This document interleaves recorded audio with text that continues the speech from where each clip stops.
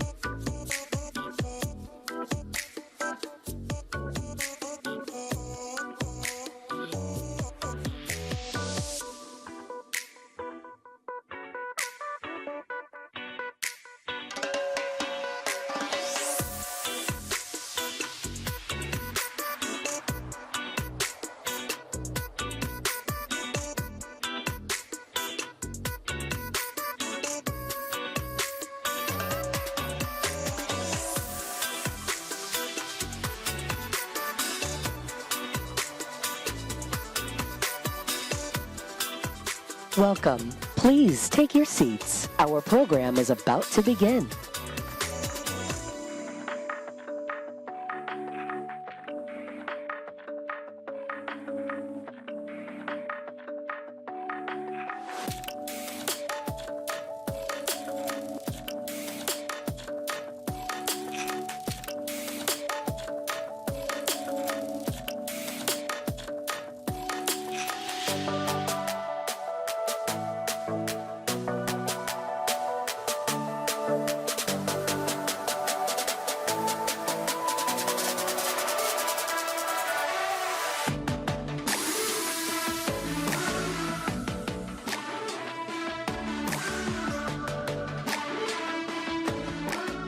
Good morning. Please welcome for a very special performance, singer, songwriter, producer, and advocate, Milk.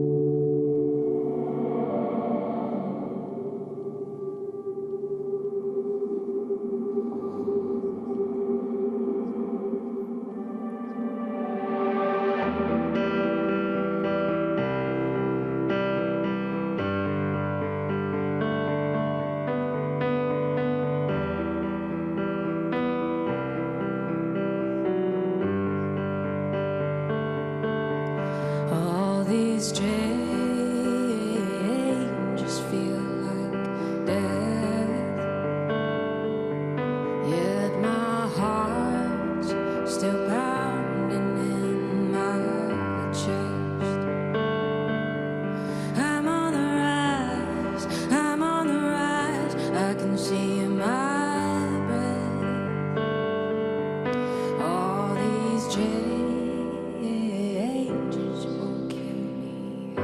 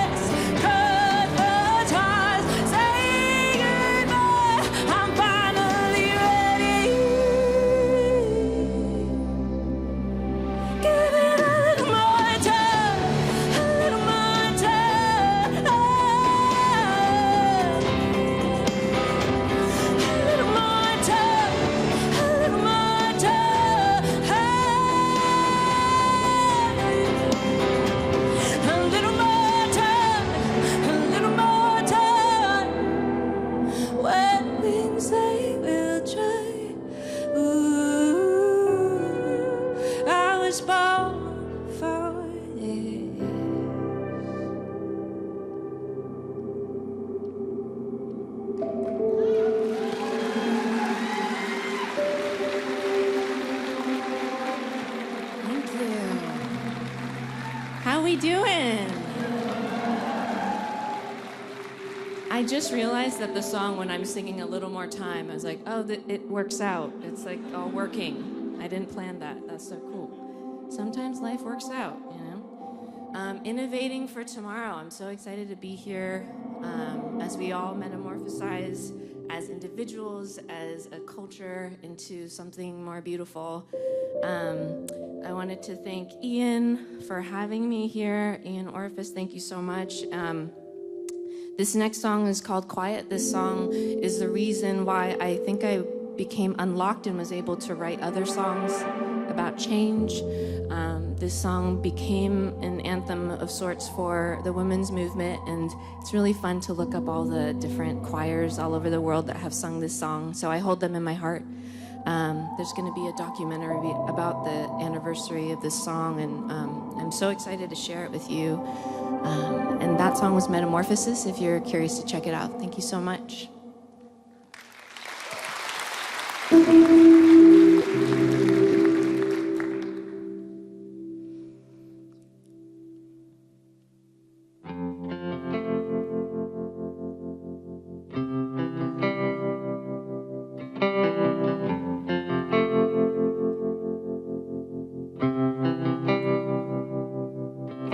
Put on your face, know your place.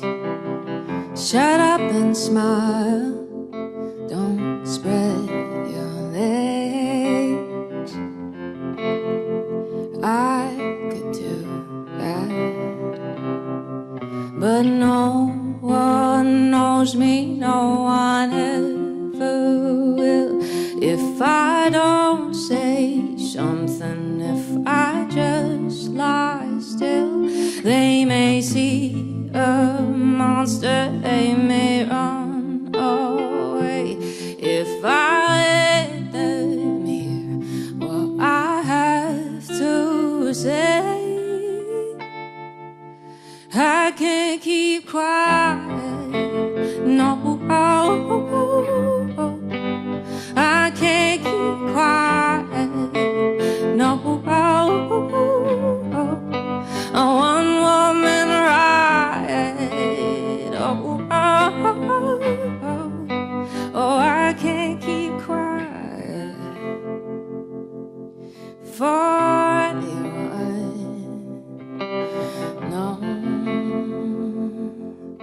not anymore, 'cause no one knows me, no one ever will. If I don't say something, take that dry blue pill, they may see that monster, they may run away, but I have to do this. I can't keep quiet, no,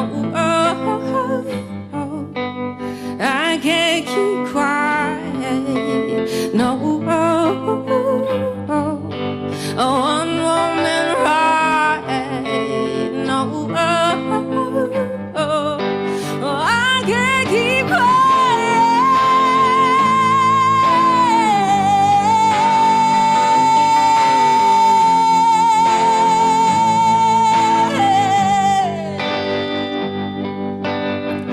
Let it out, let it out, let it out now. Oh, let it out, let it out, let it out now. Ooh, let it out, let it out, let it out now. Oh, I can't keep quiet, no, I can't keep quiet, no, I can't keep quiet, no, no, we won't keep quiet. Thank you so much.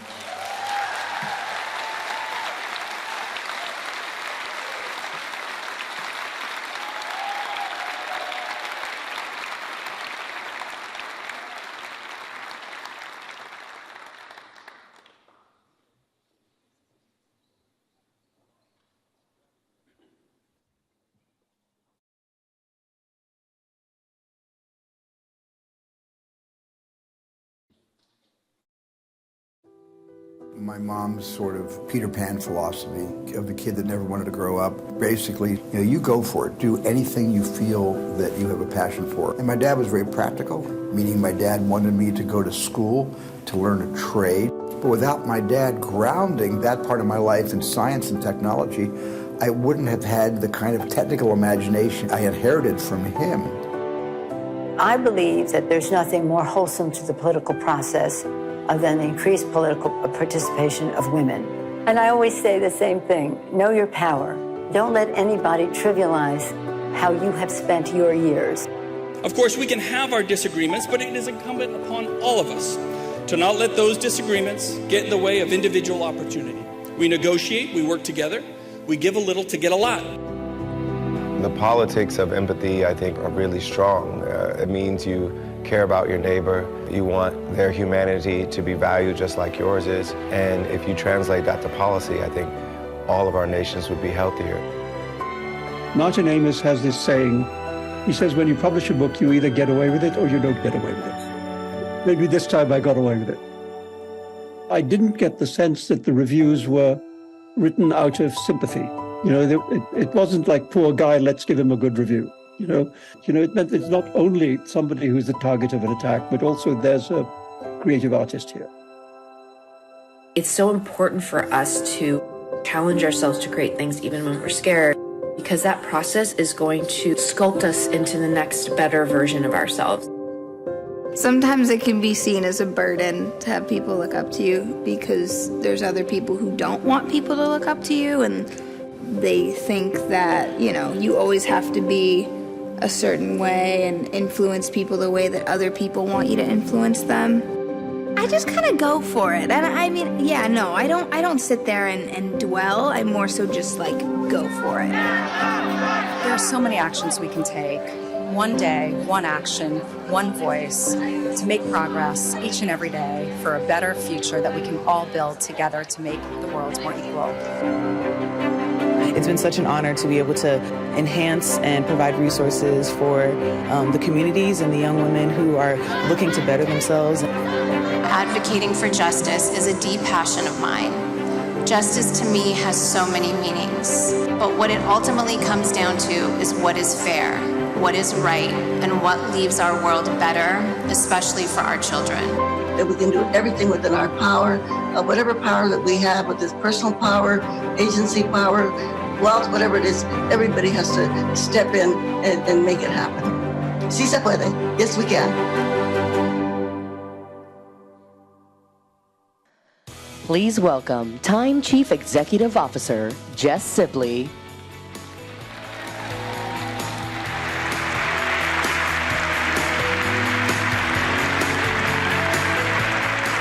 Good morning. Welcome to the 2023 TIME100 Summit featuring Time CO2. I am the new CEO of Time, and this is my very first TIME100 Summit.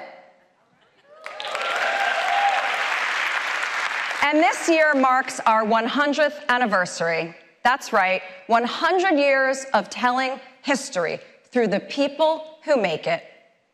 I joined Time because I believe in Time's trusted journalism and in its future. With over 100 million people accessing our platforms, we are now reaching our largest, youngest, and most diverse audience in our history. Thank you. Time's brand continues to grow, to evolve, and to respond to the world around us.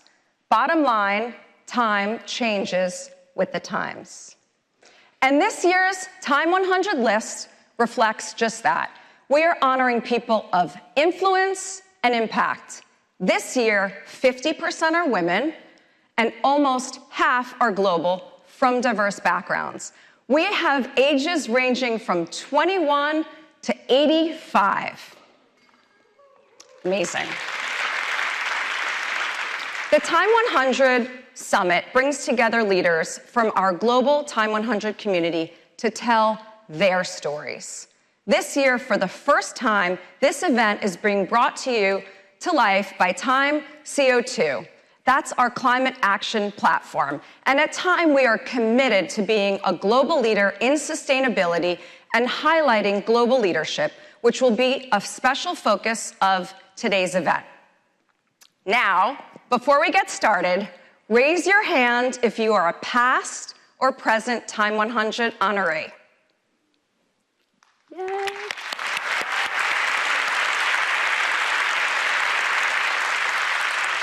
We have so many here today in our audience and on our stage. And thank you for creating the stories for us to be able to tell. Raise your hand if you write for Time. Anyone? Raise your hand. There you are, Jeffrey. Okay, a heartfelt recognition to our courageous journalists for their relentless pursuit of the truth. And for those of you who work at Time, thank you for this incredible day, everything that you do. We have an incredible team, and you've made today such a huge success. Now, raise your hand if you read Time. Okay, good answer. Thank you, Mark and Lynn Benioff, our owners and our co-chairs, for allowing me and all of us to do this work.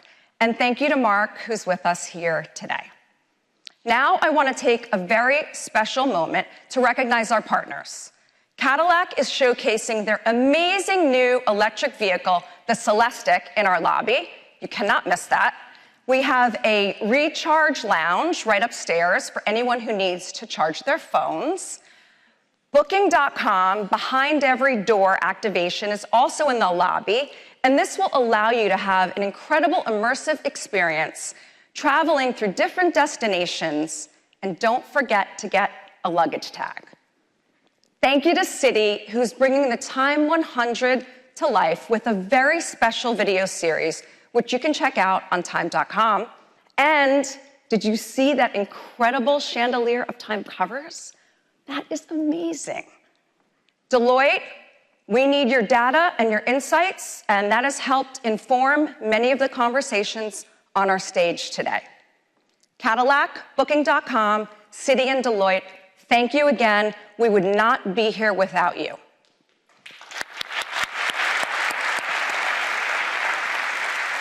Wow, it's going to be an incredible day, and I am so looking forward to our first discussion. I am so excited to introduce filmmaker Steven Spielberg and Executive Chairman of Time, Edward Felsenthal.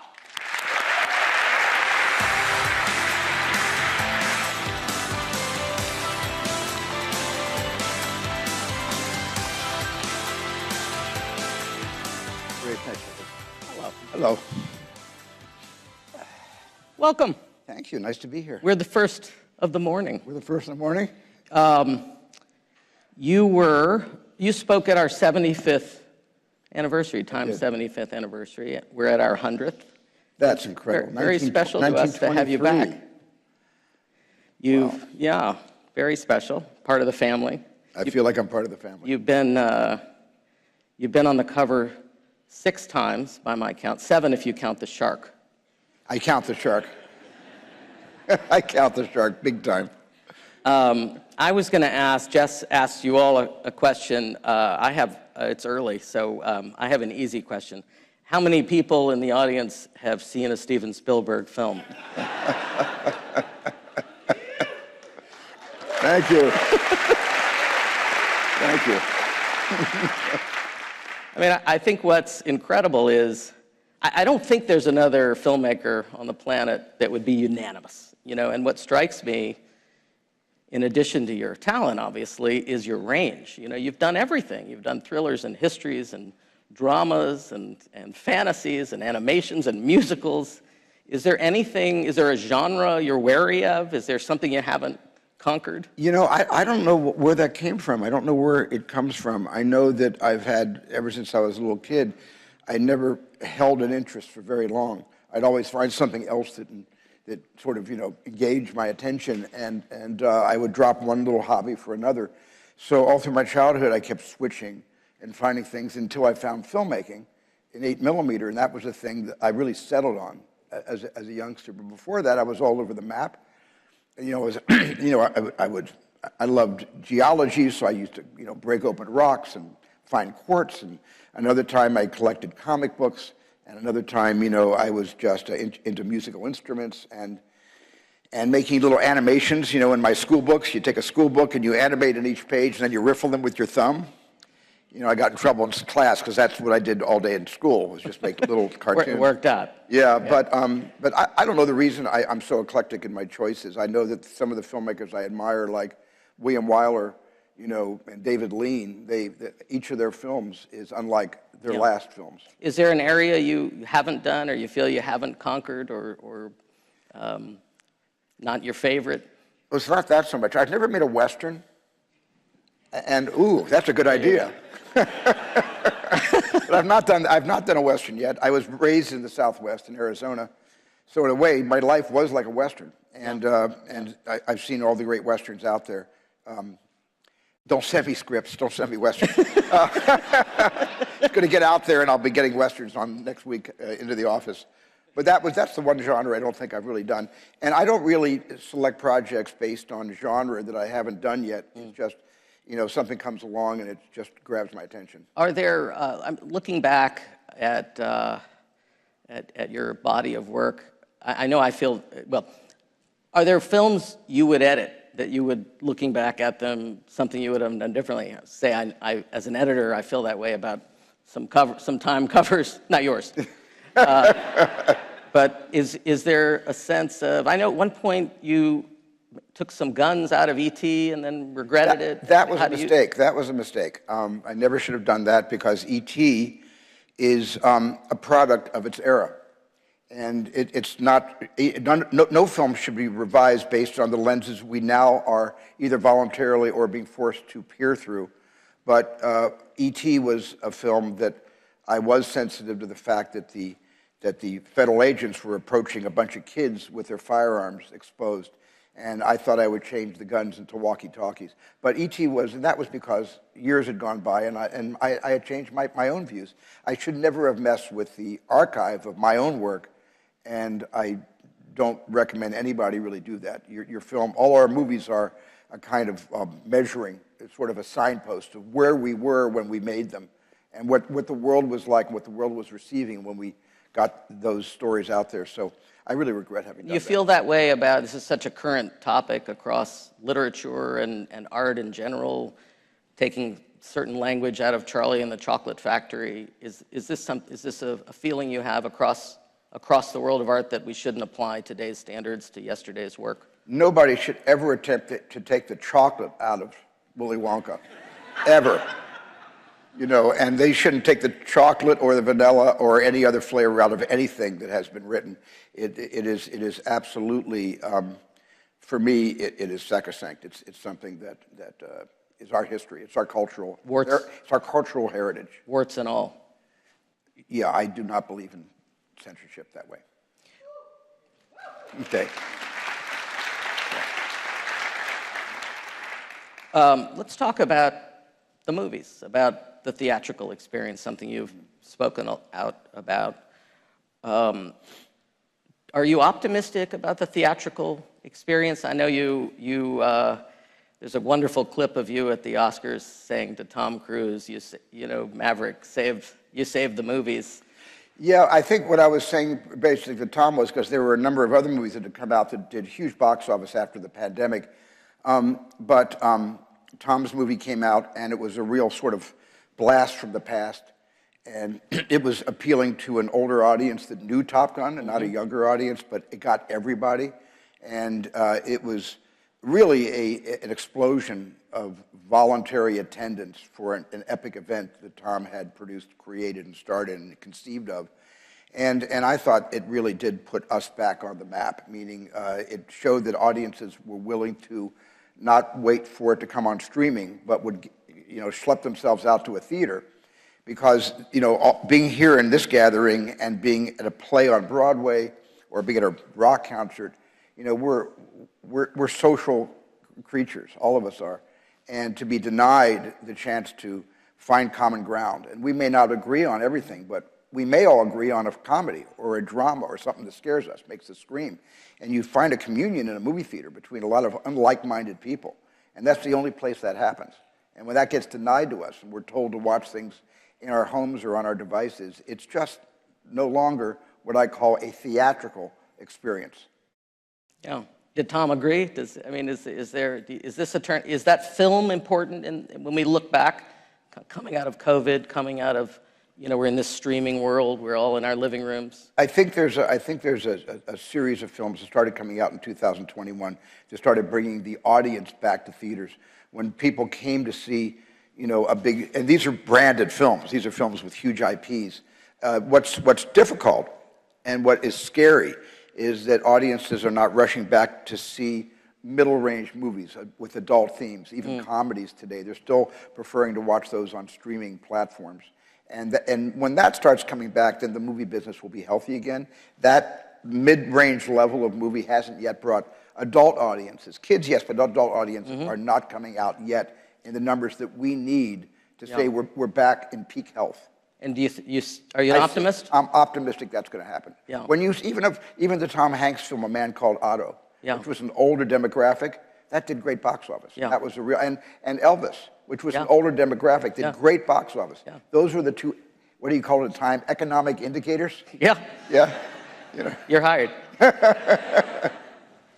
Who are you watching? Who are the filmmakers, emerging filmmakers? We're on a note of optimism. Who are you seeing out there that are the next Spielbergs, Scorseses? Well, I never look at it that way because I really look at it as, who is daring to buck the convention and really tell stories in a language that they have founded. I mean, those are the kind of movies that really excite me. And, one of my favorite filmmakers today is Jordan Peele, because he has found a way to take a popular concept right from the culture and give it the Jordan Peele spin, kind of like the peel off the rind, and you find a really original thought inside every single one of his films. And I think other filmmakers like Jordan, that's really the hope for the future. You're watching some television. I know you told told Stephanie Zakaric. A lot of television. You binged The Sopranos during the pandemic, if I have that right. I saw the whole thing over again, yeah. So, and you're doing a lot of television.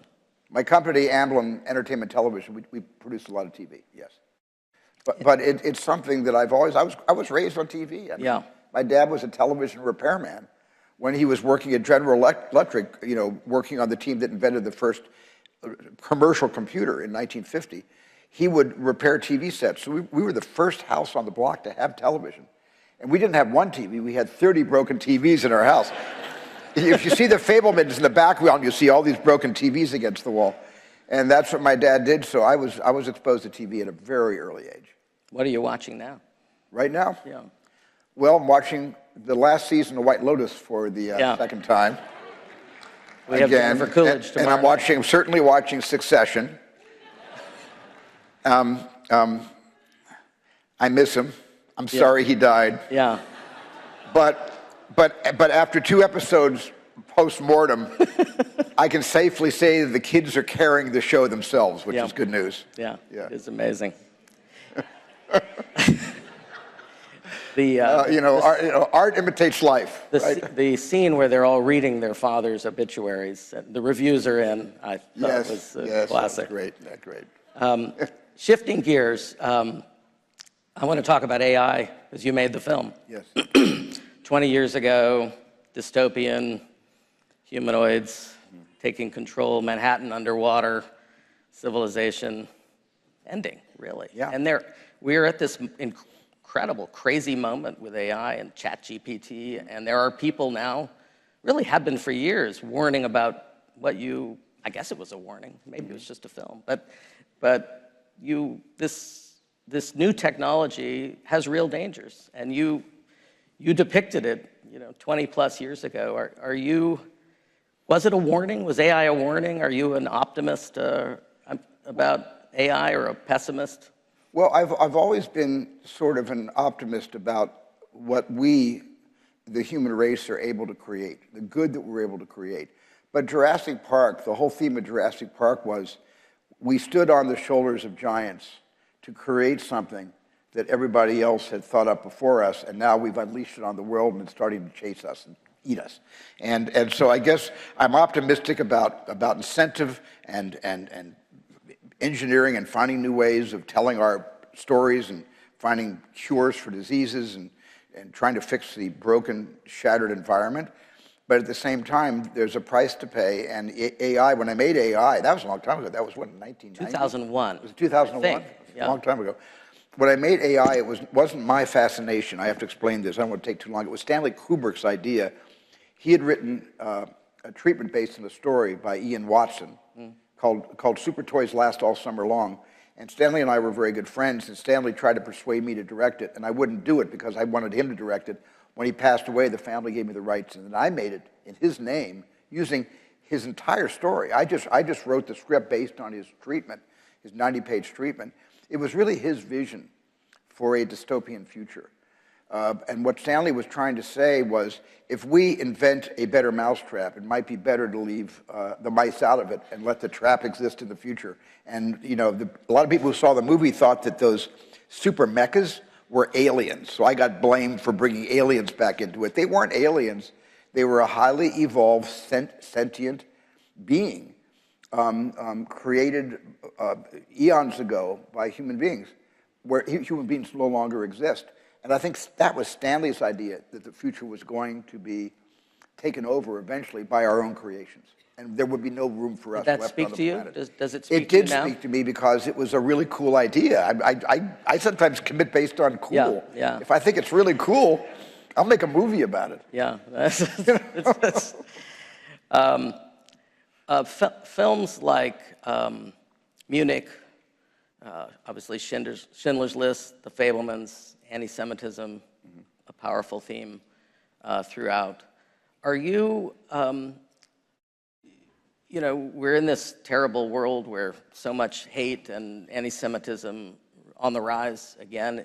Do you see this as a calling that you're going to continue on this path, writing about, filming around the theme of anti-Semitism? And I know you've got some foundation work in this area. A lot of foundation work on anti-Semitism and racial hatred. I mean, you know, the Jewish community isn't homogeneous. You can't talk about anti-Semitism without talking about racism or xenophobia. You have to bring it. It's very important to bring it all together. I mean, between I think it's 2021 and 22, anti-Semitism in this country rose 36%. Which is the highest year-to-year jump since they started keeping records in 1979. And I've never seen it in my lifetime as bad as that I'm experiencing it now. And so our foundation does address it. We do a lot of, we do a lot of consciousness awareness, and we're writing all kinds of kind of curriculum for schools, trying to get them in classrooms, because that's where you have to start. You have to start in the classroom. And the best way to fight anti-Semitism and racism is simply by keeping it in conversation. Because the worst thing that can happen is we stop talking about it. And then it doubles down after that. The way is to keep it always in conversation between us. We were talking backstage. You also have a project now where you are getting people of very different perspectives to come together for conversation. We take graduating high school students and we basically send them to other parts of the country to meet and stay with people that may have different views on life, politics, whatever. And it's an exercise in training us to listen, because they interview each other. It's not about stating who you are and what you believe in. It's about being curious about the other person, the complete stranger, and asking questions of each other. And it's been very successful. Is that a theme in your films? I think so. Yeah, where? I think so. I think in all of my movies, you know, it starts out with dogma and ends up with sort of a kind of communication, a sort of a cooperation. And a lot of those themes are through my films. What are you looking forward to seeing this summer in the movies? What's it going to be like to watch an Indiana Jones you aren't directing? Well, I just had that experience 2 nights ago. And Bob Iger had a screening for a lot of the Disney executives, and I came to the screening along with James Mangold, the director. And everybody loved the movie. It's really, really a good Indiana Jones film. I'm really proud of what Jim has done with it. And when the lights came up, I stood up and I just turned to the group and I just said, damn, I thought I was the only one who knew how to make one of these.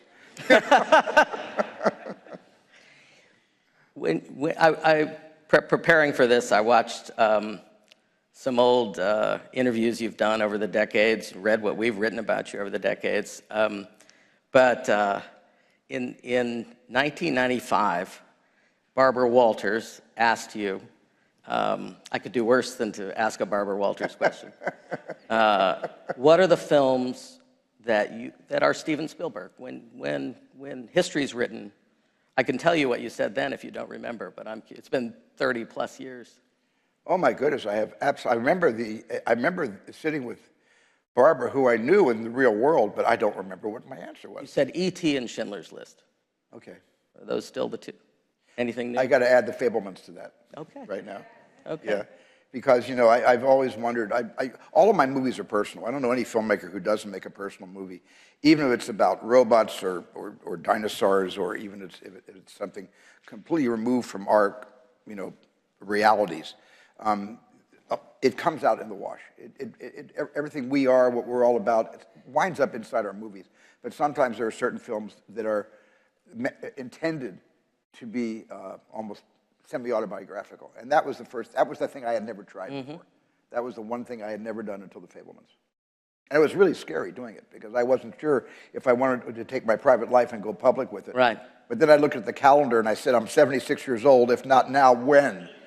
So, yeah. Well, you are not out of time, but we are. Oh, damn. And I'm sorry. The Fabelmans, beautiful film. Thank you. We look forward to having you back for our 125th anniversary. I'll be here. All right. Thank you, Steven Spielberg. Thank you. Thank you. Thank you so much. That was great. Good. Thank you.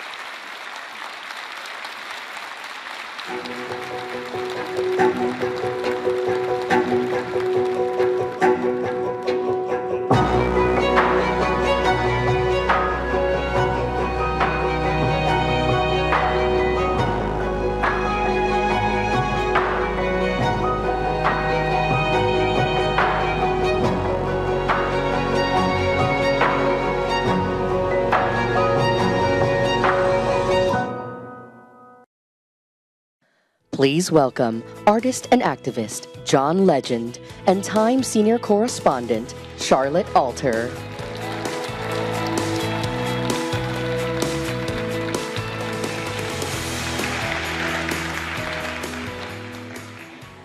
Hi everyone, I'm Time senior correspondent Charlotte Alter, and I'm so excited to be here with John Legend. John, thank you so much for being here with us. Good morning, everybody.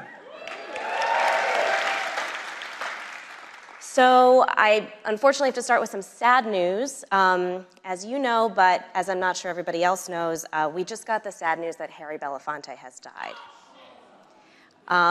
And so I want to give you a moment to tell us what your reaction to that news was and how other artists can carry on his legacy. Well, we just have to thank God that we had Harry Belafonte for 96 years. He inspired me so much personally. He became a friend of mine in the last 10 years or so. We spent some private time together.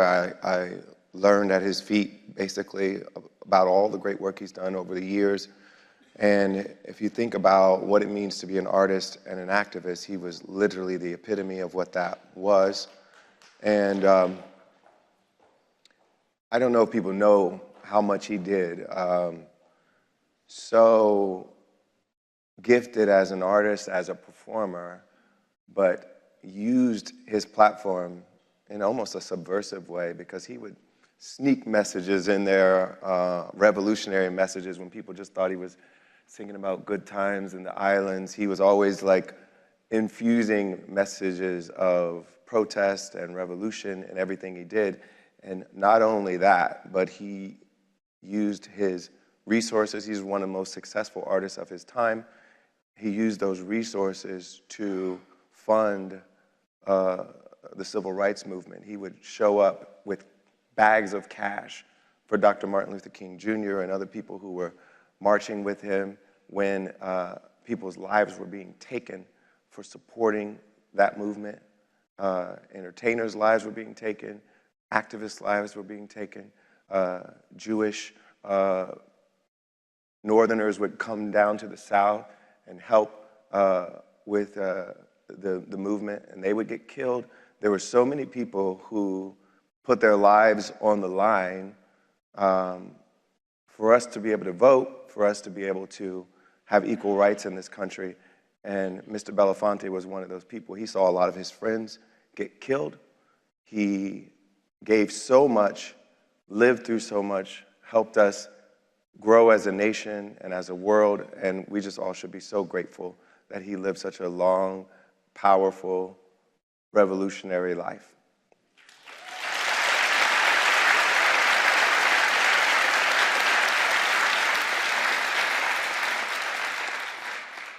So that leads us into something I was planning to ask you about anyway, which is, what do you think is the role of music in the fight for social justice today? I mean, who do you think will be remembered in 50 or 60 years the way we remember Harry Belafonte today? Well, I think we as artists have the power to create art that shines a light on what's happening in the world. Nina Simone said we have the duty to reflect the times in which we live. And I believe great artists are able to do that. We're able to tell the stories, write the songs, highlight these issues that will make the world pay attention. And I think art can do it in a transcendent way. It's not the same as journalism. It's not the same as other forms of kind of nonfiction media. It has the power to bring people together, transcend boundaries.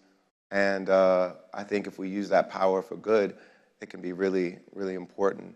And like I said, Harry Belafonte did it in his art, but he also did it with his resources. He put his life on the line, was a great advisor, great leader of protests.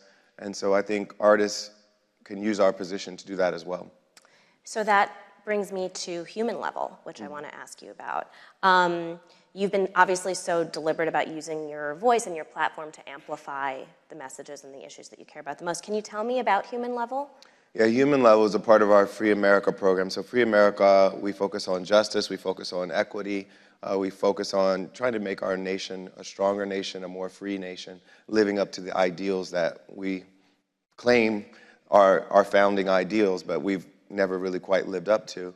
And then Human Level is focused on really local government. So we work with city governments, we put fellows in place in city governments, and empower them, along with support from local government leaders like mayors and city managers, et cetera, to focus on bringing people to the table who've often been excluded from conversations, making sure that when budgets are being determined, when priorities are being set, that marginalized groups are being brought to the table and included in these conversations. Because so much of how people live is determined by their local government, and far too often,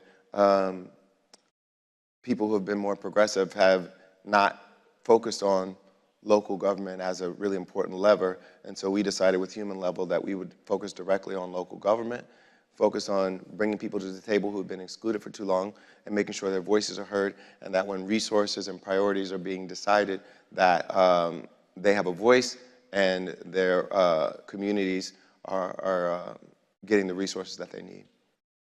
So I'm really curious about this because there are so many artists who focus more on the broad messaging and the broad mission of raising awareness. And what I find interesting about this is that you're really focusing on the specific communities, the specific local governments where real change and impact is made. Can you tell me about that decision?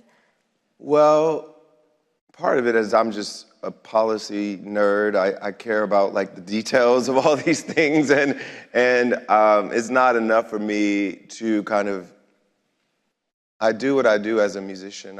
I write songs that make people feel good, help people talk about falling in love and all these other things. And I think that's an important part of who I am, and it's an honest and authentic part of who I am.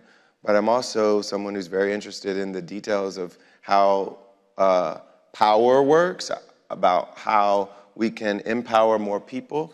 And when we watch and are inspired by it, are a part of movements like Black Lives Matter, where we're saying we want our lives to matter, we believe that equity is important, we want our lives to be valued in this country.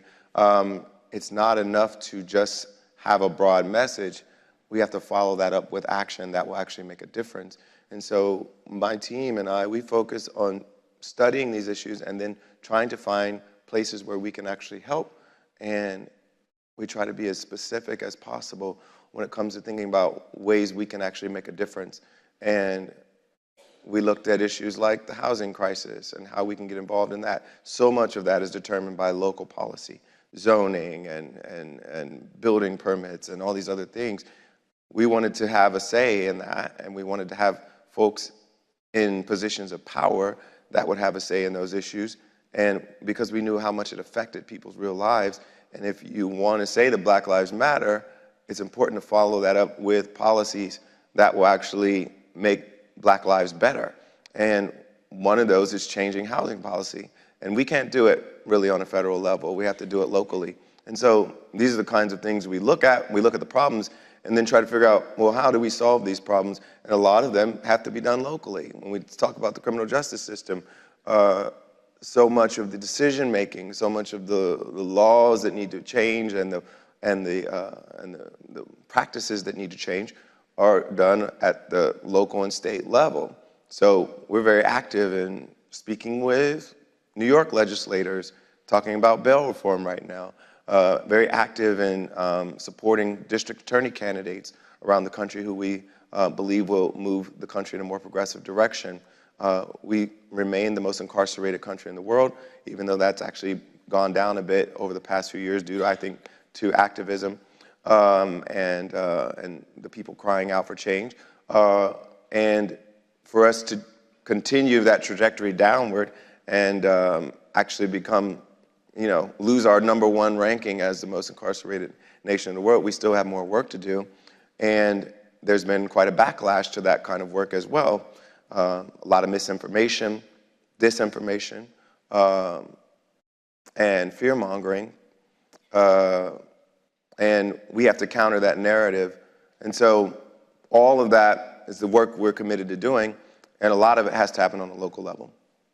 So, curveball, would you ever consider running for office yourself? No. And why not? I love what I do as an artist, as a creator. I actually love the way I'm involved in politics right now and the way I'm involved in trying to make change. And I don't feel like I need to or want to do it as an office holder. Okay. Are you planning on getting involved in 2024 at all? Absolutely. I've never not been involved in elections. Since I was, even when I was not a well-known person, I was getting very involved. First political activism I remember, it was marching against the Iraq War here in New York as just a young, recent graduate from college. And I've been involved in politics and elections since then. I care about these issues deeply. I care about getting people out to vote. I spent a lot of the months leading up to the midterms last year getting people out to vote, particularly in states like Georgia and Ohio, my home state. I'm going to keep doing that. So I want to, on a totally different subject, I want to ask you a personal question, if that's okay. You and your wife have been very open about your fertility challenges, particularly around the loss of your son, Jack. Yeah. And last year she revealed that miscarriage also involved an abortion procedure that was necessary to save her life. What role do you think men, fathers, husbands need to be playing in this conversation around abortion access? Oh, we have to speak up for reproductive rights, absolutely. And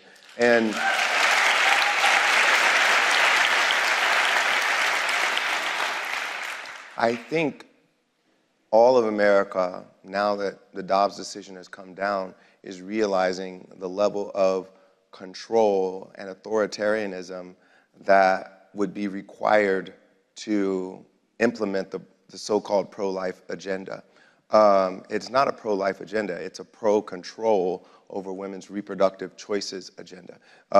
And it's trying to take America back to an era where women didn't have autonomy or didn't have control over their economic decisions and, of course, their body. And when we talk about miscarriages and we talk about late-term abortions, often they're the same thing, because what is happening is someone's miscarrying, and in order to save that woman's life, there needs to be an abortion procedure. So of course they wanted the baby. Of course they made it to 5-6 months into the pregnancy, and they got to the point where they could not carry the pregnancy to term, and a decision had to be made by them and their doctor. There is no place for the government in that conversation. Zero place for the government. And so, when you hear people talking about, well, I'm okay with abortion, but after 15 weeks, oh, no way. What they're saying is, these conversations are life or death for these women and their families. 30 weeks, 35 weeks, when they have to make these wrenching decisions, it is the hardest decision they'll make. It is traumatic, it is painful, it is harrowing, and the idea that Governor DeSantis or Governor whoever the fuck would be involved in that conversation is offensive, it's abhorrent. We should rebel against that possibility. And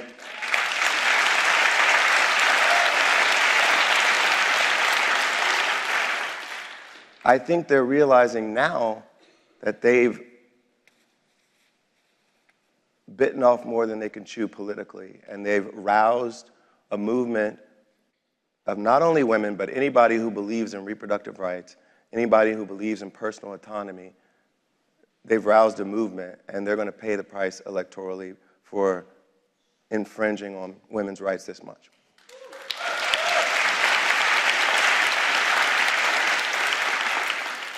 So we're almost out of time, but I also want to get a little bit philosophical with you for a second. Obviously, AI is revolutionizing your industry as well as mine. Mm-hmm. Everyone's going to be competing with an AI soon. Sure. And AI tools recently allowed some fans to create their own songs using duped vocals from The Weeknd and Drake. As an artist, what do you make of that? I believe that there needs to be some regulation when it comes to how this works. I believe that our voices are our voices, and we should have control over how our voices are used out in the world, and no one should be making money off of our voices without our permission. No one should be using our voices to create content without our permission. And I think, you know, it's a new frontier, and so it's going to need some attention when it comes to regulation in that realm. And AI is going to be a part of our lives. It's going to be something that kind of augments our own intelligence, our own collective intelligence. And that's fine, but when it comes to using someone's likeness, using their intellectual property, I believe our rights should still be protected.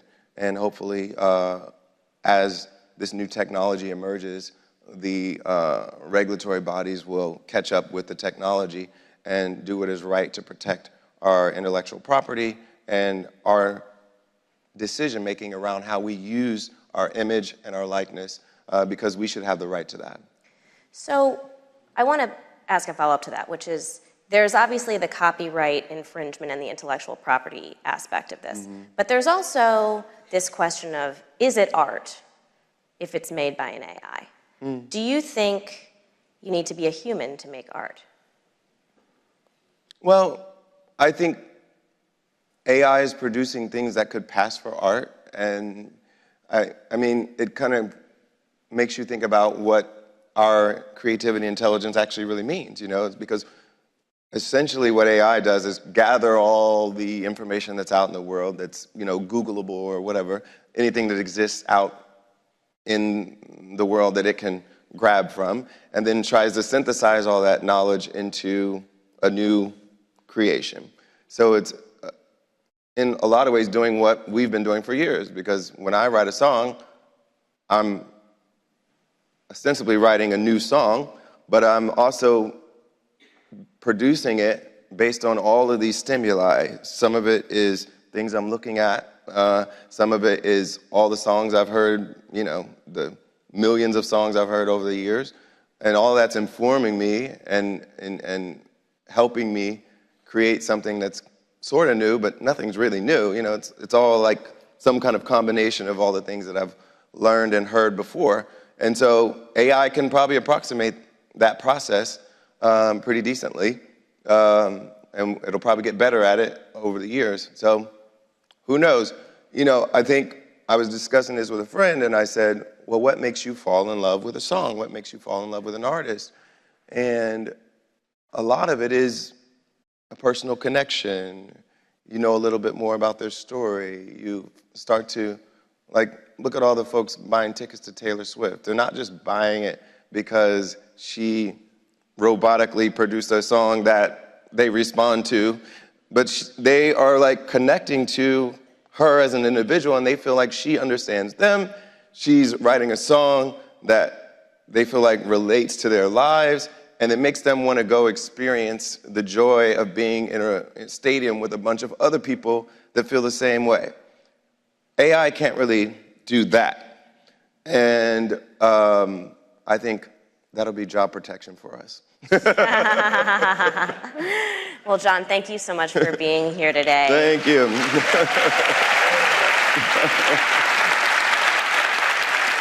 Thank you. Travel can lead to great things. It takes you places. It opens minds. And turns strangers into friends. That's why we make it easier for everyone to experience the world. Booking.com. Booking.yeah. Please welcome actor, director, producer, and co-founder of the Solutions Project, Mark Ruffalo, President and CEO of the Solutions Project, Gloria Walton, and CEO of TIME CO2 and President of TIME Sustainability, Simon Mulcahy. Thank you. Excellent. Well, good morning. I'm Simon Mulcahy, the President of Sustainability at TIME and the CEO of TIME CO2. And I am thrilled to be talking today with Mark Ruffalo and Gloria Walton about the incredible things they're doing to find amazing climate impact people and communities and nurture their growth. Mark, Gloria, thank you so much for being here. Thank you for having us. So Mark, maybe let's start with you. You co-founded the Solutions Project in 2013 with energy democracy in mind. And of course, the Solutions Project has grown in so many incredible ways. Why the Solutions Project? And as you look at it, over the impact over the last decade, what really has been the impact for you? Well, we started it because we wanted to accelerate the acceptance and the use of renewable energy. And we wanted to show that not only was it available, but it was also cheaper and it would create millions of jobs. And also fight the 2 million people that we're losing a year in pollution from CO2, from fossil fuels, burning fossil fuels, and then basically fight climate change. So Professor Mark Jacobson from Stanford created the maps, the road maps to take every state in the United States to 100% renewable energy using wind, water, and sun. And then we asked them, could you do maps and plans for every country in the world? And we did, and that was at COP in Paris. And it was adopted by many, many people, and it's been the roadmap to show how we can make this transition. The whole idea of the organization was that once, we weren't going to be an organization that was going to siphon off money from philanthropy. We were purposely very mean and lean. We had the Stanford students, the grad students, everyone chose to work on this project at the time. And once we got the message out and adaptation, we said, what are we going to do now? And that's when Gloria came in. And she said, well, let's leverage what we've already built and use this to bring philanthropy to the front lines, which we had already been working with. I was coming from it from climate justice. And I was coming from a frontline community myself, fighting, not in the same way, but we were in New York fighting fracking. And so to fight fracking, we had to innovate how we were going to get energy. And we started to look at the possibility of renewable energy. And that became a way that we could rally to show the governor in New York State how we can transition to renewable energy, which we're doing. And New York's leading. New York's leading the nation. We're doing 40 by 40, Justice 40, where 40% of our state funds are going to communities who have been marginalized, frontline communities, BIPOC communities, communities that have been historically redlined and left out. And the federal government just adopted that plan themselves. And so this is the great intersectionality moment, and that's how Gloria came. And Gloria, this is all Gloria's vision that I'm talking about, by the way. She's the one. Should I dive right in?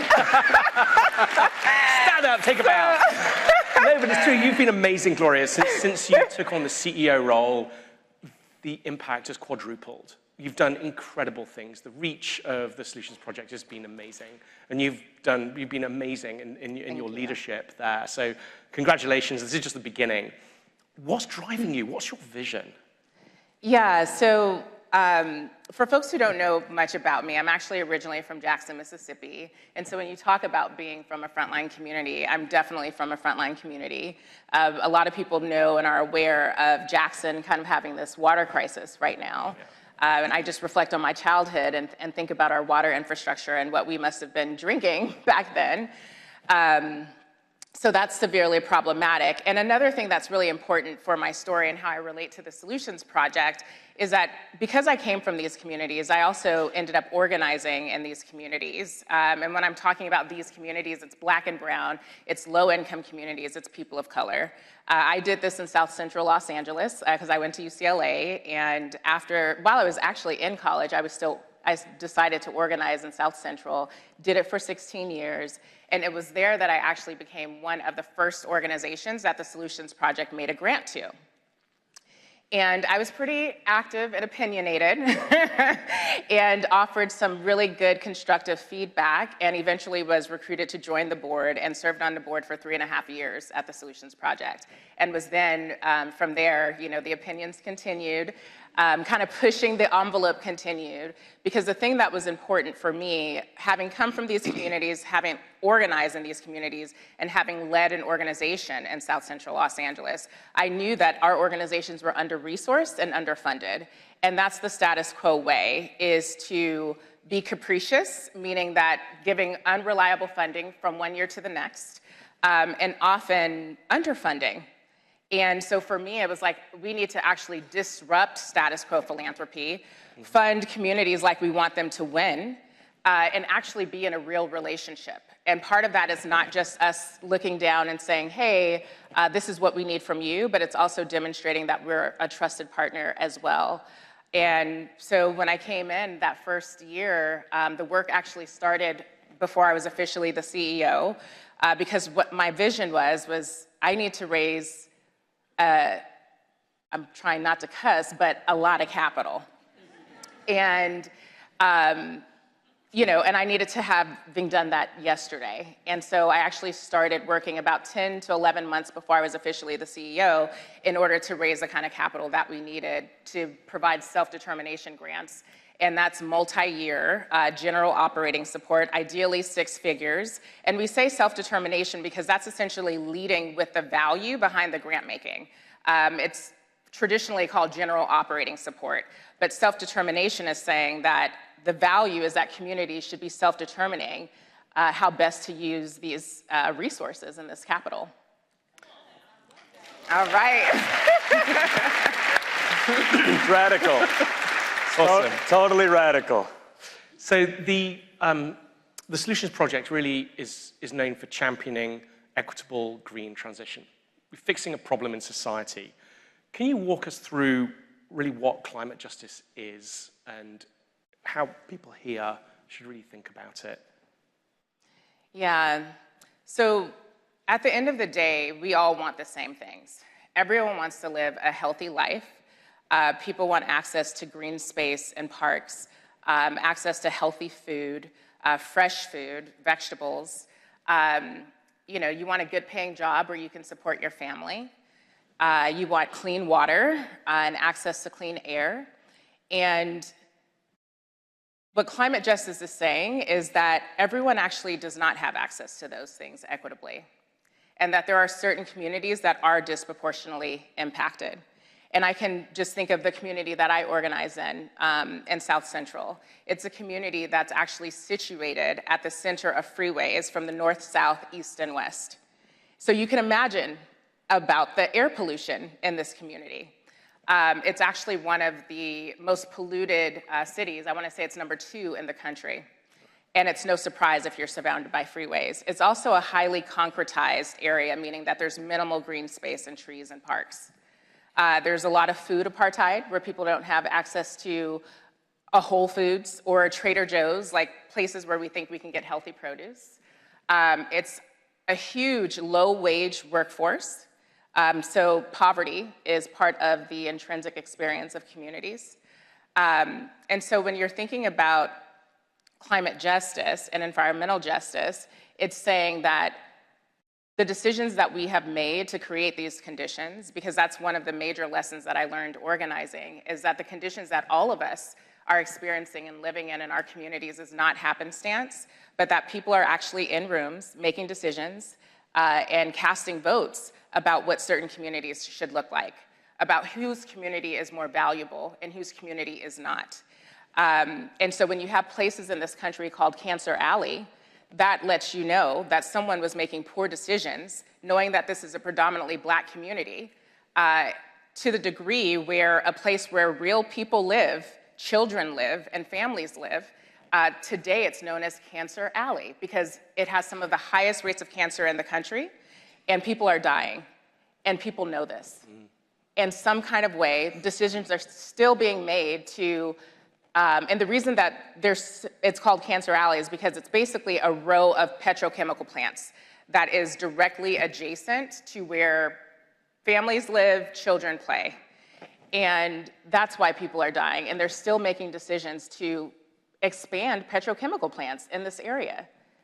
So when we're making decisions like that, that's when we need to be accountable. Things need to change. And that's what climate justice is about. Communities are rising up. Communities are saying this is not okay. Communities are saying that when you're talking about climate, you can't just talk about nature. Often nature-based solutions, that's a buzzword right now. And when people hear that, they're thinking that you're not talking about communities. And so it's important to also say nature-based solutions, okay, but we also need to be talking about climate justice because racism, poverty, and pollution is a real experience of many people in our world, not just in the US. And Mark, yeah.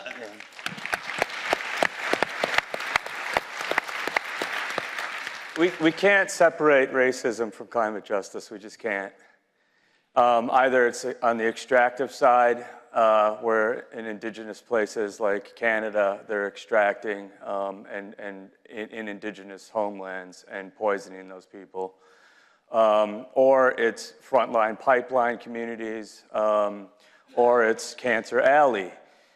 Now, none of us here, it's hard to talk about racism because we're scared to talk about racism, but the fact of the matter is none of us here are really responsible for the racism that happened. You know, and we have to, the racism that happened in the past. And so we have to not be afraid to talk about it now. No one's blaming each other. We got to move past it.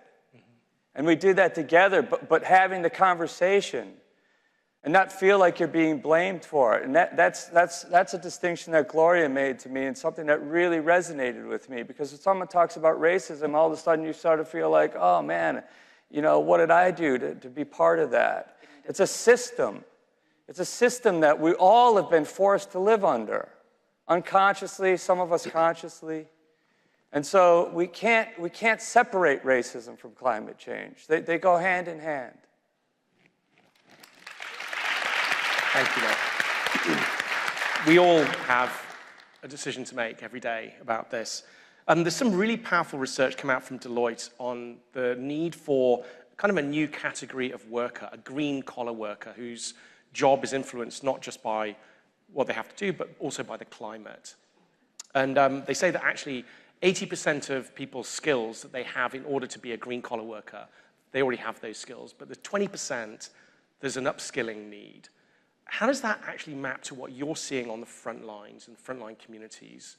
And do you feel that these communities have the support to get that additional upskilling that's needed so they're not left behind? Yeah, so the just transition is underway, in case we didn't know, and communities are leading it. I always say that change happens from the bottom up. And you know, when we talk about Justice 40 and you know, the Inflation Reduction Act or the Infrastructure and Jobs Act, like all of that is underway because of grassroots communities. It did not happen because the administration had a brilliant idea. It happened because of decades and generations of organizing. So when I'm thinking about if frontlines are going to be left behind, absolutely not. What frontlines need is money. Yeah. We need to scale. We need to invest like we never have before. The thing that I like about Frontline Solutions is that people are already thinking about systemic change, which means, you know, when we talk about climate being intersectional, they're thinking about jobs, they're thinking about our health, but the piece with jobs, just to focus on your question, communities know that if we want to create good jobs, maybe we should be talking about unions. If we want to make sure that our communities are trained, maybe we should be talking about apprenticeships, things that are hands-on, where people actually have an opportunity to put on a solar panel, to get trained by a union worker, and to make sure that it's a good-paying job. Again, we want to disrupt the low-wage workforce that tends to happen in our communities. So if resources can follow, you know, we're already experimenting on the ground, whether you're in California or New York or on indigenous territories around the country. People are employing workers from the communities, because that's the other piece that they're thinking about is who should be putting on the solar panel. And if you're working in a community that's already under-resourced and has some of the lowest rates of employment, then let's figure out how to employ our communities and train them in good green jobs.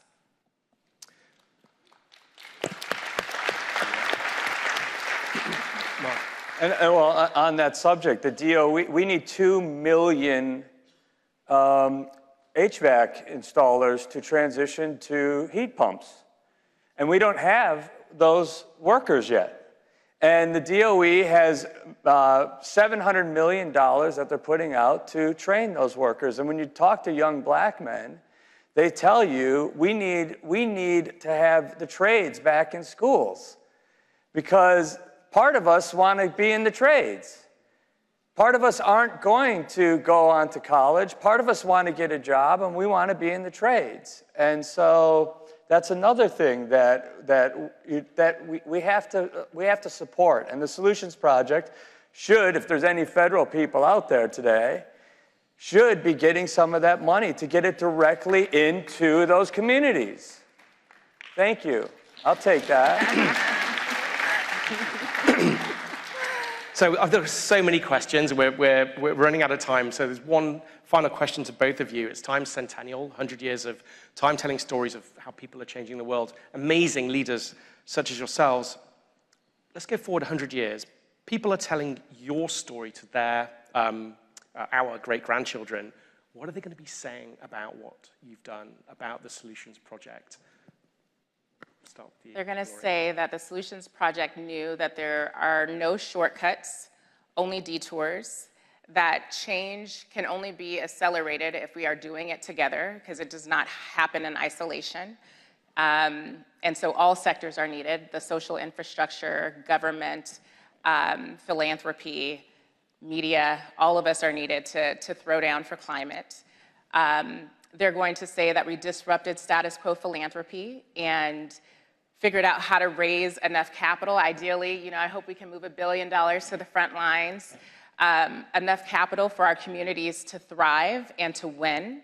And they're going to say that we also helped to popularize this issue, because us being here, being on the cover, so thank you for that recognition, is showing and demonstrating that people are listening to grassroots communities, that change is underway, and that we're reaching, everyday people's living rooms and kitchens, right? And I think that's important, because in our movements, we're so used to talking to each other, and we really need to translate and popularize these issues so that everyone can see themselves in the transition, excuse me.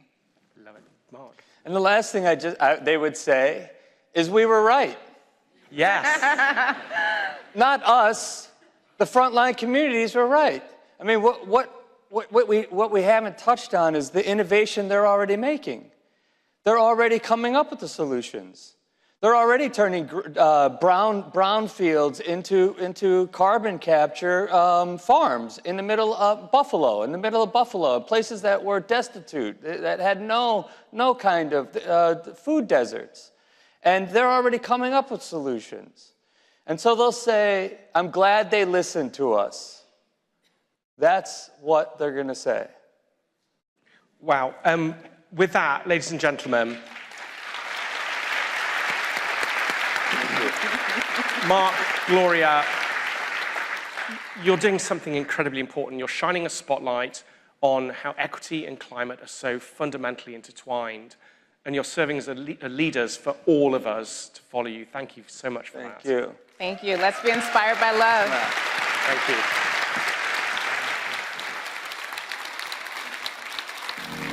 As an actor, you try to find characters that you can pull yourself into and you can relate to, and you can almost kind of use that as like a therapeutic opportunity to work through your own personal shit through a character. Like you look for those things. And Adonis Creed was that for me. Felt like that was like a unique position that I was in. I'm big on next generation, people coming behind me and trying to hopefully shape people's mentality, and thought process for the better. But it's not something that I seek to be influential, but I think I've accepted my role as a leader and all the weight that comes with that. And that's something that you have to had to learn how to accept, and everything that comes with that. Trying to bring people together, as difficult as that is, I welcome that. Please welcome President and CEO of GLAAD, Sarah Kate Ellis, founder and president of the Dolores Huerta Foundation, Dolores Huerta, and anchor and senior political correspondent for CNN, Abby Phillip.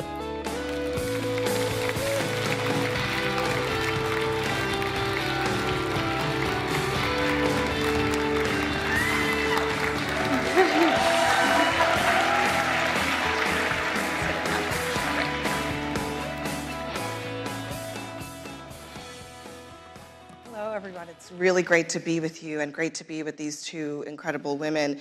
I'm thrilled to introduce them. Dolores Huerta, who needs really no introduction. She is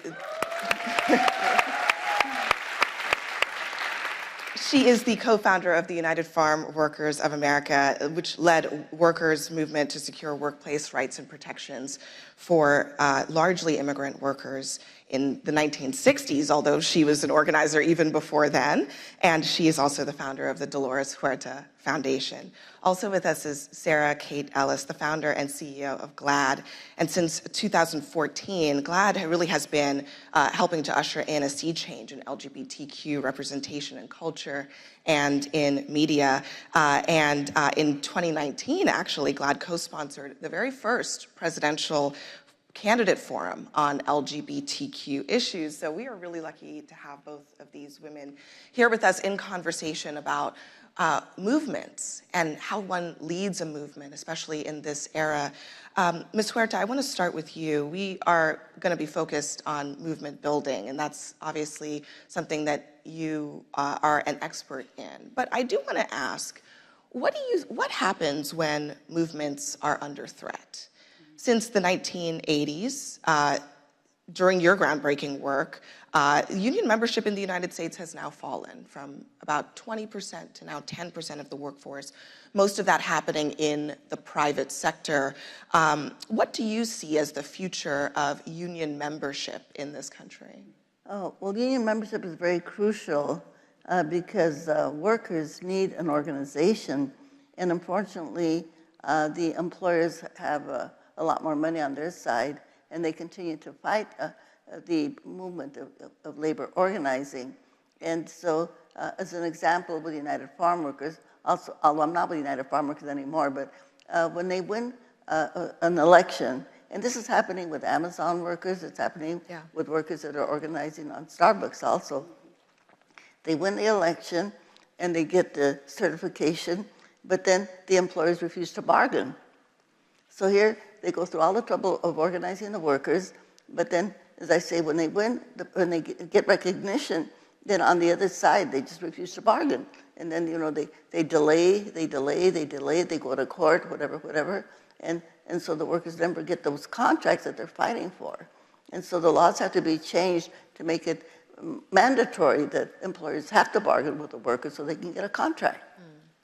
And similarly, Sarah, after decades of strides for LGBTQ people in this country, I think the community is facing perhaps the most serious efforts to roll back that work that it's faced in quite some time in state legislatures all across the country. So what happened? Yeah, it's a fascinating time to be LGBTQ in America. I think that what we're seeing right now is really a targeted effort against the transgender community in America today. And if you think about it and you just peel it back for a second, we're talking about 0.6% of the population in the United States. There are over 450 anti-LGBTQ bills that have been proposed this year at the state level. Over 300 of them target trans folks. These people have always been here. There's been no inciting incident. There's nothing happening other than political play pawns. So what's happening now is what we're seeing is that people are building their political currency off of the backs of very marginalized folks. So we're in the fight for our lives right now. It's created a very dangerous environment for transgender folks. They're banning drag performances, which has been an art form for forever. And it's culture. So we're seeing a lot of censorship come toward our community. What I think's driving it, I think that it's a blowback from advancements that we've made over the past decade or so, especially around marriage equality. And I think that what we're seeing is that it is a wedge issue. And so we see it being used and politicized. These are human beings. This isn't a political issue. This is a human rights issue. We were talking just backstage about the kind of cross-generational challenges faced by movements, and even the challenges posed by bringing different racial and ethnic groups into movements. Ms. Huerta, what do you think can be done about bridging some of these movements, whether it's the LGBTQ movement and other movements for civil rights and human rights for people of color, for Latino workers, for example? Well, I think that, number one, we have to remember that we are one human race. A lot of what we are facing right now comes from slavery. You know, the fact that anybody should have to use their life's energy and life's force to make other people wealthy. And this legacy of slavery, it transcends to women, to children, to LGBTQ community also. And the one thing, education, of course, is the way that we're going to be able to challenge this. And the one thing I like to say to audiences is this: remember that we are one human race. And our human race began in Africa. We are all descendants of Africa. And if we could remember that, we are Africans of different shades and colors, okay? And that we are one human family. And I would like to ask the audience to do one thing real quick, okay? Turn to the person next to you, take their hand, turn to them and say, hello, relative.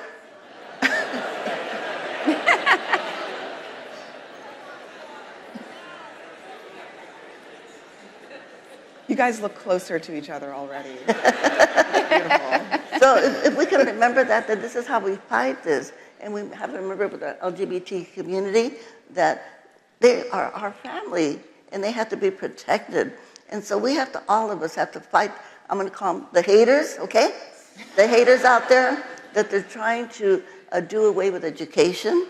You know, they're trying to turn back the clock. I don't know to where. But anyway, but we have to fight that. And that means that we have to do a lot of organizing, and that we have to support our educational community also and get ethnic studies, LGBTQ studies, women's studies, labor studies, civic engagement studies right into our classrooms. And we have to start in elementary school, okay? If not, the haters are going to win. The haters are going to win.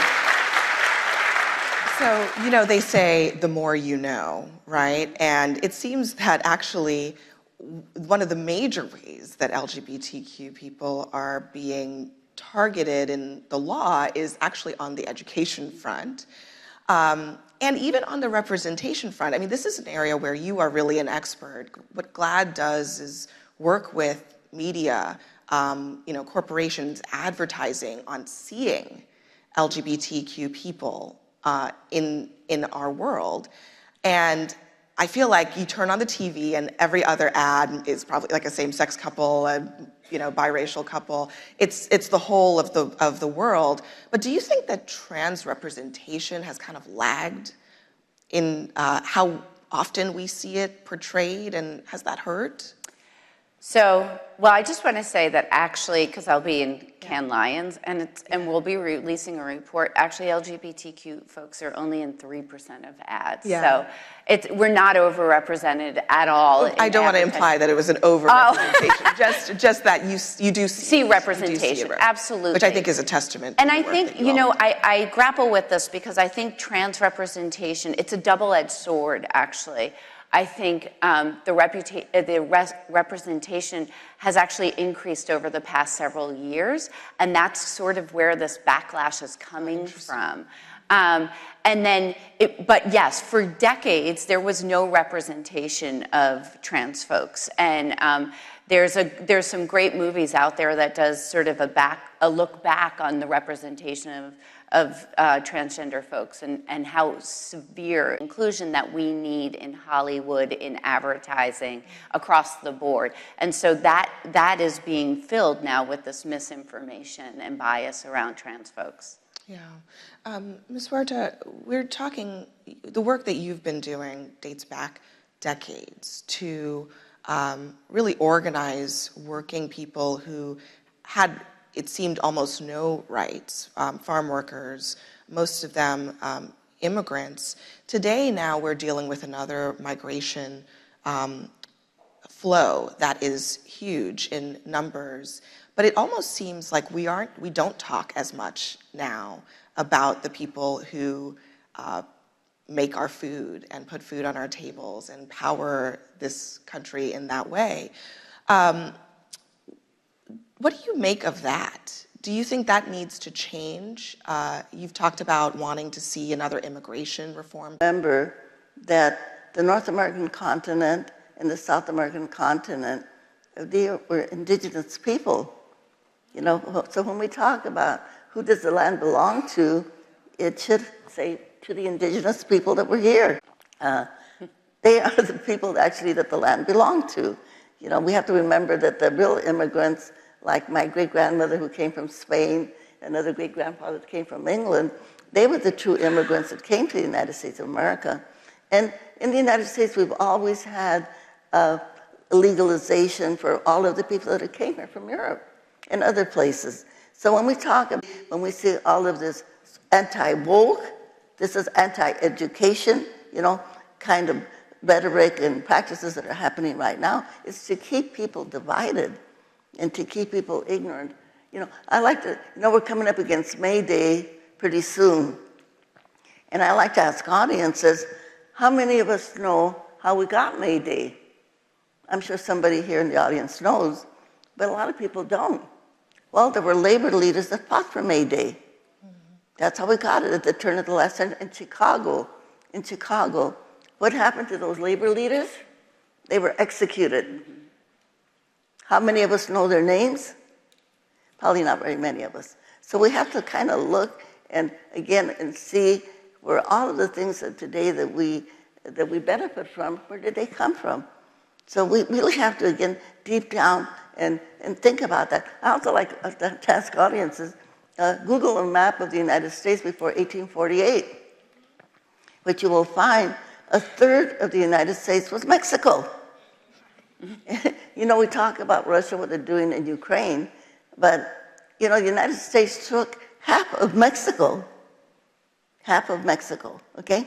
This is all history that we need to know so that we can appreciate the past to really understand where we're living right now. Well, speaking of the past, and I'll pose this to both of you, how much of the tactics and strategies of the movements that you have led in the past can be used today in the challenges that we've faced? And I'll start with you, Sarah. I think all of them, honestly. They never get old. They're very effective. We have new tools that we can add to the toolkit, social media for gathering and organizing. But I think that it's pressure on all levels. There's the grassroots pressure, we call it the grass tops pressure, and that's a lot of what you were talking about, like this intersectionality of movements working together. And I think over the past, 5 to 7 years, one of the great things that has come out is that we really do, as larger organizations and movements, work together with the women's movement, with the labor rights movement, across the board, with the racial justice movement, because it's all intersected. We're workers, we're Black, we're women, so and we've come to realize that, I think, over the past 7 or 8 years, really, truly, because we've had to. We didn't have a choice when we were all under attack, and we still continue to be under attack, but we're more organized now. And I think, to answer your question bluntly, all of those tactics that we've used in the past continue to be, our tactic at GLAAD is about being a culture change agent, right? So we go where culture is made to make sure that LGBTQ folks are included in what's ever going on so that we can make changes for the community and make it ultimately just safer for us to exist and live a life that we love. And Ms. Huerta, what, in terms of labor movements, well, are the tactics of, you were saying Amazon, Starbucks, they're all these younger workers now trying to find their voice in the labor movement. What strategies would you encourage them to utilize? Well, I think at this point that we are at in our society and in our world, I think that we have to really think of organizing as something that is absolutely crucial if we're going to save our democracy. Mm-hmm. This is where we're at right now in the world. Mm-hmm. And in the United States, if we do not save our democracy here, that's going to impact everywhere. Mm-hmm. Because we are, of course, the richest, most powerful nation in the world, and our impact is international, you might say. So with the Dolores Huerta Foundation, as we did with United Farm Workers, and before that with a group called the Community Service Organization. We organize at the grassroots level, family by family, living room by living room, until people can understand that they have power and that they can make the changes in their community. And people don't know that. Most people think, oh, let the politicians handle it. Let the labor leaders handle it. Okay, let the leaders. No, everybody has to understand that all of us have a responsibility, that we reach out to our neighbors, that we reach out to our friends, and that we talk to them about these issues. We talk to them about the issues that we've been discussing here. They use these cultural wars of the gay movement, the women's movement. They use the women's right to abortion, which is something that is in the news right now. And I like to quote a Mexican president, Benito Juarez, who became the president of Mexico after they got the independence from Spain. This is what he said. I'm going to say this in Spanish. El respeto al derecho ajeno es la paz. Respecting other people's rights is peace, okay? So I happen to have 11 children. My daughter Juanita has a dog named Bruno. And so I respect my daughter's choice. My daughter's a lesbian. That's her choice, not to have children. And so this is what we have to say to everybody. You will have to respect other people's rights. And the same thing, if you want to marry somebody of your own sex, or live with, or love, that is your human right. But we have to say this to everybody, because probably all of us know people that are confused on these issues, no? And again, the haters, they use these issues to divide people, but we're not going to let them do that. So we have to organize, and all of us have to become messengers of justice, messengers of peace, that people need to have the right to have a living wage and a pension, and eventually fight for universal health care, which we don't have, which they have in Scandinavia, universal education, universal daycare, which we should be having, like they have in Scandinavia and other parts. These are things that we need to fight for, and we need to fight for our democracy right now. If not, we're going to lose. So we have to organize, organize, organize. There was a labor leader named Joe Hill who was executed, and before he died, he said this: don't mourn, organize, okay? So all of us have got to become organizers and take what we learned here today, take it and share it. Take it to other people, even if they don't ask for it, okay?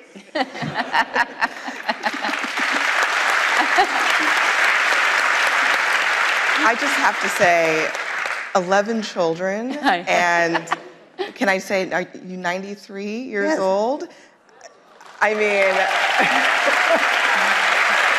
it's pretty incredible. It's pretty incredible. And what you're describing is, just the shoe leather, kind of old school, knocking on doors, talking to your neighbors, kind of organizing that you really pioneered. In this day and age, though, we have social media, right? And Sarah, I wonder, what do you think about social media? Does it help or does it hurt you? Does it hurt your cause? I also should note, because I know that GLAAD has noted this, Twitter recently changed its rules around harassment of transgender people on the platform. Social media is changing too in ways that I think are catching people by surprise. So how do you approach it? Social media is tough for us.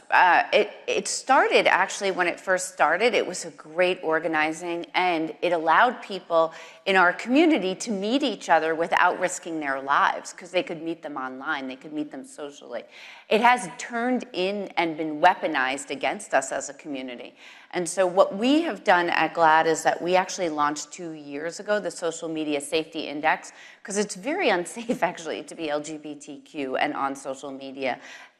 You're hard-pressed to find anyone who hasn't been harassed who identifies as LGBTQ openly on those platforms. And so we now grade all the 5 majors. Twitter has kind of fallen off of that. It's hard to work with them now because it's just, they were a leader in this space. And what you're referring to is that they have taken away the policy It's not even that they're not going to enforce it. They've removed the policy about misgendering trans folks, so you can have at it on Twitter, and they're just fine with it. So they're not looking to protect marginalized folks, and I think and we are able to organize. We need to hold these companies accountable, and we need to hold our government accountable for holding these companies accountable, because our government has not done anything to regulate social media. And it is, you know, if you're a parent, I have twin 14-year-old, it's like giving them a bottle of whiskey and the keys to a car, you know, and being like, all right, good luck. Because as parents, we're not educated, we're just learning too. And the government isn't stepping in and helping to moderate this. I mean, things are going on these platforms that are just out of control.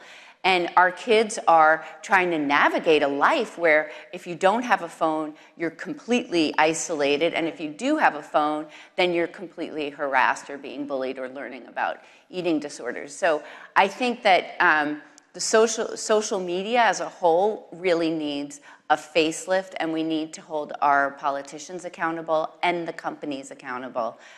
But in terms of organizing, sorry, that was like a little bit of a riff on that. Go ahead. No, I know we're just about to end, but I want to ask the audience to stand up for a second. I'm gonna ask you all 2 questions, okay? And I know you know the answers. The first question I'm gonna ask you, how are we gonna stop fascism? Okay, that's not it. I'm gonna ask you who's got the power, and I want you to say, we've got the power. And then I'm gonna say, what kind of power? I want you to say people power. Can you do that? Okay, let's go. Who's got the power? People power. What kind of power? People power. Are we gonna use our people power to create a just, fair, and just society? What do we say? Yes. Thank you. And that is a perfect way to end our time together. I'm so thrilled to have spent some time with you, with the incomparable Dolores Huerta and Sarah Kate Alice. Thank you both so much for a great conversation. Thank you. You're welcome.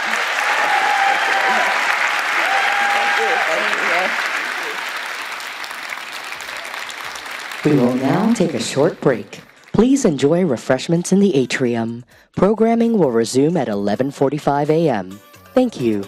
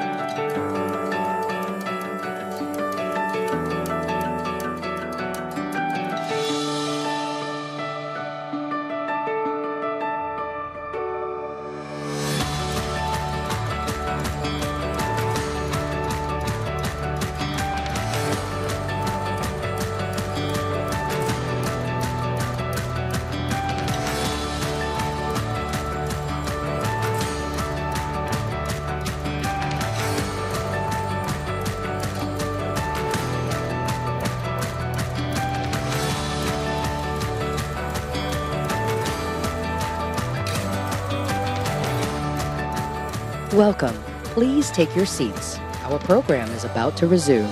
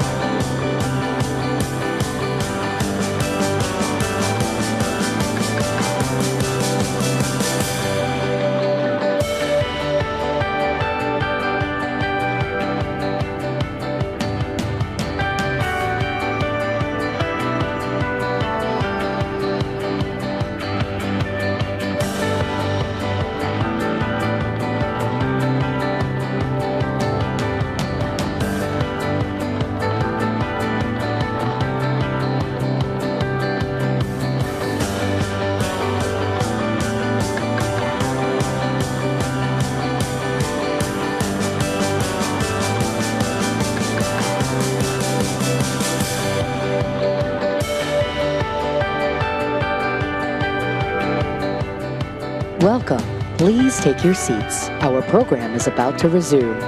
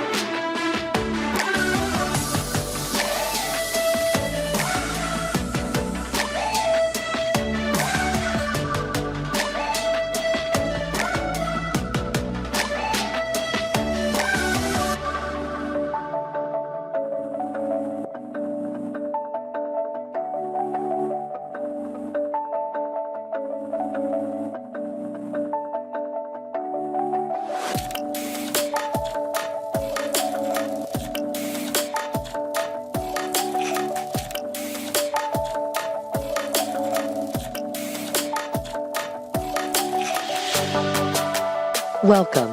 Please take your seats. Our program is about to resume.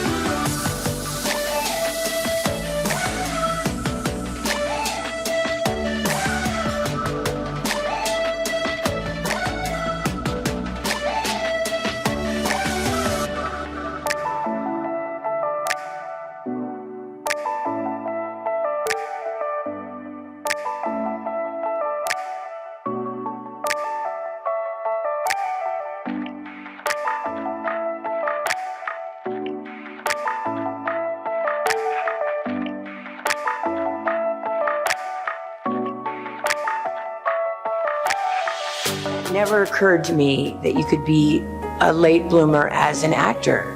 I was so interested in other people. I was always trying to win over other people instead of just taking care of business. But I think the young generation now is far more clever than me, and I think they're very onto that. And I think a lot of girls are like really taking care of themselves and making things happen for themselves. I think one things I have going for me is that I'm not a phony.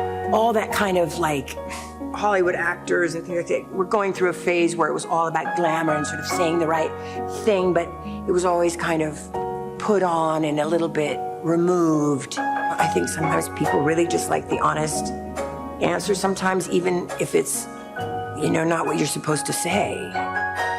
My father used to say this quote to me all the time, and it's, character is fate. And I think in this lifetime, who you are decides your ending and how your life will go. And now, as an older person, I realize that's one of the most accurate things I've ever heard.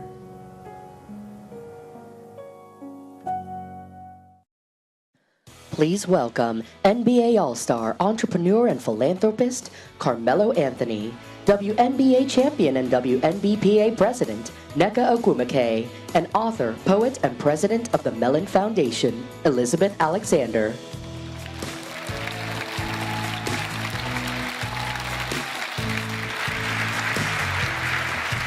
Enjoy.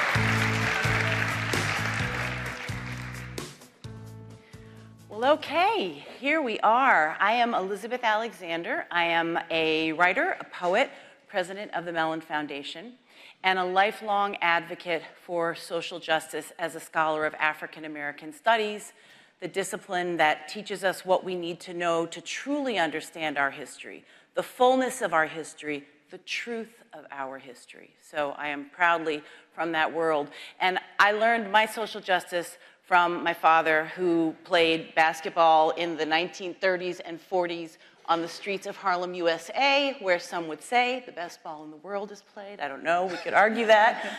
But for him, the love of this great game and being someone who spoke truth to power went hand in hand, and he passed that on through the family. So with all of that, I am extremely honored to have the terrific opportunity to speak with Carmelo Anthony and Nneka, and I will say it properly the first time, Ogwumike. Perfect. Thank you. These are just terrific people who I think share the understanding that many of the big moments that we've had in the long movement for racial equality in this country have taken place right at the intersection of sports and justice. If you think about Tommy Smith and John Carlos raising their fists in the Black Power salute in the Mexican Olympics, in Mexico City Olympics in 1968, of course we might think of Muhammad Ali, who paid the ultimate price at the peak of his athleticism, made the decision that he was not going to fight in the Vietnam War, and paid for that, but came out on the other side, someone who exemplifies what it is to stand for what you believe. Or if you think of the more recent civil rights activism and understanding of the power of symbolism to speak to wide audiences with Colin Kaepernick, both at the San Francisco 49ers and as a free agent. His quest for justice has been consistent. So the relationship between the platform that is granted by sports and entertainment and the passion for justice generated by athletes themselves remains powerful. So as we think about the work that remains, the ongoing work to make racial justice and equality a reality that we can count on, that is durable in this country, and I would say that we've still got a ways to go. I'm very eager to hear what Melo and Nneka have to say about the challenges we face and about the ways in which we might overcome them. So that's to set up our conversation and to welcome these beautiful people. Thank you. Thank you. Thank you. I'll let Nneka go first. Okay. Nneka's going to go first. Well, I have a question that we can start with. I want to ask you, just so that we understand who you are, talk about your commitment to racial justice. How did you come to that in your own life? Sure. Firstly, I want to say thank you for having me here today. It's such an honor to grace the stage with you two. And, you know, I think that my journey has brought me here because I had, you know, my own kind of like self-realization and discovery around, you know, my role in the history of all of this. You know, growing up, I'm a Nigerian American kid, oldest of 4 daughters, and born and raised in Houston, Texas. And I didn't know that I wanted to be an athlete, you know, per se, but we definitely were raised on the pillars of excellence, as many Nigerian kids understand, and just being excellent in what you do. When I started playing basketball, it was, I guess, kind of out of, you know, my parents' expectation of being well-rounded women in this world. And staying in shape, of course, but then also building character through team sport. Eventually, it was something that I loved, something that I practiced and got better at, and saw windows and doors of opportunity that led me to eventually getting a scholarship and playing professionally. Now, you know, for so long, when you play a sport and you're in that very slim percentage that gets to do it as a job, there's a transition that isn't quite immediate, because you're now being asked to play something that you love and get paid for it. The business now enters your life. And this is something that I realized a few years in when I started getting questions around, you know, collective bargaining agreement and union and also, you know, just different things that affected our value as women in this world and ultimately our league. And over time, to cut a long story short, I was elected as player representative of our governing body, of our union, and also president, all without my knowing. But I started understanding that, you know, a lot of these correspondences that we were getting were very important to pay attention to, because it directly reflected our value and the resources that we needed to do our jobs now, something that I've always thought was, you know, really just a love of the game. That all kind of culminated into my first year as president in 2016 with the murder of Philando Castile. And at this point, you know, we had players in New York and players in Minnie that were so moved by it that had decided that they were going to do a media blackout. And me, freshly president, I did not know how the league would handle this. I always support the women of this league, and understanding that it was way bigger than a game. And we have this platform to stand for those who support us and to represent the communities, most especially the markets that we play in. And at that point, I really realized that what we do can reach so many people with actions that seem quite nuanced, whether it was not taking questions that didn't have to do with the murder of Philando Castile, wearing shirts, dealing with fans booing us for not coming out for the national anthem, having police officers walk out of, you know, securing the arena when we're playing. And these are all different experiences that help me understand not just the importance of our platform, but ultimately the importance of walking with linked arms. And I really feel like as the WNBA, we are a microcosm, not just of our communities, but also of a very marginalized group of people. And we were born into a resistance that we carry with us every day, that is necessary for us to really just maintain our value, maintain our beliefs, and speak for those who don't have the platform that we do. That's beautiful. That's beautiful. Mello, if you could also tell us how you came to see racial justice as something that you needed to stand up for, and also to something that Nneka mentioned. You know, professional athletes are sometimes expected to shut up and dribble. Shut up and dribble. Yeah. There you go. And do that thing that entertains so many, makes money for some, quite a bit of money. Yes. So how do you deal with the conflict between that? For me, it was very easy for me to stand up for what I believe in, to stand up for what the people that's around me and the people that I affect, the communities that I impact, listening to them, hearing them, and being able to still, put those two energies together and stand on what I stand on in the midst of going out there and have to be the superstar that I have to be, right? So you playing with all of these nuances and you playing with all of these thoughts in your head when it comes to humanity and life and and tragedies and things that, we have to go through and our community have to go through on a day-to-day basis. So I was used to that. I grew up in it. I saw it. I understand it. I became immune to a lot of the issues and a lot of the things that was happening in the community. Fast forward to now, I really could stand on my true essence and being authentic to myself and my morals and principles. And I'm able to separate business and reality.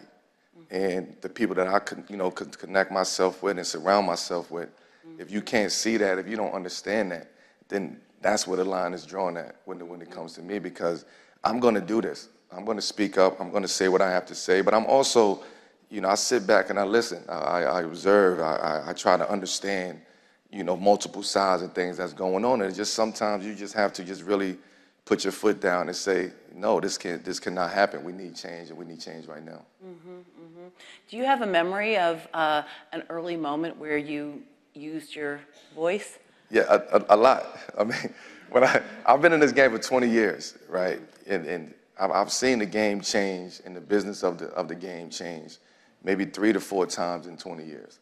I've seen athletes where it was, I'm not saying nothing, I'm not touching that issue, I'm leaving that alone, I'm just want to play basketball, I don't want to deal with politics and what else happens. Then I went to, it transcended to athlete empowerment, right? And athletes feeling, like individuals, and we own our own brand and we have our own voice. And then for me personally, it became, I would say around 2015, when the Freddie Gray incident happened in Baltimore, and it was like right up the block from where I'm from. And at that point, I was just like, I don't know what to do. Yeah. So I'm talking to everybody that's around there. I'm going back home, I'm marching, but that's not really the impact that I want. It looks good, but that's not the impact that I want. And we took on the stage, myself, LeBron, D-Wade, and CP, and we came together and I said, look, I'm gonna say it. What you guys gonna do? Like, let's get on board. And I think everybody at that moment was trying to figure out, what to say, how to say it, and how to step up. And we really challenged, our other colleagues, not just at the NBA, but we challenged our other colleagues and athletes to step up to the table and make a decision on what you're gonna stand on. You don't have to stand on what I stand on or deal with the issue that I have to deal with, but you got to take care of your community first. And if everybody does that, then we'll be okay.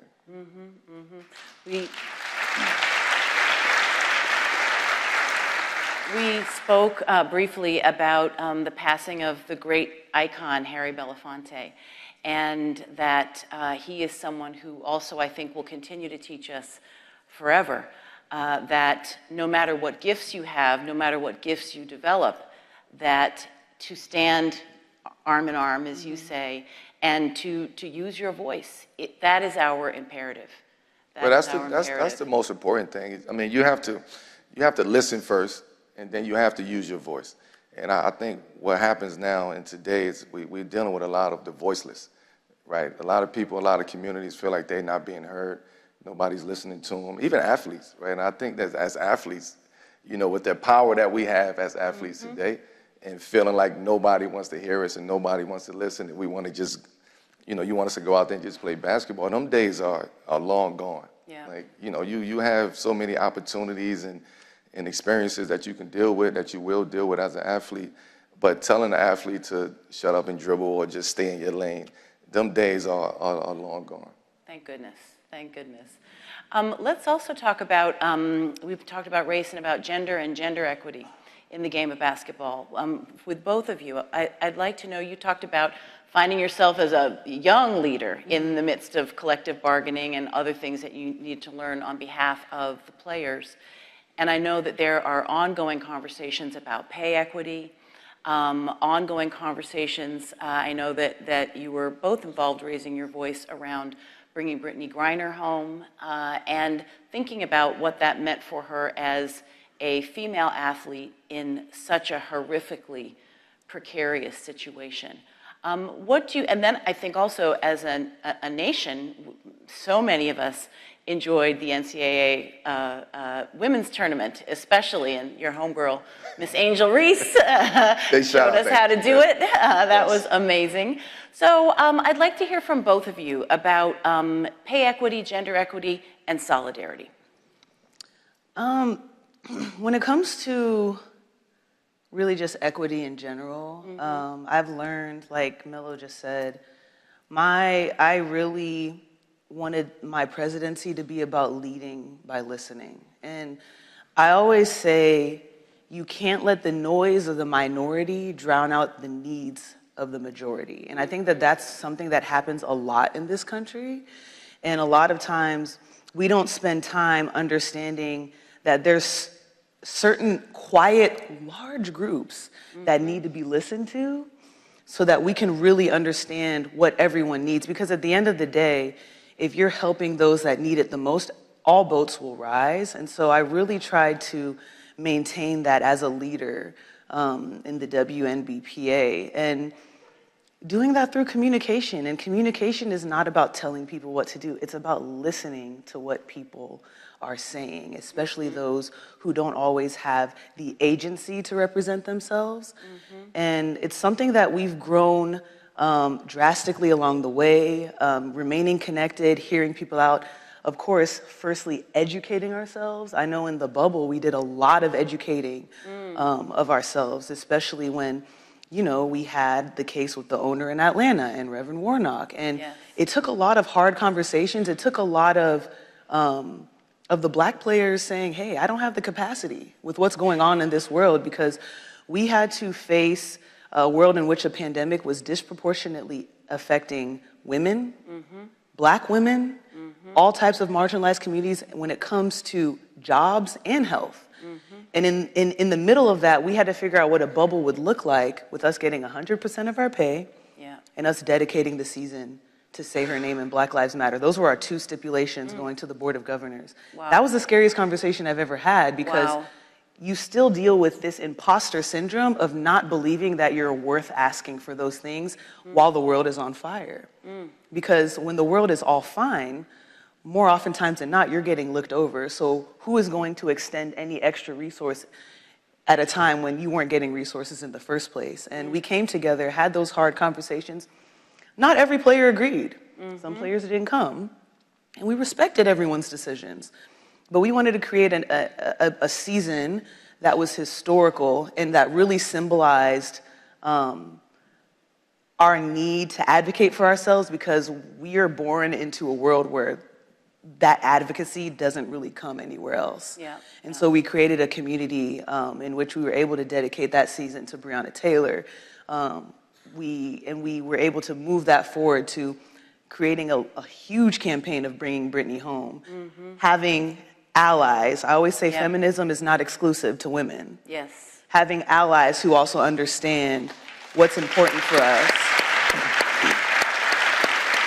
And it's amazing to be able to have a brother like Melo to come in and really represent, because he has a platform that a lot of times can outnumber, the constituency of our league. And having that in fellowship is incredibly important for us, not just to get the outreach that we need when we're really advocating for ourselves, but also, that adds validity. That makes me feel like I matter. That makes me feel like there's a value in what I'm doing, and that we're not the only ones that see it for ourselves. Yeah, I don't know how to top that, but yeah, I'll just piggyback off of that because she was speaking about the bubble, right? And this was at a time where not just sports, but the whole world was in turmoil, right? And we had different thoughts about being confined in this, not a actual bubble, but the thought of being in a bubble and the mindset that gives you. Right, I can't do nothing. I'm here. I'm shackled. I can't leave out my hotel. I got to eat, what I can eat. I got to eat the bag lunch. I got to stay in my spot. I got to be in here at a certain time. I got to check in the hotel. It's a lot of things little things that we had to deal with as athletes in the midst of going out there and still competing at a high level and figuring out a way how to kind of balance, right? The social justice issues that's going on is happening in quick time. We on the court, it's happening in real life. So imagine how athletes felt at that time, going out there playing and making this money and laughing and having a good time and competing, but people are getting killed. Tragedies that happen in the communities. Yeah. How do we deal with that? How do we balance that? So you have to just say, this is my focus. Yeah, basketball is secondary right now. So we was dealing with that, seeing the women dealing with that on the other side. So because we were already fighting for what we were fighting for, we looked over and said, nah, we bringing the WNBA with us. Yeah. We gonna support that. We gonna talk to them. We gonna communicate with that, and let's formulate a plan. Now you have women and men coming together for whatever causes that we was coming together, because it's 450 players in the NBA. And I would say maybe 100 or 150 players were all on the same page. So you having to micromanage these attitudes, these, this suppression of anger, of guilt.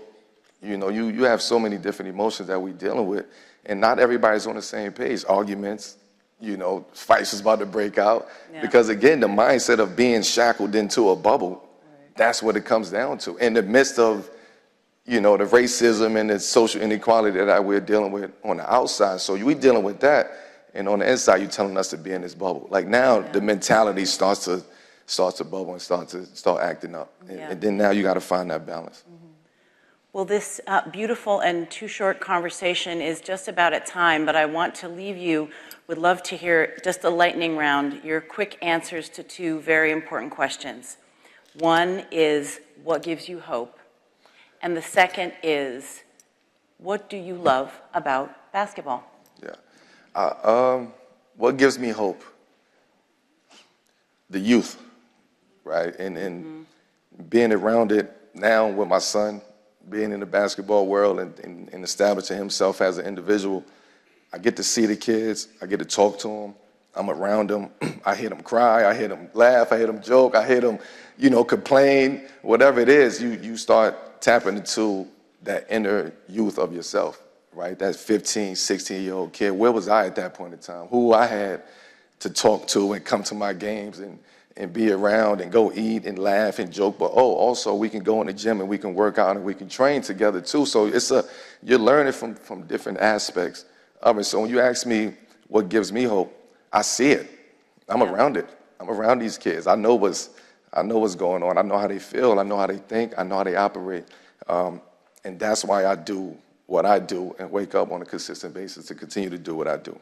Beautiful. And that's in the context of basketball. Well, it's sports, it's basketball, and sports has for so long has brought worlds together, right? Without sports, a lot of things wouldn't be happening. The world could be going down and burning, and sports would still give you that feeling. It would give you that happiness, that joy, that competitive edge, to take away from the stresses that you have in the outside world. Thank you. Nneka. Yeah, I mean, I'll answer the second question because I agree with Mello. It's that feeling. What I love about basketball and sports is the intangibles. It's not the stuff that you can grasp on a stat sheet. It's not the points on the board. It's not the time that's left. It's that feeling. And that was solidified for me in the bubble, or at least in 2020, because we were essentially risking our lives to bring people some type of joy in their house. People could not imagine a year where there would not be games to watch at home. There were people out there that were actually risking their lives, demanding their value to bring people together in a time where people needed it the most. And that's what I really love about sports, is the intangibles. And what brings me hope is just people. I really do love the people that I meet. I'm very blessed to do what I do. There's so many individuals that I probably would not have met otherwise, being on this stage, meeting you two, seeing everyone out here in the crowd. I really do believe that people give me hope, and we are creating the world that we want. We're living the world that we want. And there's a lot of good in this world, no matter what you see on TV. There is a lot of good in this world, and that's what gives me hope. Thank you. Thank you.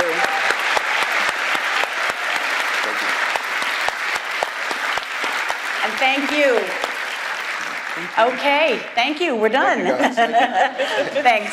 Thank you all. Thank you.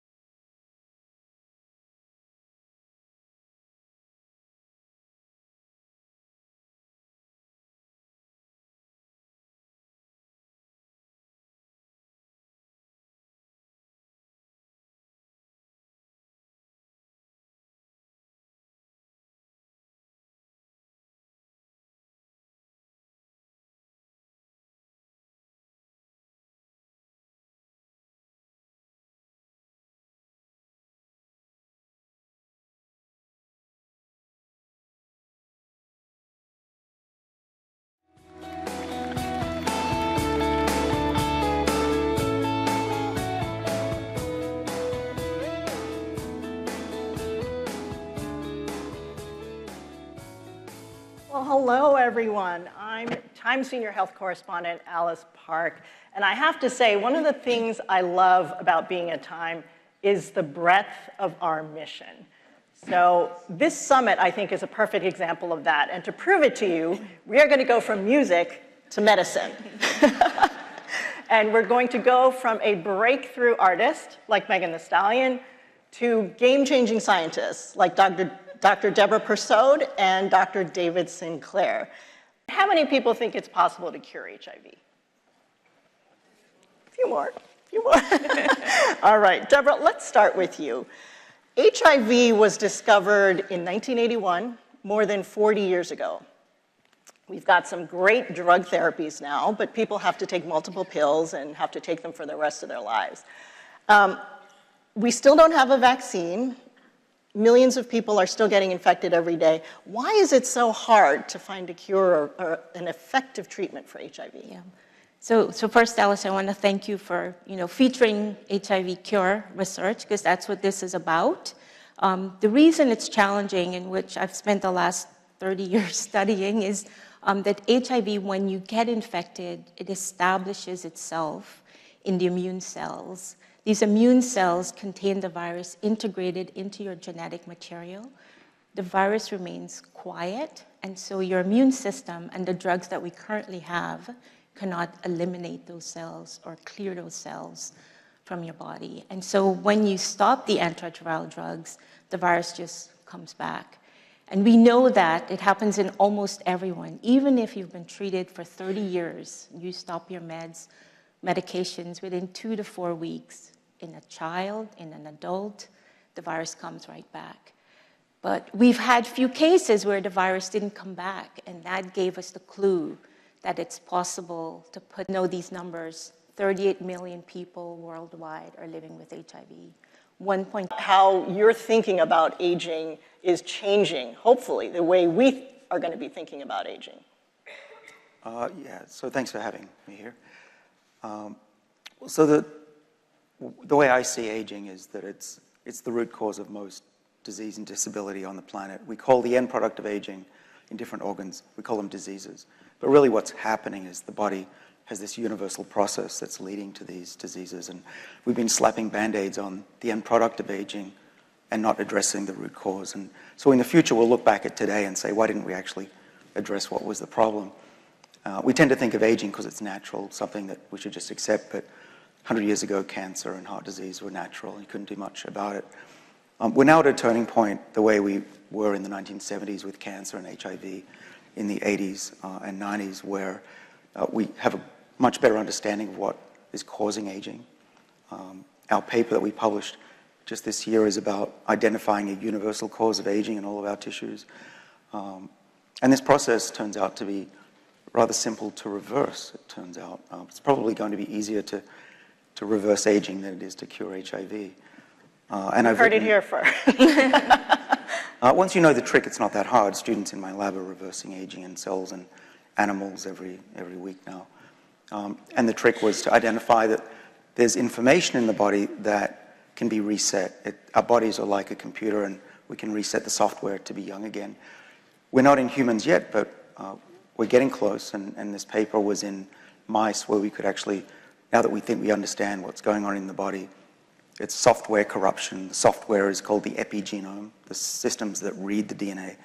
The corruption of that system leads to diseases, and we could show in mice that by corrupting that software, we have tricks to do that, we could drive aging in a mouse forwards and backwards at will, back and forth as fast or as slow as we wanted to.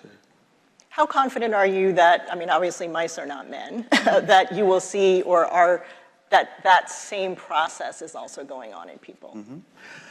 Well, we first discovered the process, as you know, when we first met, in yeast cells, the microorganism that makes bread and beer. So we're going back now 25 years. So we've been doing this for a while, and this paper that we just published in January in Cell was the culmination of 64 scientists around the world, 13 years of work. So we've been doing this for a while, and so we spun out a company from my lab, Life Biosciences, that has been doing studies to get us to age reversal in humans. The The mouse studies have been going on for many years. We were able to cure blindness in mice, glaucoma, old age, nerve crush. Curing blindness turns out not to be that difficult once you know how to reset aging. And when you reset aging in the tissues, they rejuvenate, they can heal. We can even reverse aging in a mouse's brain and recover the ability to learn. And even now we're discovering recover lost memories from before. But you want to know how close are we to that? Well, we just 2 days ago spoke publicly that we've reversed aging in the eyes of non-human primates, our closest cousins. And so it looks like this universal process of age resetting in the body is conserved from yeast to mice to primates. Now, if it doesn't work in us, then we've done something wrong, but I'm pretty optimistic that it should work at least in the eye. And then the future would be, where do we go from there? And we're looking at the brain and hearing, and then below the neck. We're going to come back to that because I know everyone wants to hear more about it. But Deborah, equally important, your paper this year, when you emailed me about it, you said that this was really going to open up the possibility, the access that people might have to this potential cure. Tell us a little bit about the patient and why you feel it's so important. Yeah, Alice, so what Alice is talking about, and first I want to say that it was a collaborative effort, a team effort, a large team effort. It was a result of a clinical trial we established in 2012 this is how old this protocol was open, to really replicate the first case of cure reported in 2009, the Berlin patient, known as the Berlin patient. And so the reason this case is... So just really quick, this was an HIV patient who had cancer and therefore needed a bone marrow transplant. Yes, thank you, right. So it's the first proof of principle that if you used specialized cells, stem cells, to transplant an individual living with HIV because they needed a transplant for some other illness, such as cancer, that if you use these specialized cells that are called CCR5 delta 32, which about 1% of whites have this genetic mutation that makes their immune cells resistant to infection with HIV. And so the Berlin's patient, Timothy Brown, his physician, specifically looked for these CCR5 delta 32 cells to transplant him. And the field went for about 10 years before we could replicate that finding. And finally, in 2019, there was a second patient, a London patient, who also got these specialized CCR5 delta 32 cells. Now, since then, this past year, there have been 2 cases. Our patient, the New York woman, and it's the first woman to have achieved this remission, and we're hoping possibly cure of HIV through stem cell transplantation. But what was different, and I'm a pediatrician, it's cord blood cells. So these are CCR5 delta 32 cells from the cord blood of a baby. And why is this important? Most of the individuals infected with HIV are non-whites. This is an epidemic in sub-Saharan Africa. So it would be very hard to find a match to transplant a non-white individuals. But by using cord blood, they're more permissive and tolerant, so you don't need that very stringent match, genetic match, to be able to transplant someone. And so this woman, a middle-aged woman of mixed race, developed leukemia, like the Berlin patient, and was transplanted, and at the time of the report, had been off her drugs, and that's how we can tell if someone is in remission on the way to cure. A problem in the field, we have to stop antiretroviral drugs, and she was off for 18 months. We tested 75 million CD4 cells, specialized cells that the virus hides in, and could not detect HIV replicating in those cells. And so we believe she's in remission and likely cured of HIV from this special transplantation procedure.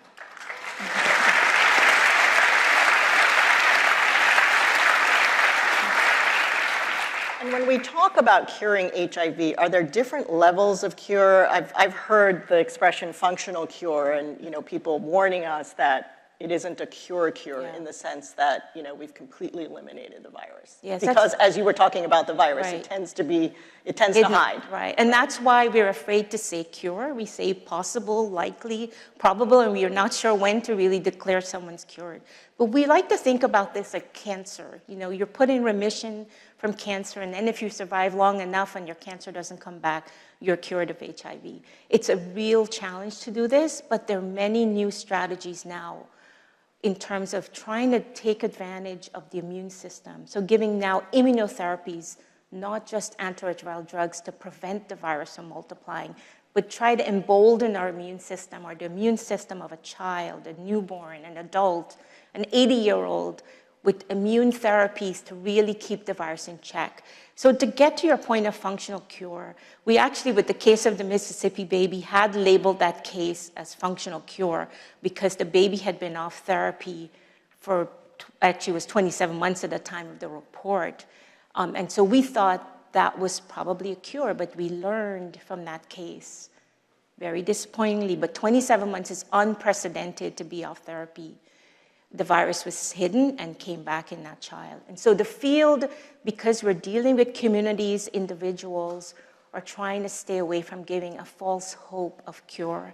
And so there's a lot of changes in the field in terms of terminology. But by functional cure, I think it would be really accurate to think about you've cleared the virus sufficiently, but your immune system is now functional to be able to keep the virus in check, that if it reawakens, you have immune effector function to clear those cells from which the virus is coming out of.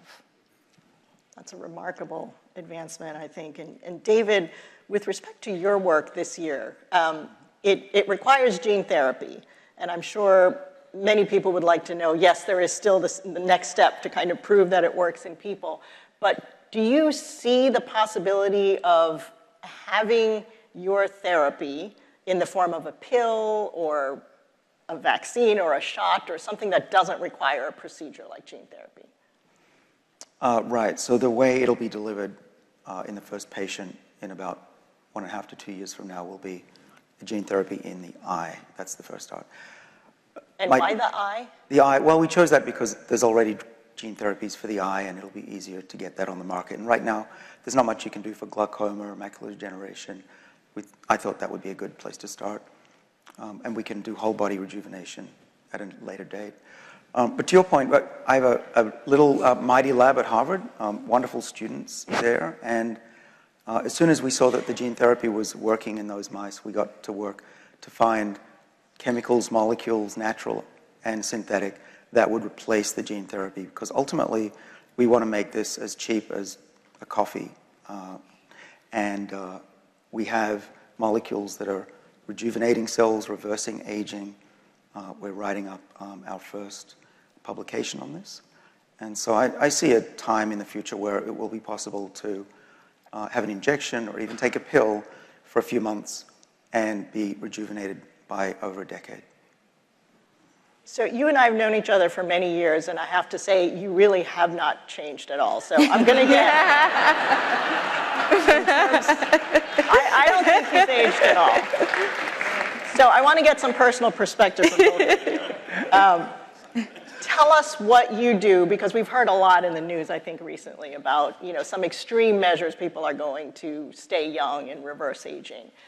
What do you personally do, based on your research, to try to extend your lifespan and stay as young as you can? How long have we got? Yeah, so I wrote about it in my book. We'll run out of time if I go through all of it. It's on page 304 of Lifespan. But because often I don't get to the whole list, but there's a long list. My father has been on a similar protocol. He's chosen to do what I do, and actually he does it better than I do. He's now 84, almost 84. Perfect health, he can drive a car without glasses. So it gives you an idea of what might be possible for the population. It's eat well. So I'm now mostly plant-based. I don't drink alcohol anymore, inspired by my partner, Serena Poon, who's a wellness expert, longevity expert, and a nutritionist and a chef. So that was a big change, and I think that might be partly why I look better than I used to. And she's a wonderful person, that helps. But also supplements, which I've talked about a lot. Online, people sell a variety of supplements. I'm usually not involved. But there's NMN, which is an NAD booster, which we've shown now in mice, we haven't published, can extend the lifespan of those. And you've studied this for many years. Yeah, it came out of finding genes that control aging, and then this NAD molecule boosts those. It's a mimic of exercise and fasting. So exercise and fasting, I also think, are good ideas.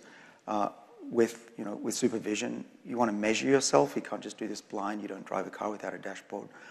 So you can do this with a doctor, take blood tests, measure things on your ring and on your watch. But optimize. You just want to change one thing, see how it goes. And for that reason, biochemical tests are saying that for the last decade, I've been getting younger every year. And so thank you for saying that. But really, the point is that it's not that difficult, actually. Really, I'm pretty lazy. I don't like exercise. I don't like going in cold showers and saunas and all that stuff. But I do try to eat well every day. I try not to eat three full meals every day. I try to pack it into dinner if I can. And just by doing all of those things that doctors typically recommend, and I recommend, it's been shown that you can extend your lifespan on average by 15 years, and that's just the easy stuff. Wow, diet and exercise. Yeah, and have a good partner. Yeah. Don't smoke. Stress, don't right? drink too much. Reduce stress. Meditate if you're worried. Try to get good sleep. Those simple things we all know. It's hard to do, but it really makes a massive difference. And every day we're aging, we can now measure that with DNA tests. And when you do that, even children are aging. We talked about HIV positive children are aging rapidly. So even what you do in childhood echoes for decades later. So it's never too early to start living well. It's also never too late, we're finding.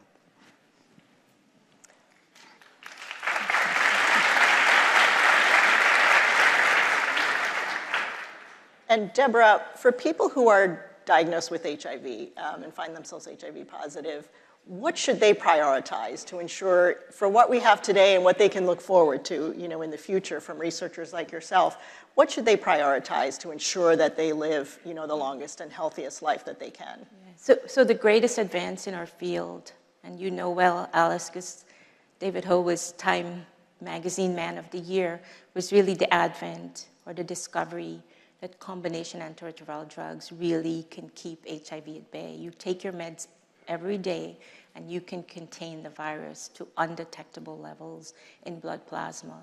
We know now from 30 years in this field that if you take an adult actually living with HIV has a normal life expectancy. Children can live into the third and fourth decades, but their life expectancy has not been fully restored, but there's hope with newer treatments. And so I think the key message is to take your medications. But first, prevention is key. We know how to prevent acquisition of HIV, and as we embark on this cure agenda, we still have to stress prevent infections. We know how to do that. And as a pediatrician, I want to say the prevention space was pioneered by women signing up during pregnancy and enrolling their infants in drugs. We didn't know the safety profile because the disease was devastating. It was a death sentence to women and their infants.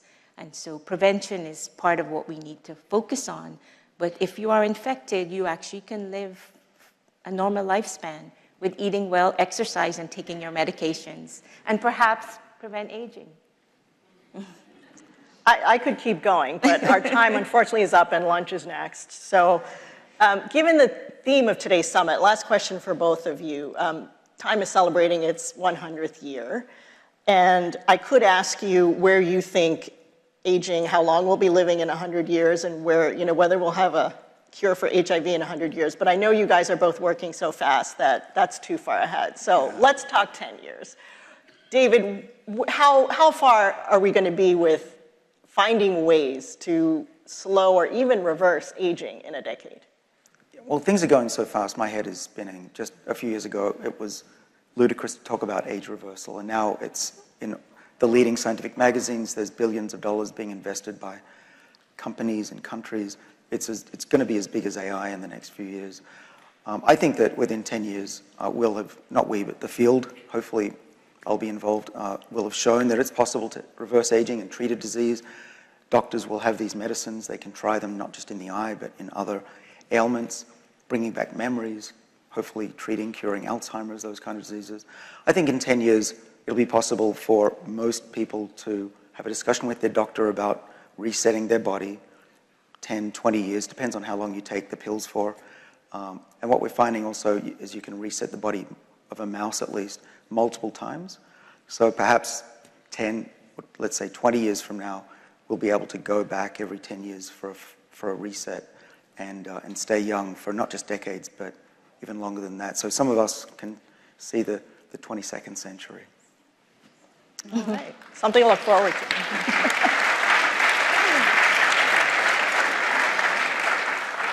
And Deborah, big question for you. Will we have cured HIV in 10 years? So I'm going to answer that with the lens of a pediatrician and a focus on children. And we know from 10 years ago from the case of the Mississippi baby that we know if you treat newborns and neonates early, very early in the first few days of life, that we can really limit and restrict these reservoirs. If you treat early, around 2 to 3 months of age, by 10 years of age, the reservoirs are really reduced. And I do believe in the next 10 years, we'll have identified immunotherapies to keep HIV at bay. Now, I don't think that would be considered a cure, but it would be considered remission and control of HIV, that a child does not have to face taking medications every day, which is a problem, and the stigma of living with HIV and disclosing your status through having to take your medications every day. So I'm very hopeful for that. Good. So are we.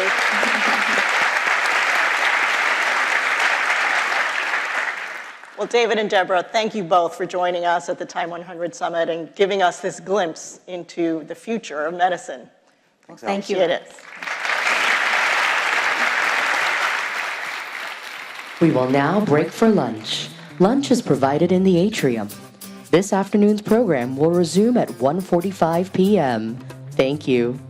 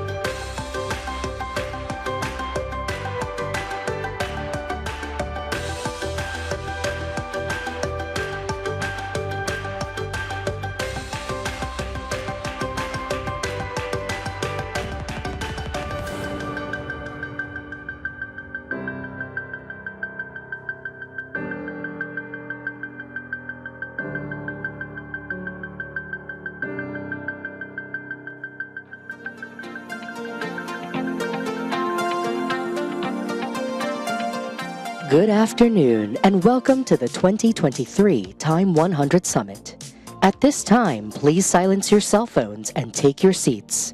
Our program will resume shortly.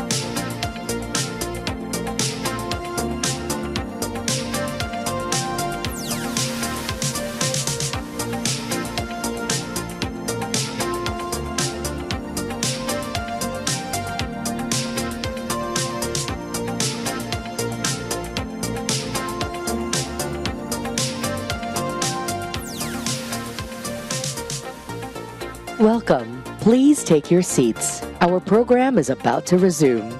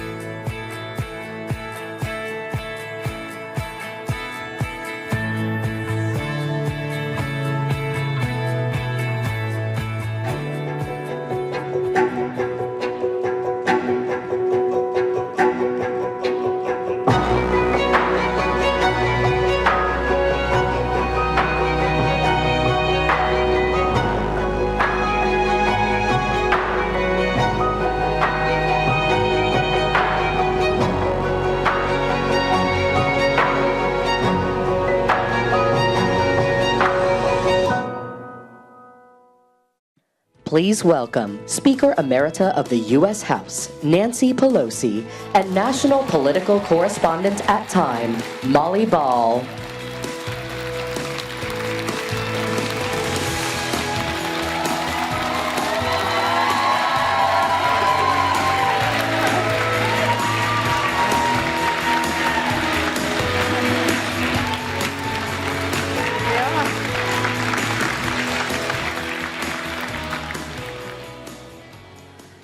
Hi, everyone. I'm Time National Political Correspondent Molly Ball, and here with me is the one and only Speaker Emerita of the U.S. House of Representatives, Nancy Pelosi.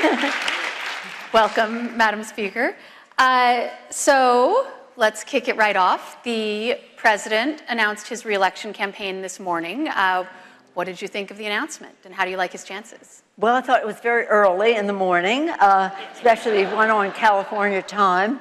But I was very excited about the President announcing. I think that his record of performance is something that we have some more work to do, and we want him to go forward.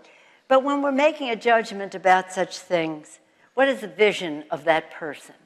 What is the knowledge and judgment of that person? What is the strategic thinking of that person? And what does that person have in his heart about connecting with people, empathy? All of that is Joe Biden. When Jerry Brown was running for governor, when he was running for Secretary of State and governor way back when, he said, we need new blood. When he ran for governor again later, he said, there's no substitute for experience. And I do think that experience as President of the United States with judgment and values and empathy is really important. So I'm very excited about his running. How do you like his chances? Do you think he's going to win? Okay, let's have this applause line.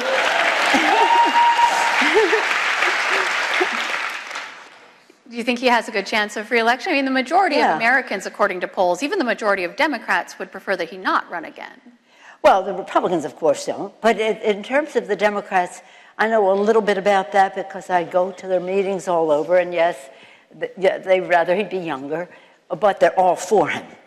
Then people are going to say, everybody's going to be on board. I mean, there's little, shall we say, sidebar stuff, but by and large, people understand.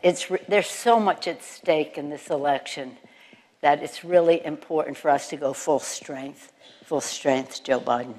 How has your working relationship been with him since he was elected nearly 4 years ago? Excellent, because his agenda that he campaigned on was the caring agenda, was the fairness agenda, was an agenda about justice.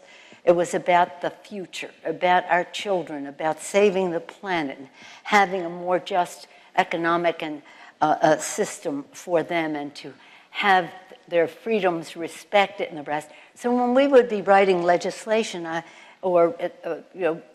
persuading people, shall we say, about legislation, I'd say to him, one of the things really important in this bill is, and he'd say, you don't have to tell me. I wrote that.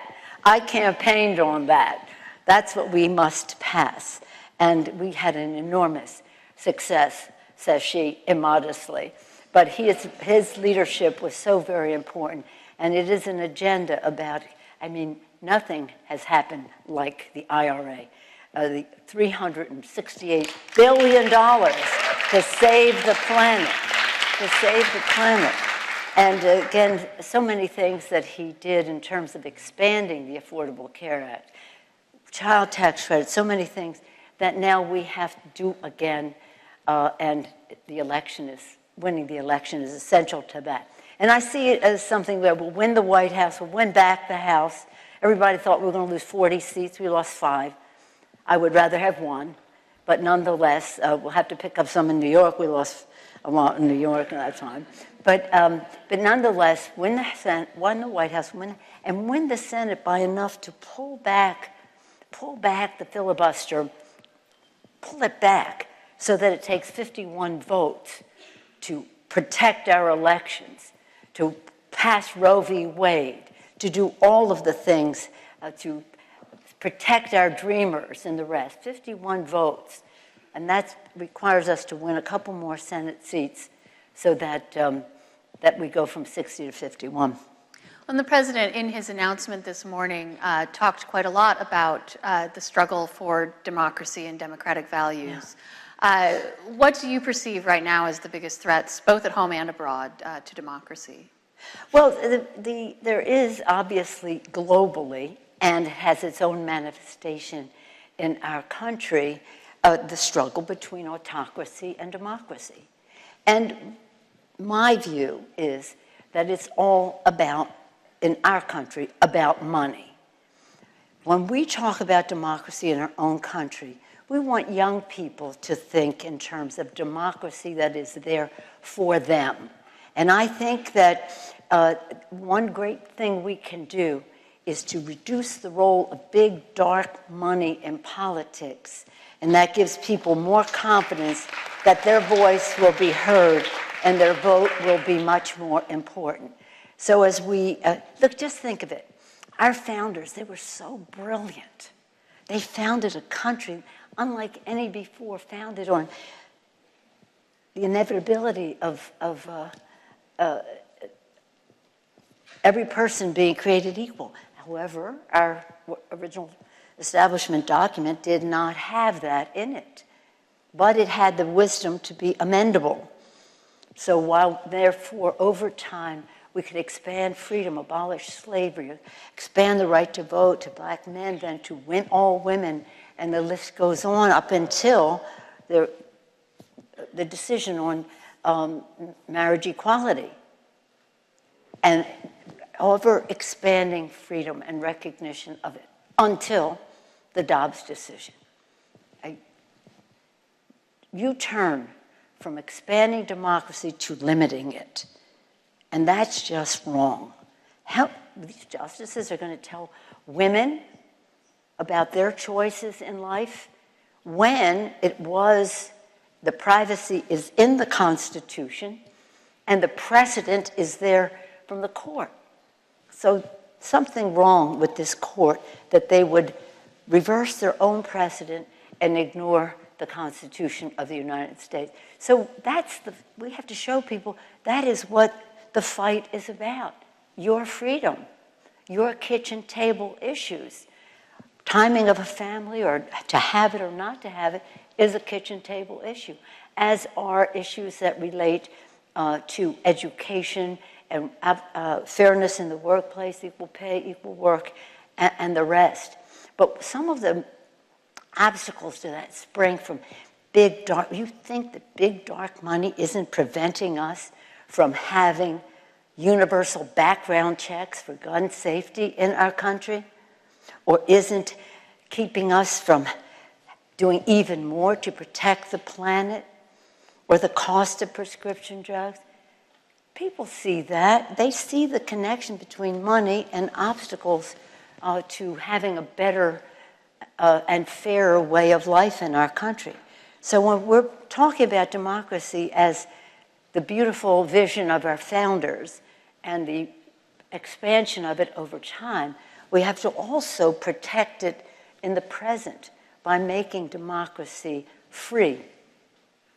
It's about freedom from big, dark money suppressing the vote on protecting the planet, as I mentioned, gun safety, gun violence protection, and the rest of that. I want to get a little personal because you recently gave up your longtime role as the leader of the House Democrats, and now you're just a regular rank and file member representing San Francisco. What's that been like? Are you enjoying it? I mean, all of the honors that I've received for 20 years, or some of you even born, for 20 years, I was either leader or speaker. That's one of the top 4 positions in the House, Senate, Democratic and Republican, and either majority or minority, but the top 4 for 20 years. And so, but I've said to my members and my constituents, while all of these honors have been great, even before that whip, leader, speaker, back and forth, no honor to me is greater than to have the people of San Francisco say to me, "You speak for me." And I think every member of Congress would say that. You walk on that floor, there are 435 members, one from your district. They've chosen you. So for me, it's an enormous honor to, she called me rank and file. I didn't call you a backbencher. Okay. I could, though. You're not even on any committees. Rank and file, okay. I'll take that lack of responsibility. Thank you. Yeah. I imagine it's kind of fun after it is fun, all the but it's, I mean, it's not as if we have AI and all the possibilities of that. We have crypto, which we have to address. We have fentanyl, which is devastating to our communities. And we have so many issues that are, in some respects, fresh on the scene, that it's not as if you're having a day at the beach or something. Sure. Well, what does the future hold for you? Is this, how many terms do you think you'll continue to serve? I'm not prepared to make any announcements here today. I just take it one election at a time. Right now, we really must win this election. I wear with pride this pin that was given to me after I, almost 1 year ago to today, visited Ukraine. Their democracy is really further at risk.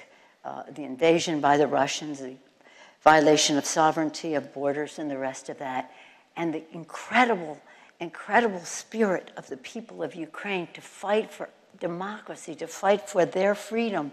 And in doing so, they're fighting for freedom writ large, for democracy writ large. And they were holding the line. It's interesting because, what's his name in Russia, Putin, he thought that 3 days into the fight, he was going to be going into Kyiv. And this year, our president was in Kyiv almost a year to the day when Putin thought he was going to be there. So again, it is in our interest to promote democracy, support democracy, strengthen democracy globally, and also to be a good example to the world in how we respect democracy at home. So we have important work to do, all of us. And the one I love about Joe Biden is he listens. He respects what people have to say. And that's what a democracy is about. And if I just may tell you this story. When I was young, in school, I went to the inauguration of John F. Kennedy. Now, I don't know if any of you were born, if your parents were born. You read about in the history book what he said that day. He said, to citizens of America, ask not what your country can do for you, but what you can do for your country. You learned that in school, right, all of you? It was in the history books for you, it's my use. So, the next sentence, the very next sentence in the speech, which just took me just to the heights, but you didn't hear much about it. The very next sentence, he said, to the countries of the world, ask not what America can do for you, but what we can do working together for the freedom of mankind. It's so beautiful. Not condescending, collaboration, working together. And that's exactly what Joe Biden did in the coalition building in support of Ukraine. Listening, respecting, working together on a timetable, and with the resources necessary to help protect the democracy, to help the Ukrainians protect their democracy as they proved so worthy in that fight. But I said to the president, this is your John F. Kennedy moment. Maybe there are others, I'm talking about this one right now, what we can do working together. And that's what a democracy is about too, is respecting the decisions of other countries that are democratic and make their decisions as well. So America's role in the world is so important. And for a while there, it was questioned, shall we say. And now we're back.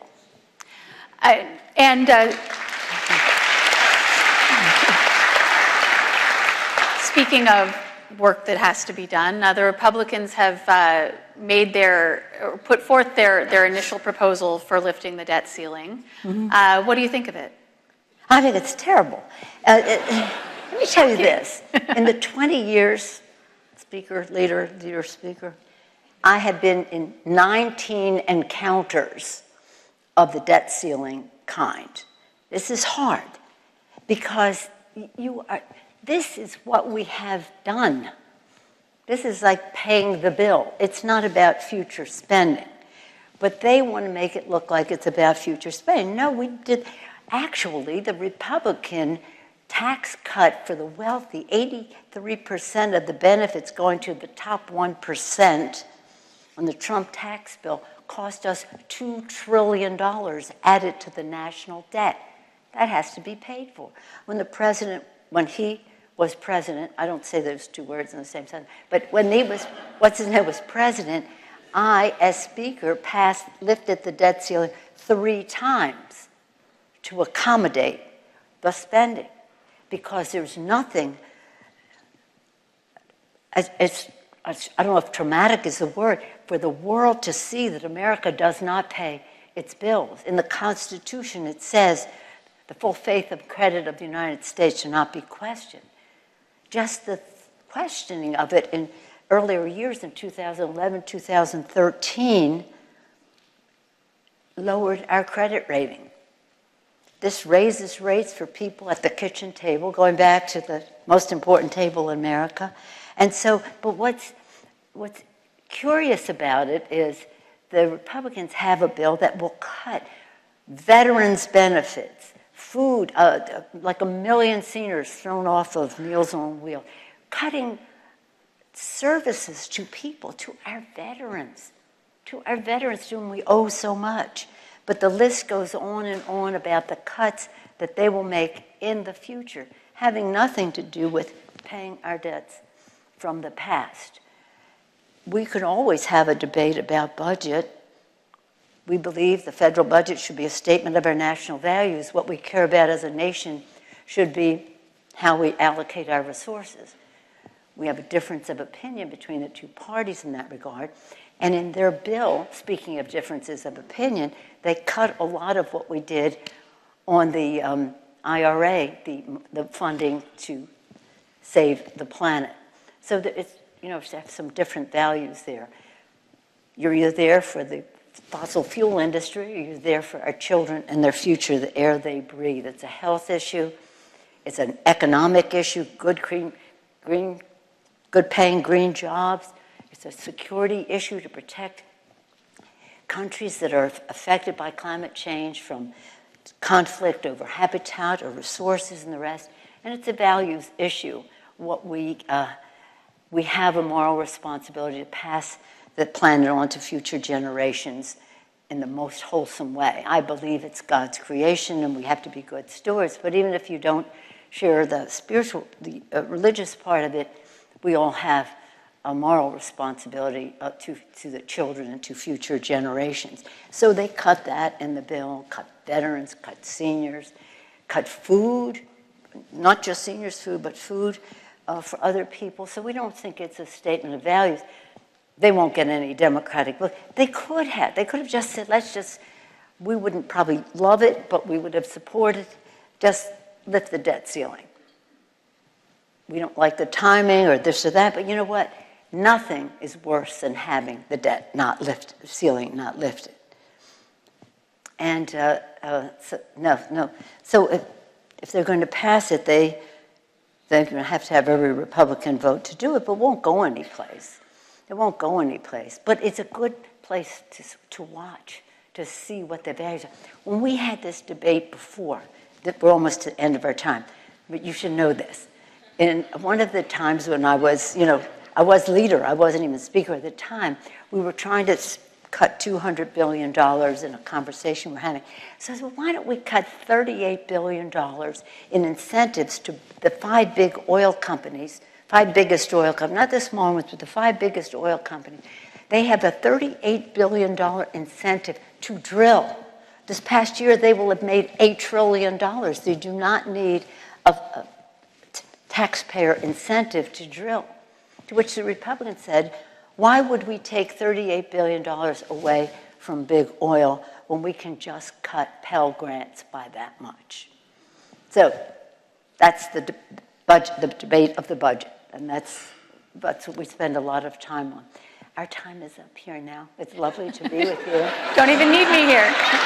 Speaker. Did Molly do a great job? Thank you very much.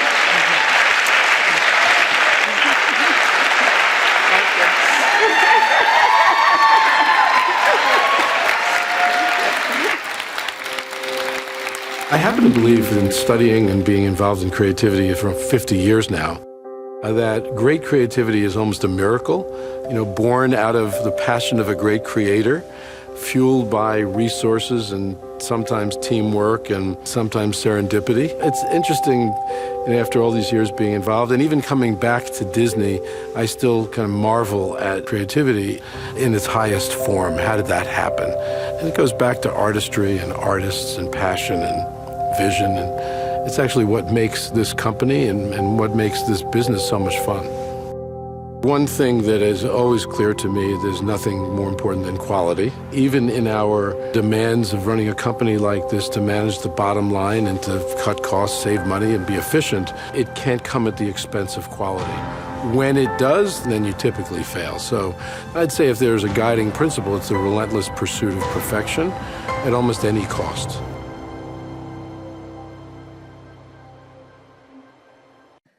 Please welcome Chairman and Managing Director of General Catalyst, Ken Chenault, co-founder and CEO of Airbnb, Brian Chesky, and Executive Chairman and former Editor-in-Chief of Time, Edward Felsenthal.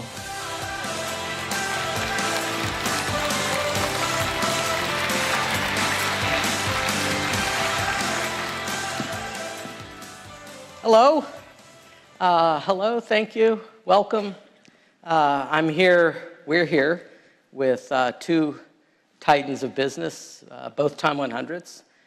Brian Chesky, the co-founder and CEO of Airbnb, and Ken Chenault, longtime CEO of Amex, now running General Catalyst, a venture firm, and doing 70,000 other things, some of which we'll get to in the next 20 minutes. I want to get us to the single biggest topic in business, which is not Tucker Carlson and Don Lemon.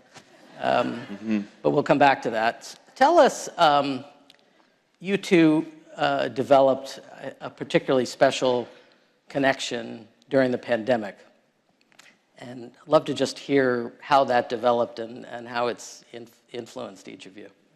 Yeah, I mean, well, I've known Ken for probably maybe like a decade or something like that. I met him a while back, and I've always admired him as a leader. And Ken reminded me that Amex is one of the original travel companies. They've got a rich history of travel, and he used to tell me a story of how people trusted the Amex embassies more than the actual embassies, and many years ago.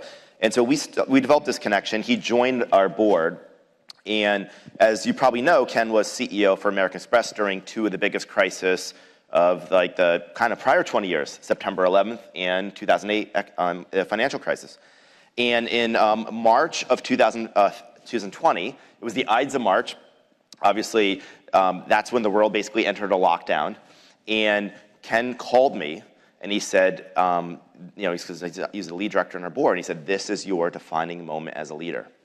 I had no idea what was about to happen. We lost 80% of our business in 8 weeks, and we were preparing to go public. And all of a sudden, it was like our business flashed before our eyes. It was like a near-death experience. And when that happens, suddenly, like, everything becomes really clear to you. And you just realize, like, what's important. And we worked together, and he really was a helpful mentor in helping me navigate this probably single most defining part of the company, which was probably more important than even, it was the most important event since the founding of the company. We basically rebuilt the business from the ground up. 1,000 of us got in a foxhole. We basically had to rescale the business, take care of all of our stakeholders. And it's just, in a crisis, you feel your responsibility more than anyone else. Because like everyone was just like asking you for like things. So we had customers that wanted $1 billion of deposits refunded. We had hosts who needed money, they were going to lose their homes. Employees worrying about their jobs. Investors worrying about their investments. And then we had like cities reaching out to us because they had nurses and firefighters and doctors who needed housing. And so you're just trying to navigate all of this. It was like a maelstrom. And And it was just, Ken helped me through the whole thing.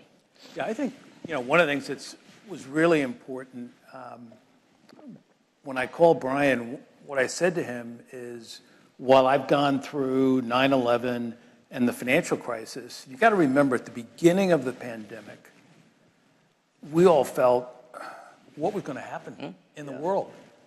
I mean, and so I said to Brian, I said, look, I have to tell you, I went through a lot. I think what you're going through is going to be 10 times worse.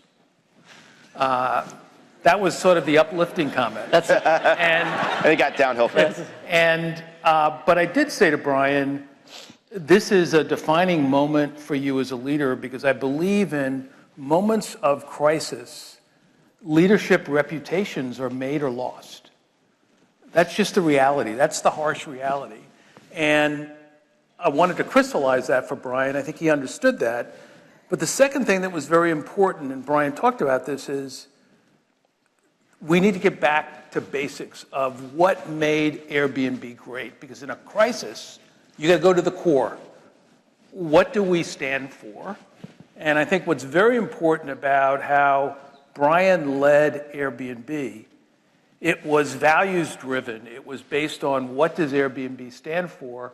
And I think, Brian, it'd be useful to talk about just how you prioritized, because obviously people and customers was very important, but I think there was a real example of how Brian led Airbnb with a great deal of compassion, but also a great deal of decisiveness.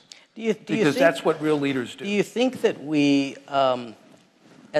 just raising the altitude, did we come out of the pandemic stronger? I mean, was the crisis a strengthening moment for our corporate culture, or Yeah, I think that your crisis. Yeah, well, you talking about our company or the whole? The whole corporate culture. We all went through what you. I think it's more mixed, but I think it really would be useful to hear a little bit about how Airbnb managed, and they did come out stronger, but there are reasons why. Yeah, I mean, I think that sometimes the hardest things in your life are going to be the best. They're awful tasting medicine, but they're the things that you need most.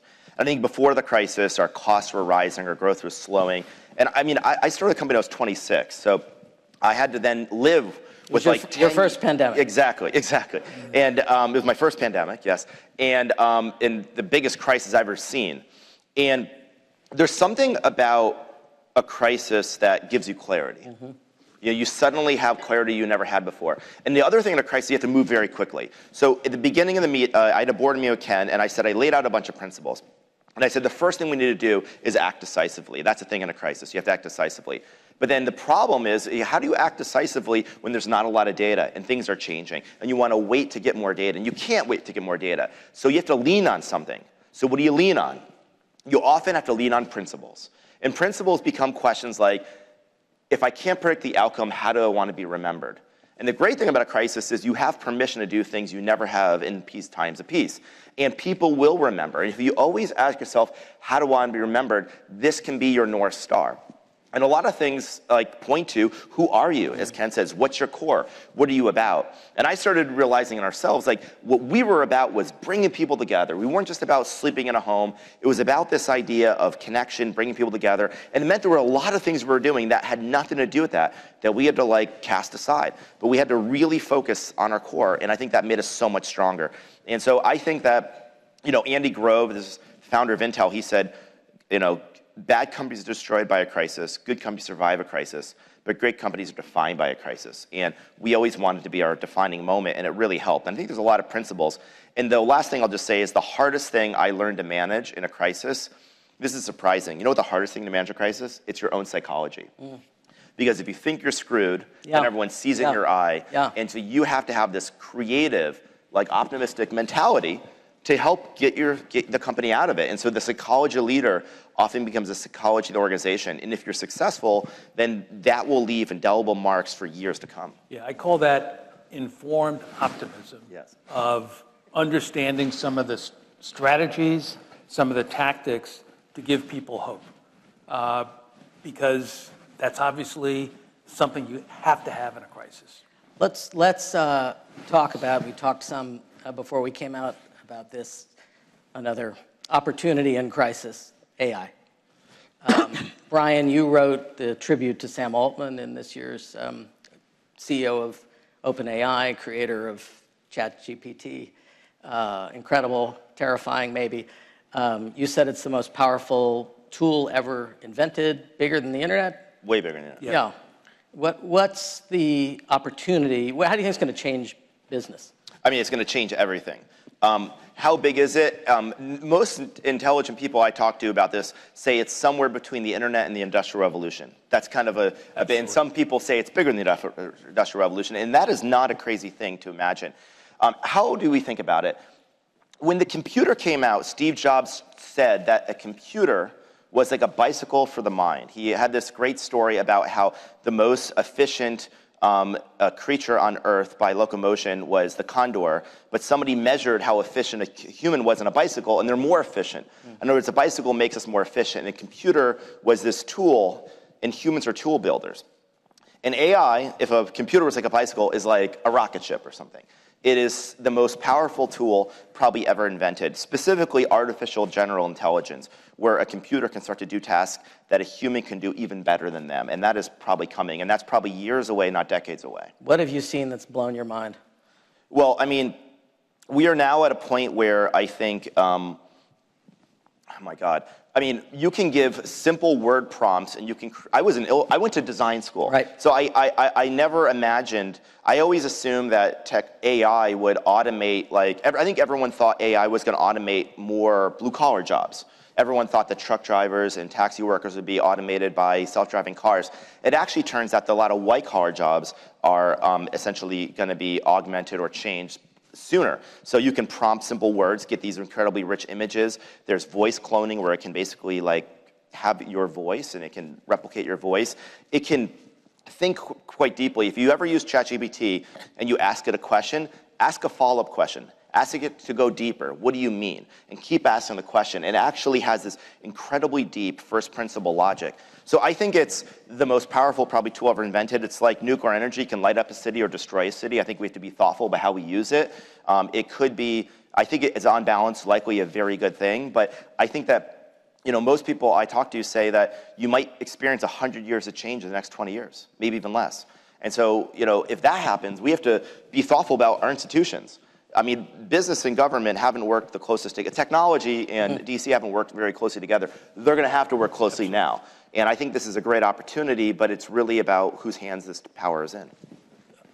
Sam Altman's talked about, Ken, maybe for you, openly about the risks. But there are a lot of people out there, Elon Musk is one of them, others, who are describing risks even greater than what he's acknowledged, down to destruction of truly existential. Right. How do you see the risks? So, I think what's important, and this is a real example for me that my leadership mantra that I use from Napoleon is the role of a leader is to define reality and give hope. The key thing at the end of the day is there are, as Brian said, a lot of risks. There are monumental risks. But I think part of what we need to figure out, if this is truly, and I believe it is, probably the most transforming technology in modern history, what we're going to have to do is figure out, the first point that Brian made is, what's the level of engagement that we need between the private sector and the public sector? Second, what's going to be very important is no single company is going to be able to solve this. So what we have to do is we have to figure out how to work through a set of collaborations. What is a general approach? What is a framework? What are some guidelines? Because the reality is that the government alone can't do it. The private sector alone can't do it. No single company can do it. And so one of the things that's happening now is there are groups of us meeting saying, how do we think about the relationship of government and business? What might be a framework to guide companies collectively And one of the things that I think is very important for most companies, this is not a technology issue. Every company needs to be focused on this. And to Brian's point, the speed and velocity is fierce. And, you know, are people thinking about what's going to be the change to jobs? What's the literacy rate in the organization of AI and GPT? It's not a matter of going to the technologists. You got to have people who are literate, and they got to get literate fast. To both your points about the public-private partnership, establishing some rules of the road is going to require government. Yes. Absolutely. And Nancy Pelosi was just up here talking. We can't even raise the debt ceiling without a crisis. We can't get common sense gun reform when kids are being shot in school. How in the world are we going to regulate a technology that is still new to people, and the threat feels farther off than it probably is? Well, I think that what I would say to that is this is probably the least political this issue ever will be. And I think we have a window of opportunity because I think everyone's really open-minded, and the longer we wait, I think the more entrenched people will get, and then I think it will get really difficult. But I think the greatest, probably humans are tool builders, we're also very cooperative. Like, that's one of our greatest tools, and I think this tool can be the ultimate tool of cooperation, and we can set a standard of practices about how we want this next generation to live. And I think maybe we have 3 months, maybe we have 6 months, we probably don't have years to establish the norms. But I think ultimately I'll just say that on the other side of this, if it goes well, there's a lot of opportunity. Absolutely. Imagine if every child in the world could have like a tutor that's better than the best teacher you've ever had. Imagine if everyone could have access to the most unbelievable medical care that you could ever imagine. You know, it is the ultimate equalizer. But because it's the ultimate equalizer, it's also like putting power, like nuclear power, in everyone's hand. And so you just have to be thoughtful about that. This is going to create a huge amount of wealth. It's probably going to help so many people, but it's power. Yeah. And I think we should not think of power as per se good or bad. We should just think of it as power and respect it. Yeah, and we got to think about the fundamental changes that will need to take place in our educational systems. Yeah. I mean, it's, to Brian's point, it can close the gap on a lot of inequalities that exist in our society, but it is going to require, I think, a new level of cooperation and, on the part of companies, a level of selflessness of what is better for society.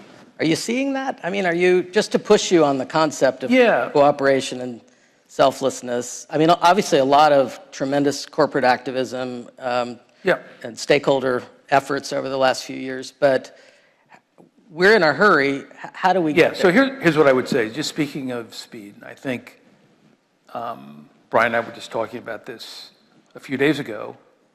3 months ago, people were sort of in a different headset. Yeah. 3 months ago, literally. So when Brian talked about speed, literally people were in a different position 3 months ago. Now what you're seeing is there are conversations taking place with CEOs of major technology companies.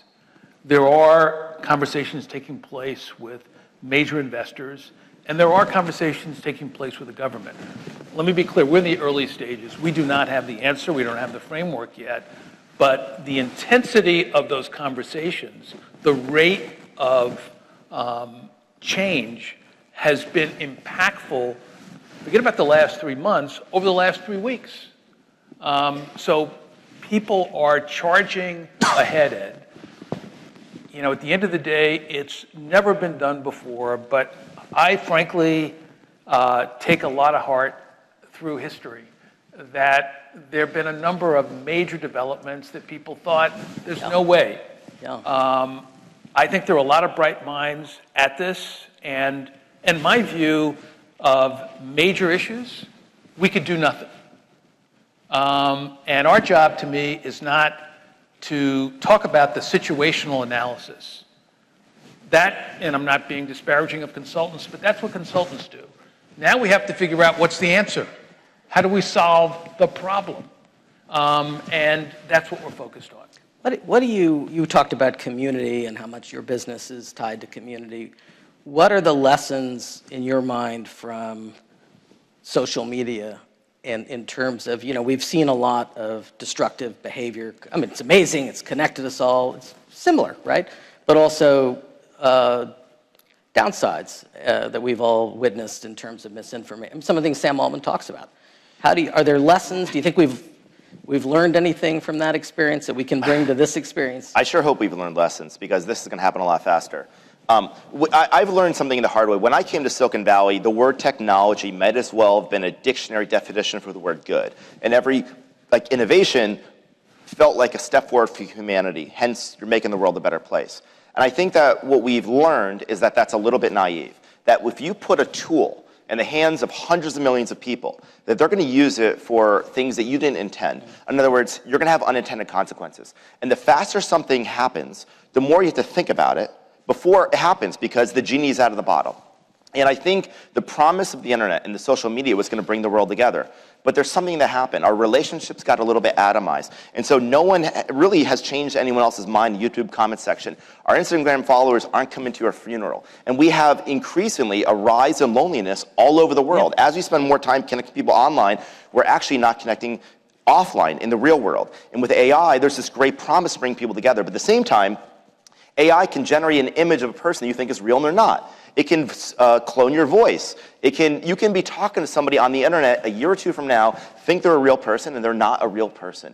And so I think that verifying people's identity, understanding what is truth, understanding the unintended consequences of all of this is going to be really important, because I think all these technologies have been a great boon for humanity, but they've all had unintended consequences. Our platform, every platform. And we just need to know the faster something grows, the more intentional and the more we need to see around corners before we put this power out there. And so this is, I think, why we have this window of opportunity right now to basically just agree on the principles that we're going to use to govern this. Yeah, I think the major one, and Brian hit on this, is unintended consequences. With the advancements of AI, the reality is, and we know why the slogan was used, and it wasn't evil, but to say we're going to move fast and break things and not have for what purpose. The reality is you've got to understand the consequences. I really do believe the modern sin of our time is lack of consciousness and lack of awareness. I didn't realize I was going to cause this or this was going to happen. The reality is we now have the technology and the capabilities, if we're conscious, to really focus on what are the unintended consequences. What are the questions that we're asking? And it's not enough to say, I created this incredible capability and let someone else worry about the impacts. Or I'm going to be naive and take the position that it's only going to be used for good. It's not going to happen. And so I think this realization, and it's not just a buzzword, hear people talking about, I've got to now be more concerned about the unintended consequences. And I think we really do. Call to action for, I think, all of us, everybody in the room, certainly all of us in media. We're out of time, but truly grateful that you guys are here talking about these important topics and innovating with intent. The title of our session, never been more important. Thank you. Thank you all. Thank you. Thank you.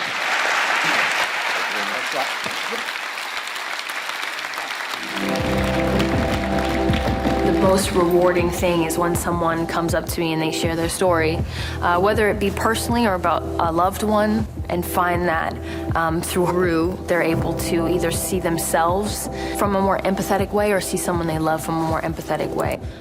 We can, as storytellers, take her character there and somehow still get to the end and love her and root for her. Then we will have done our job. If you can love a character who's doing it, you can love a person. So that became our challenge, is taking her there and finding a way to bring her back and also leave the audience and people with a sense of hope, because we all need it. You know, we all need a little bit of that. Please welcome Vice President of Environment, Policy, and Social Initiatives at Apple, Lisa P. Jackson, Co-Executive Chair of Galvanized Climate Solutions, Tom Steyer, and Senior Correspondent at Time, Justin Warland.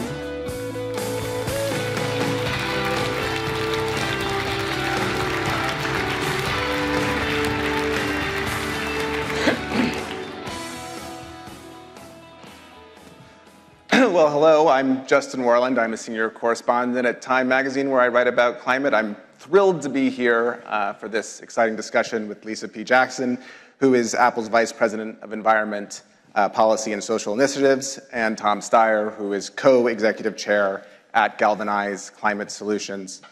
I want to start a little bit with a broad question. We're in challenging economic times. The prospect of a recession is looming, and of course this is critical to any decision that's being made in business and finance today. So my question to each of you is, why do you continue to invest in climate and sustainability amid these challenging times? Why is this something that is important to continue doing, and what's the business case? You want me to go first? Do you want to go, Lisa? You go first. Well, first of all, from an investment standpoint, the idea that you stop investing in hard times is actually the opposite of the truth. Some of the best investors in the world make most of their investments when times are hard and prices are low. Investing is really about anticipating the future. And so when you're in hard times and everyone is experiencing hard times, basically people, fear and greed. People are very fearful, prices are very low, you get great opportunities. Other people don't have the ability to make investments. So in general, when you say, why do you invest at the bottom of the market? The answer is because that's when you get the best deals. But then let's talk about climate. Why would you continue to invest specifically in climate through a recession? And the answer is because there's a huge tailwind here. The crisis in climate is the tailwind, is the opportunity, because we really don't have, there is no chance that we can fail. We actually have to succeed, and the question is how? And there are lots of questions, as part of that. How do we succeed? But whether we solve this problem, whether this problem becomes more apparent, more urgent, is really not in question. And so from an investment standpoint, you have a gigantic tailwind of something that is going to pervade virtually every part of the economy. And that means you have an opportunity, if you're just a straight up financial investor, to outperform. And if you care about impact and you care about what, in fact, your investments are going to do, not on a piece of paper, not just on a computer spreadsheet, but in the real world, then you can outperform financially and outperform in terms of impact, positive impact on our crisis. And I'll pick up, Apple is in the technology business, and part of that business is looking ahead, innovating, seeing around corners, understanding what's coming. So we've been over a decade investing in clean energy, investing in the idea of being carbon neutral, which is where we are now, right? So first and foremost, it's because it is absolutely clear that we have to, Tom said, tackle this problem. We have to find a solution to it. And so Apple has been trying to lead and make a way forward in that way. But the second, and this is my favorite, and I always tell people, the CFO does not run when he sees me coming. Because you can make money investing in clean energy. You can make money investing in nature-based carbon removal. We have the Restore Fund to do just that. It pays dividends, and that's money, And so the other reason to do it right now is it's cleaner, but it's also cheaper. This is one of the few times I've been an environmentalist and been in the public sector 25 years. During all that time, we were trying to tell people it's going to become competitive with dirty power. It's now very competitive with dirty power. And so it's also a great time because the costs have really come down. Absolutely. I think it's also important to think at this macro level about the savings that will happen when you invest in climate. If you look at, there's an analysis from Deloitte, climate change would cost the global economy $178 trillion in the next 50 years. But actually, if we invest, we're bound to grow the economy by 40 trillion.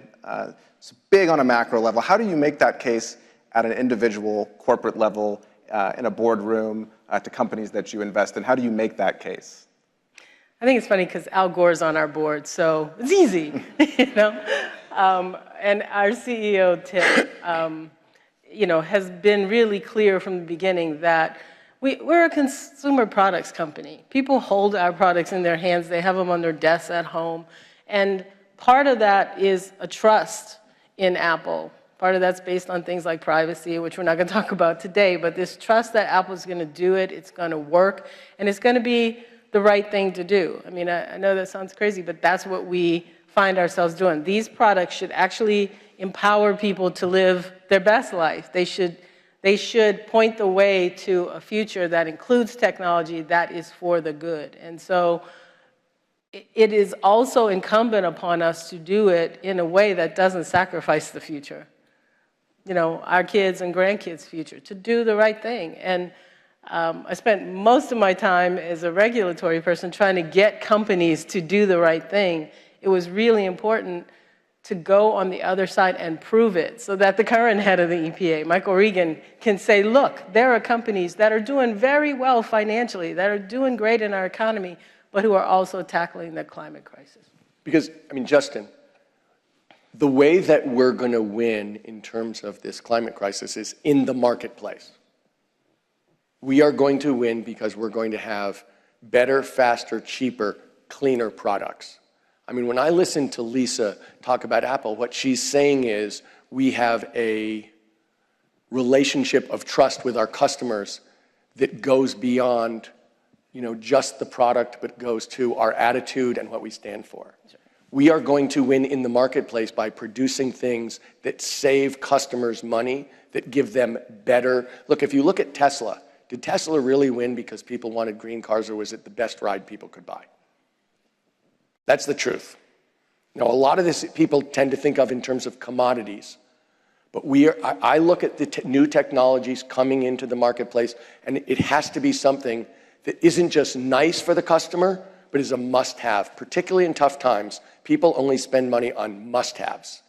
And that is exactly how we're going to win. In the marketplace, providing better products that people absolutely have to have. Yeah, I love that must-have framing. Lisa, I want to come back to you. I mean, you mentioned proof, and this is something, obviously, Apple is already carbon neutral across its operations. You're working to decarbonize your supply chain. Both of these are going to be big proof points. But could you just tell us a little bit about the work that Apple is doing to decarbonize the supply chain? How do you engage with these other companies, these thousands of companies that you work with, that you buy from? You know, first, it was built on us becoming 100% renewably powered, which we did in 2018. We saw that coming, and we said, okay, what's next? So in 2016, before we actually made the milestone, we started a supplier clean energy program. And, you know, Apple has the first tier suppliers, the folks we contract with directly, and then second and third. And so what we said is, let's start with our biggest first and second tiers, and then let's lean on them to clean up behind them, if you will, to also talk to their suppliers. It's actually worked really well. We are over 250 suppliers now who've pledged to use clean energy for their Apple production. And because many of them don't only work for Apple, they're really pledging to use clean energy for a lot of production. So there's a ripple in the pond even right there. What we found, and I think we have to challenge ourselves all the time to not fall into old-fashioned thinking that this is going to be hard, expensive, and no one wants to do it. They all wanted to do it. I won't say all. There's a few out there. You know who you are. We're coming. I promise. But the vast majority of our suppliers said, I want to. I don't know how.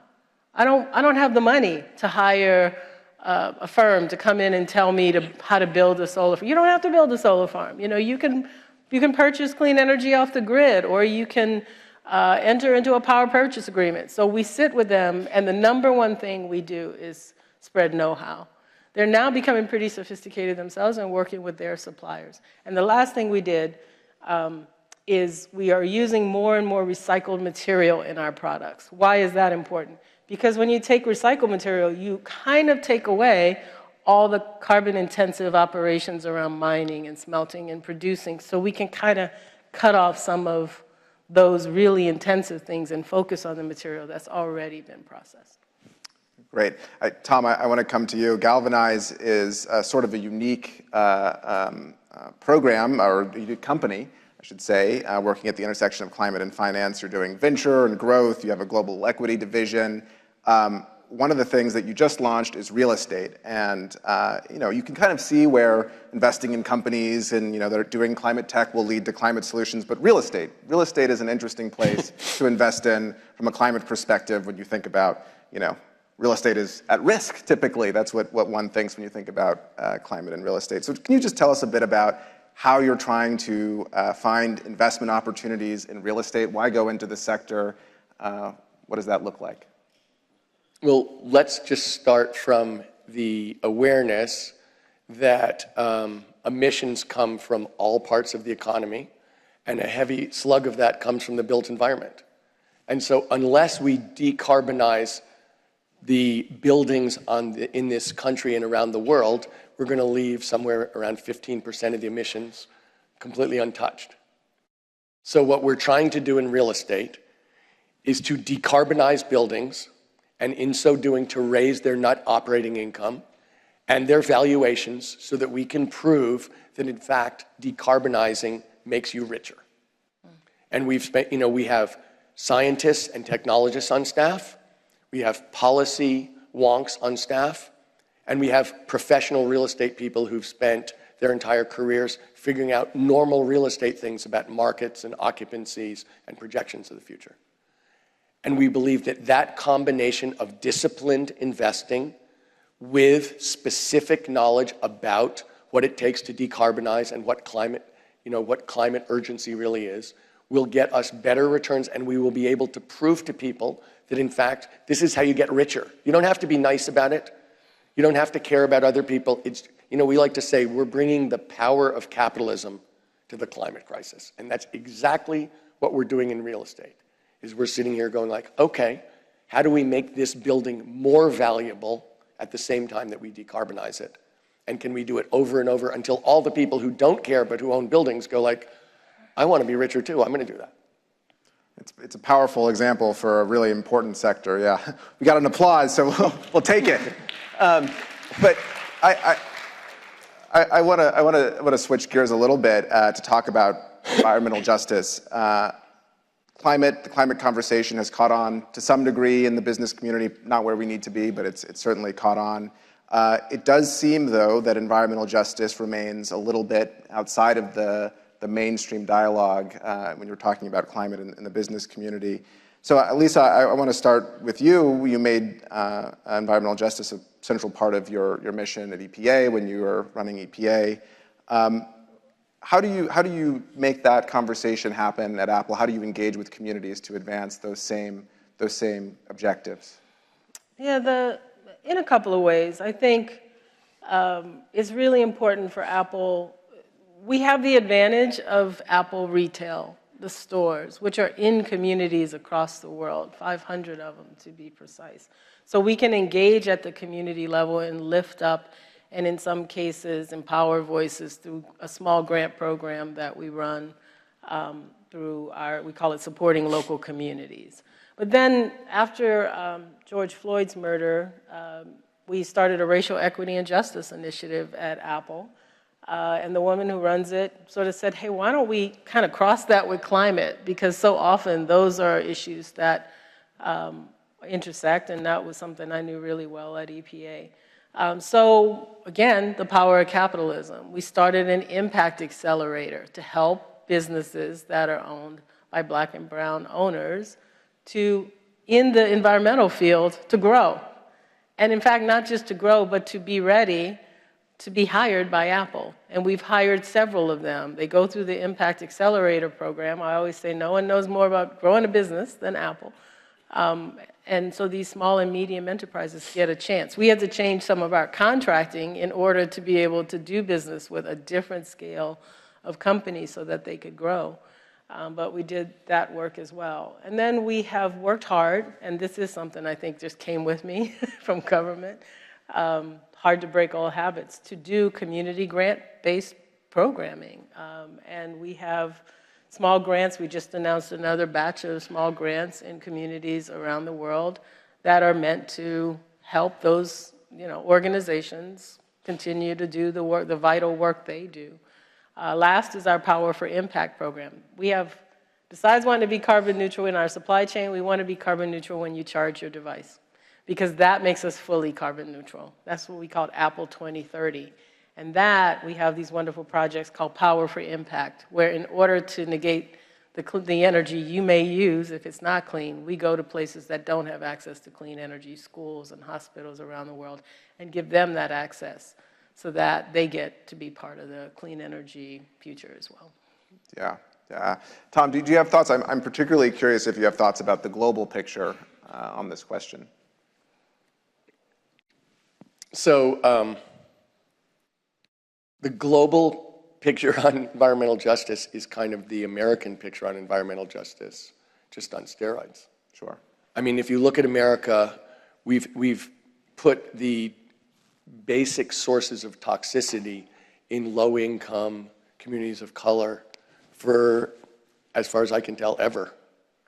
And as a result, there has been, the environmental movement has traditionally not taken that into account, and traditionally, therefore, has not been an all-of-society movement. And we're now at a time where I hope that's over, but I think it has to be over.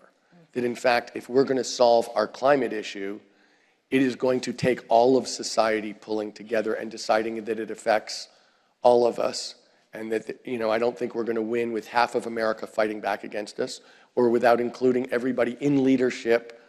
As George Shultz used to say, if you want me in at the landing, ask me in at the takeoff. If you look at the world, there's that relationship in America comes out very simply in sort of global north, global south. And the basic law of climate suffering is the less you've done to cause the problem, the more you're going to suffer. If you look at Pakistan last year, 33 million people displaced by floods. Pakistan had produced 0.1% of the cumulative emissions. So we are seeing this, and everybody knows this. And they are not happy about it. And it is a huge, if you think about solving this, this is a human problem that human beings are going to have to agree to solve together. So in answer to your question, Justin, there is no way that this problem gets solved in my mind without us coming together across these divisions in our society and in the world. And I think that I don't think there's any way around it, and I think that in order to do that, we're all going to have to, move away from where we are right now. And I think that's also not just who pays the cost, because a lot of times it's a cost equation. We saw that in California with who pays the true cost of solar, but it's also who gets the benefits. Where are those businesses? How, we know there's going to be trillions of dollars of investment. How does some of that make its way into communities that can't find jobs? Where I grew up in the Gulf Coast, Refinery Row, Cancer Alley, all those businesses, as they change, are those folks going to also be beneficiaries of all the money? And that's why I think it's so important that environmental spending and investment was part of the Inflation Reduction Act, this idea that the benefits also have to be equally distributed, not just the cost. Hugely important point. One thing that's come up in this conversation from both of you is the example that you're setting. Lisa, you used the word trust. How do you ensure that the public trusts the example that you're setting, but that the private sector is setting, that all of this positive momentum is real? How do you convey that? How do you show that? Are you concerned about places where it isn't real, perhaps? Start with you, Tom. Look, I've been a professional investor for most of my career, for the part that I wasn't a climate advocate. And, I'm a believer in winning in the marketplace. And I don't think that there should have to be any excuse for it. I think the real question here is not whether we can win in the marketplace, but whether we can win and become ubiquitous in the marketplace.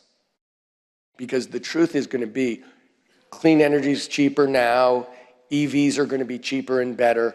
All the things that we want to have happen from a technology basis, which I'm seeing including in the hard-to-abate sectors like cement and steel, we will technologically solve those. We are way better than people understand along the path to having solutions. The question is, how fast will we deploy them, and will they become ubiquitous? Because that's what it's going to take to win, and that is going to be a public-private partnership, because the government is going to have to understand what's possible and then really push to get it deployed as fast as possible. Yeah, and look, I wish I could wave a wand and everyone would trust, but that is not the world we live in, and you can understand why. People have been told so much by companies you know aren't doing the right thing, no names, but that you can just, you know, you can't imagine that everything they're saying is actually true, and they're the best thing since sliced bread when it comes to dealing with climate change. So all we can do is be as transparent as we can be as Apple about what we're doing and put it out. You know, we celebrate Earth Day every year, so we're just finishing that up. And part of that is an environment report, which is longer than most of you will want to read, but someone in here will decide to read it, apple.com/environment. Oh, wait, no, apple.com/app2030, because we have our whole 2030 plan laid out there for you. But then we go further. Every single product that we release has a product environmental report. You want to know the carbon footprint of the product that you just purchased, hopefully purchased? It's there, and you can understand where it comes from. What part of it is from manufacturing? What part of it is from shipping it to you? What part of it is you plugging it in at You guys night? have a full carbon footprint for every product. Every product. And so, I mean, look, That's where we have to the go. geek in me loves it. Most people don't have the ability to review it. That is where, you know, we have been for climate disclosure and for people who can come behind and say this is real. Well, I want to just, you know, sort of pause there and ask you both a little bit about the discussions around who should be, you know, sort of regulating that trust, whether it's the government and the SEC rules that are coming, or there's all the conversation about ESG. But just very briefly, you know, what are your thoughts about who should be sort of determining whether this information can be trusted? Is it the role of government? Is it yes. You know, the role of, okay, well, tell us, what would you like to see from the SEC? I absolutely believe for this crisis to get solved, we're going to have transparency and, you know, data available for exactly what Lisa was just saying, so that when you buy a shirt, you know what the carbon footprint of that shirt is, and you can decide whether to buy it or not. Mm-hmm. And that is something that is going to be, it is going to have a whole new system of information, which is why I was so surprised and pleased to hear that Apple had already done this, because that is a lot of work. Not impossible, but people in general, that's what the SEC disclosure rules are about. How far down that supply chain are you willing to go? And just to say, the SEC right now is determining how to regulate emissions disclosure and a whole bunch of other things around climate commitments at companies. It's a big, big deal. And I think that what Lisa's saying is Apple's insisting on it.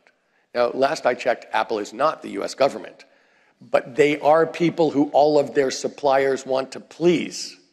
And that is how this is going to start, in my opinion, is that the ultimate corporate buyers, the people who run these supply chains, who are the customers, are going to ask for it, and that is going to make the data available broadly. And then I think the government can make it ubiquitous when they can see it's possible. I used to say at EPA that the strongest environmental law ever written was community right to know. When people know what's happening in their community or with their products, they then have the information they need to act. And that is that is government's role in disclosure and transparency, and also creating a set of standards that make a level playing field. Because it can be discouraging. I don't think it would change Apple in the least, but imagine you're at a different company and all of a sudden someone who's doing half of what you do is getting graded, because there are all these graders out there. Sorry if you work for a grader, but I'm a little skeptical, you know, and they get graded the same as you. So now you go back into your CFO and you try to argue for more funding, and they're like, I'll just do half of it because it's not making a difference. And so I really think there's a role for government, and we've said that as a company in reporting. Well, excellent.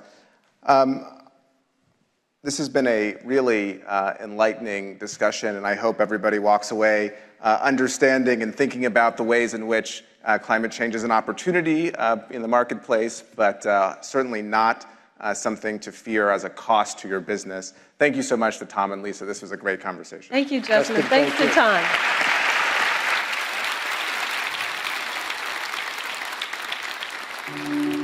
I've never thought about changing the world. I just think if you can just affect yourself and be kind and be humble and be loving and all the things that we learn about and we read about in the Bible, like those are things that I think are the most important things to do. As time goes on, you just become a better version of yourself. So I think everyone just continues to get better and better, and that's kind of what it's about. I just want to be the best mom that I can be, and I want to always put a smile on my daughter's face as much as I can. I am so overwhelmed, and it's just been an incredible, incredible ride, and I'm so happy that you guys are on it with me. And I love you.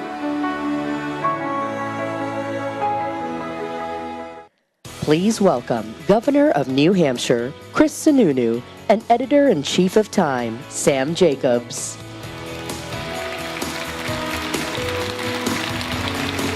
Now you got it.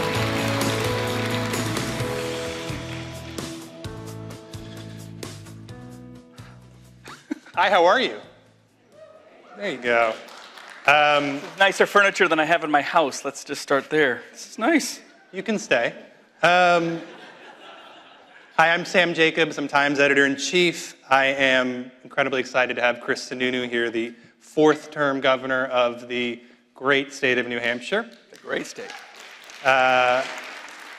New Hampshire tells us a lot about our politics, and you've spent a lot of time talking about American politics over the last few weeks and months. Governor, we like to make news here at the TIME100 Summit, so let's do it. I'll do my best. Governor, you're spending a lot of time outside of your state, traveling to Nashville, Indianapolis, now New York. I need not remind you these places are not New Hampshire or Concord. Would you like to tell the TIME100 Summit why you're running for president? I tell you, this is why you just got the promotion yesterday. You just snuck that question right in there. Look, I think a lot of folks are looking at it. Obviously, I'm looking at it. I am eternally optimistic. I am. I'm not one of these people that goes around and says, oh, the world is ending and it's all hell in a handbasket. Look, this is the United States of America. Let's all start with this. We all woke up with a sense of gratitude. Can we all just start there and be grateful? And so I'm trying to kind of bring that back. My big thing is whether it's me or someone else, I also think the Republican Party, I understand the crowd I'm talking to, but I think we've got this great product, but we are really bad at selling it. We're bad messengers. We're not good at our own marketing. But look, I'm from New Hampshire, right? Our state motto, what's the motto? Live free or die, baby. That's right. You do you. Look, it's about limited government, local control, low taxes, right? We don't have sales tax or income tax or interest and dividends tax or millionaires tax. I don't know what you people are doing in New York, by the way, if you think about it. But we don't have any of that because it's not about the government, right? Government is not here to solve your problems. It's about you and creating opportunities for you, your family, or whatever. So I think the product is there. I think we've disenfranchised young voters, former young Republicans. I want them back on the team. I want independents back on the team. But our messaging just hasn't been where it really needs to be. So, like I said, you can have the greatest product in the world sitting on the shelf of the grocery store, but if you're not marketing it, no one's buying it. And so I just think that whether it's myself or others, there is something to be hopeful and optimistic and upbeat about. And I just see a lot of leaders on the Republican side, they yell at everybody. Everybody does, right? Everyone in leadership in Washington and others, not just Republicans, Democrats too, they're always yelling at everybody. Who gets inspired by getting yelled at, right? I mean, let's just start there. So I just think that it isn't I'm not saying government is the answer, just the opposite. But we are here to create doors of opportunity, and we want everyone to be included as part of that.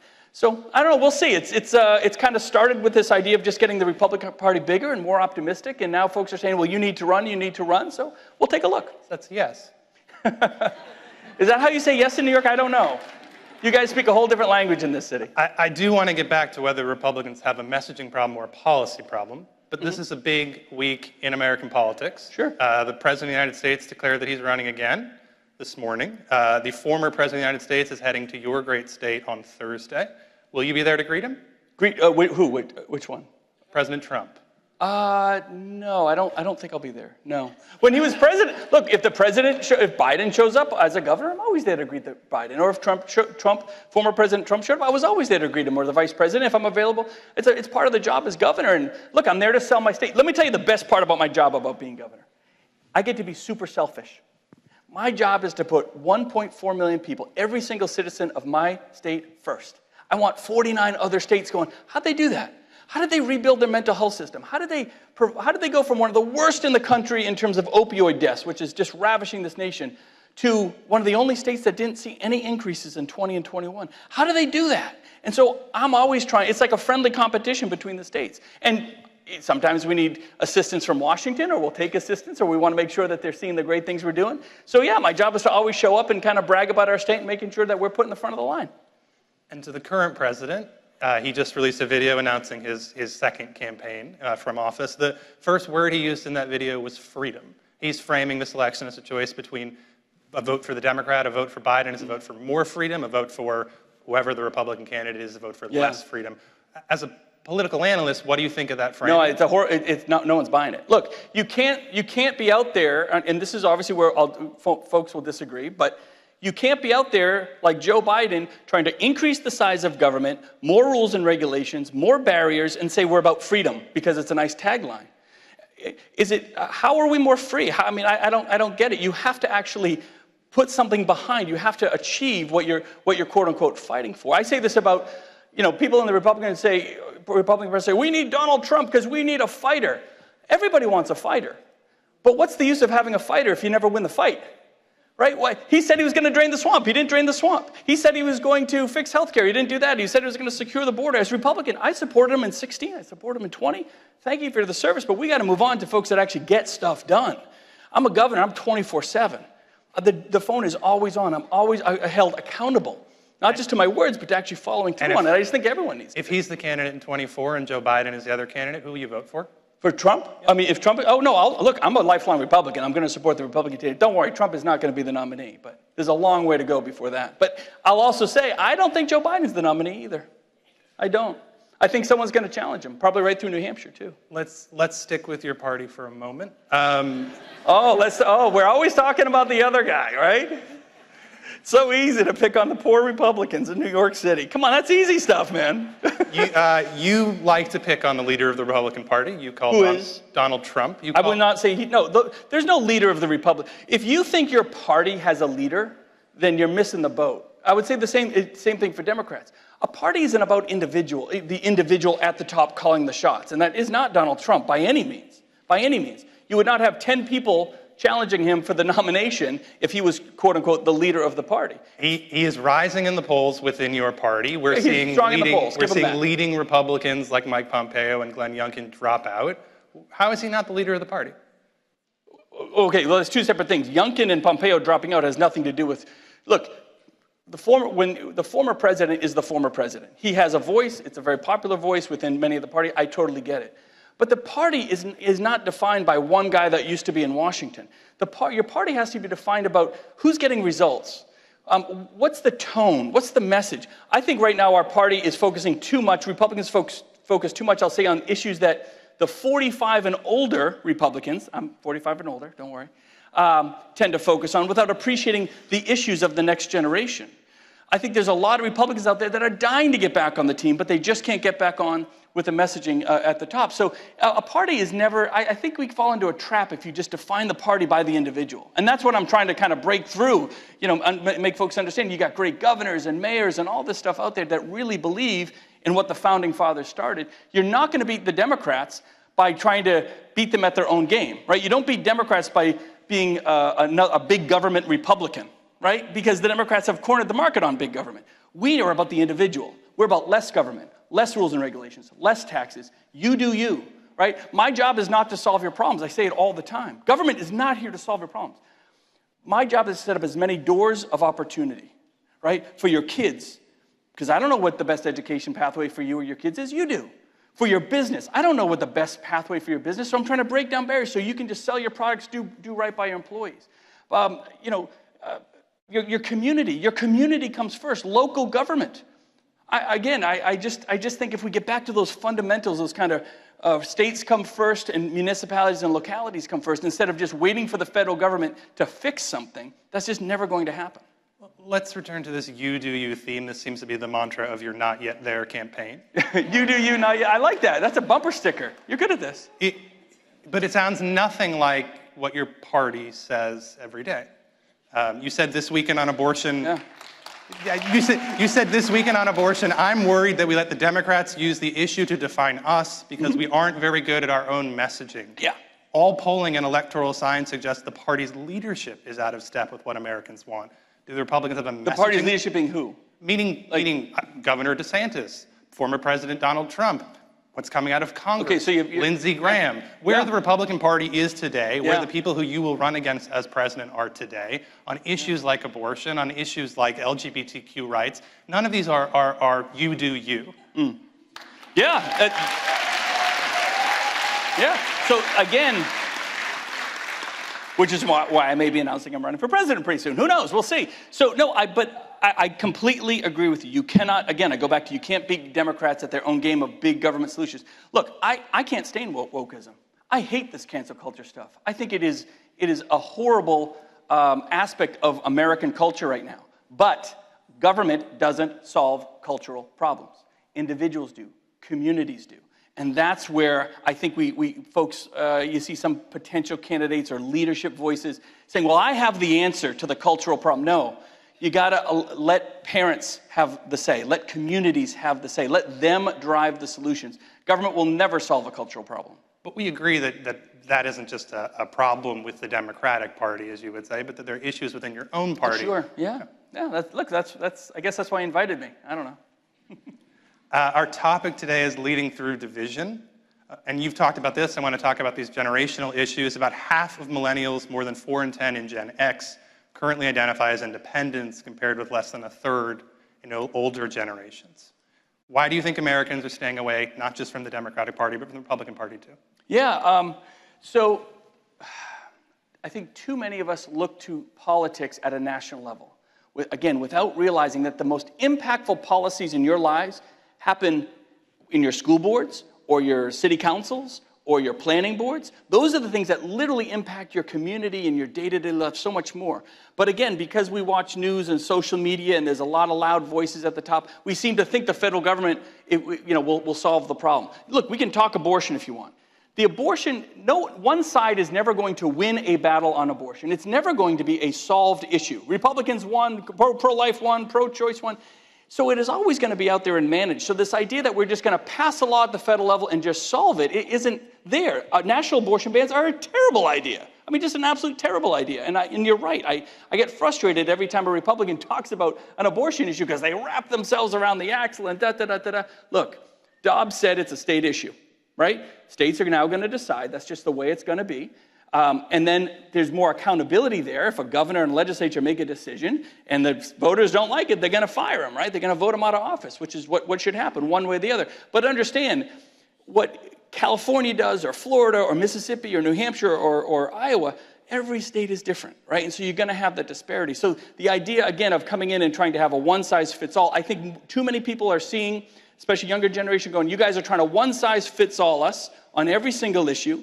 And let me tell you a quick story. This is a good one. I had like 450 people in our House of Representatives, kids. They came to visit. We have like the largest body, so there were enough chairs for everybody. And they were from AmeriCorps. And we had a whole discussion and everything. I said, guys, let's talk politics 1 second, right? They had done all this great service. I'm a big believer in having a service here. And I said, explain this. For this generation, right? Why is it that for the first time in history, the younger generation believes in socialism higher than ever, believes in bigger government, and they're okay with taxes and all that? You're supposed to be the generation that says, get off our backs. We're independent. We're free-minded. We don't need the government. But for the first time ever, the younger generation is saying, no, more government and more control is okay. I said, just let's have the conversation. What am I missing here? The room was dead silent. And this young girl in the back just goes, yeah, that's a good point. And everyone kind of laughed, but there was really no answer. And I'm trying to remind folks, I'm the governor. It ain't about me. It ain't about us. Stop looking to the government just to solve your problem and back your issue. Everyone should have their issues. But fight your issues at the local level. Fight your issues where you can have the most impact, where your voice is heard. Most people in Washington don't give a damn what you think. They just don't. It's the problem. Senators and congressmen, let me just call it out for what it is. They're not working today. They're not. I don't even know what they do. They pass one bill a month. They pat themselves on the back like they got something done. It's terrible. And let's do it this way. Take all 100 senators, Republican and Democrat. Let's pretend for a second we just fire them all today, and we replace them with 100 randomly picked working adults. Is it going to get worse?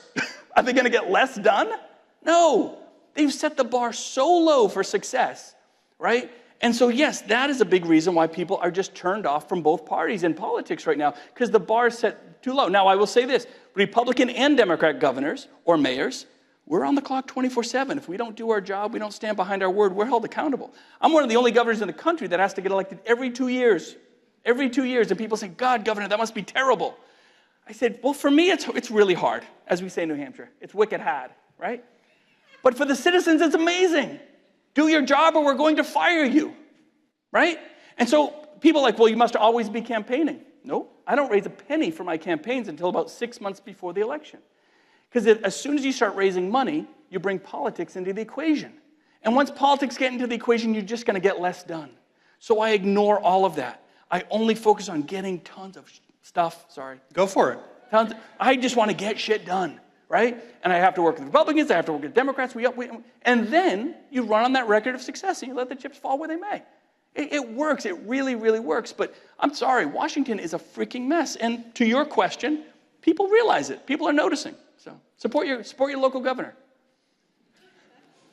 Well, now, Catherine Hochul's doing a pretty good job. I don't know about the previous guy. Sorry. Can't get on board with that guy. I want to return to these generational issues. If Donald Trump wins the White House again... No. But okay. He will be 82 at the end of his second term. If Joe Biden wins, he will be 86. You won't be 86 until... Quite a while. 2061. I went to MIT, but I'm not that well, I counted before we got here. 2061, I think. Are Joe Biden and Donald Trump too old to be president? No. Oh. Well, there you go. There's your answer. No, look, I don't like going to you're too old to be. But look, let's just look at the individual. President Biden, he moves slow. He does not take questions. He rambles. He bumbles. So, yeah, I don't think we're putting our best foot forward. I don't think we're seeing the best Joe Biden, right? Joe Biden has had much better days. I mean, it's okay to say that. So it isn't about you're too old to be president. You need a competency test. I don't believe in any of that. But the reality is I'm always looking for that next generation. I think we all should be. Not necessarily, I don't want to say a certain age range only, but that next generation of ideas, that next opportunity, not the same old thing. I mean, Joe Biden ran for president like 6 times until he finally wore us all out, right? And the guy got elected because people said, oh, God, and, just give it to him, right? So, yeah, I mean, and look at when Speaker Pelosi was talking earlier, the question came up of, look, even most Democrats don't want him to run again.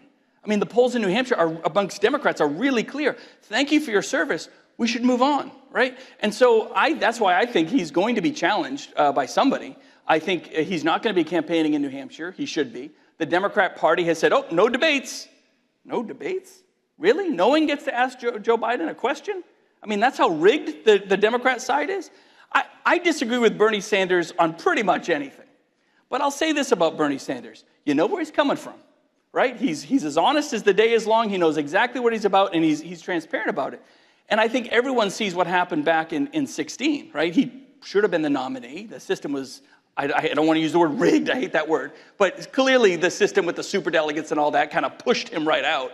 So I think you're seeing the same thing again. So I'm not a Democrat, but as Democrats, I imagine there's maybe 1 or 2 in the audience today. As Democrats, you should say, whoa, let's just have an open, fair system, a process here. Let's make sure you campaign in every state. There's debates, and if someone wants to get on a debate stage with Joe Biden, they should have every right to. Back to your party. I don't think we left. and with apologies, because I think this joke has followed you around for the last 13 months or so. You went to Washington, went to the Gridiron Dinner, and you joked that if Donald Trump were put in a mental institution, he would not be released. Okay, your delivery is terrible. It's a joke. You got to deliver the joke right. That's a great joke, but great joke. Anyway, why? Because you had to be there. I was. Were you there? Why does? Come on. Why does Donald Trump have, if you believe that to be true? No, I don't. It's a joke. Obviously, I don't believe that to be true. Fine. It's a roast. People laughed because they believed it to be true, and Probably. why does he hold such sway over your party? Why does he what? Hold such a sway over your party. You say he's a loser, and he continues to win every poll. Look, you cannot deny, former President Trump, it's not about policy. It's not about being a Republican. I think he spent more time in his life as a Democrat than as a Republican or a conservative. He taps into people's anger. And there's so much divisiveness in Washington, bad leadership is allowing that anger to perseverate all across the country, in both parties, by the way. If there was, I think, appropriate leadership and a more optimistic outlook, and folks were actually getting stuff done and being held accountable, I think there'd be overall less anger in the country. But he creates a kind of that empathetic connection with folks' gut anger, right?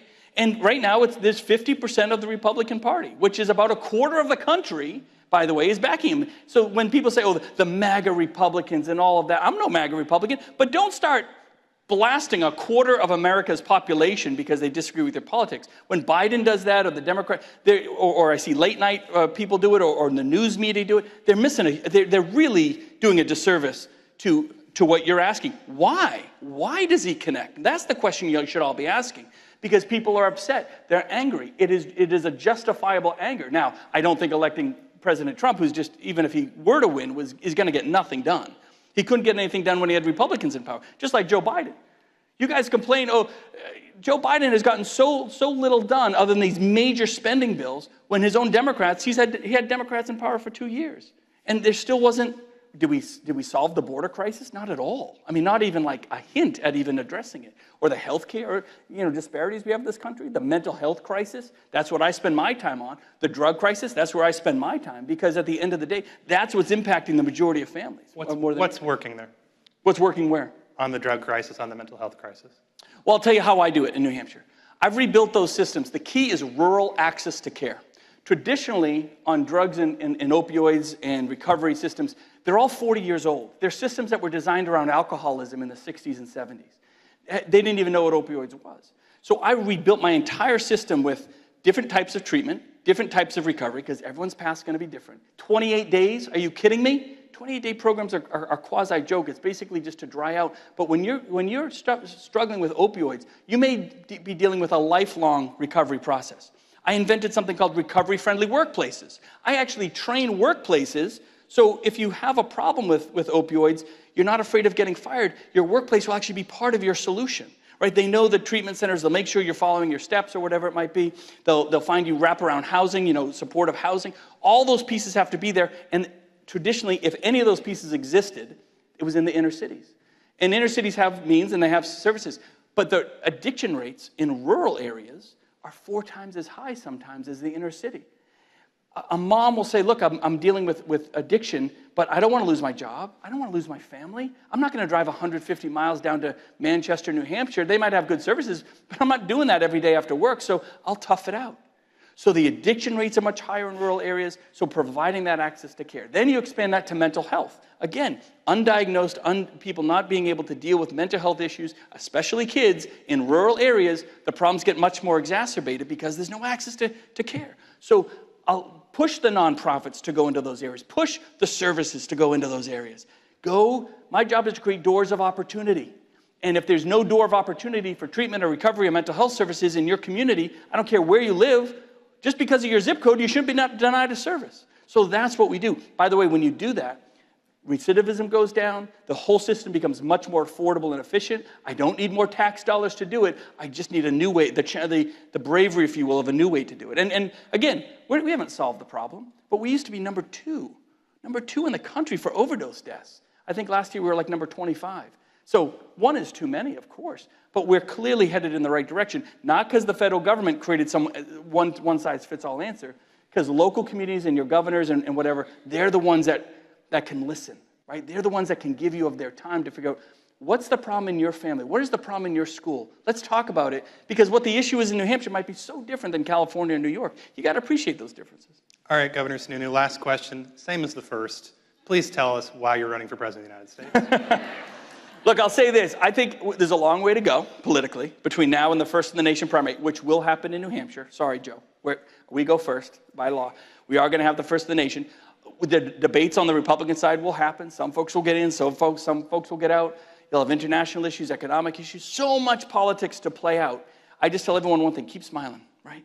At least on my side. I want folks to keep smiling, keep feeling hopeful and optimistic. This is far and away the greatest country on earth, bar none. The most generous, the most humanitarian country in the world. We are the world leader, and again, I'm a big believer you have world peace through America's strength, right? When we're strong and we defend our allies.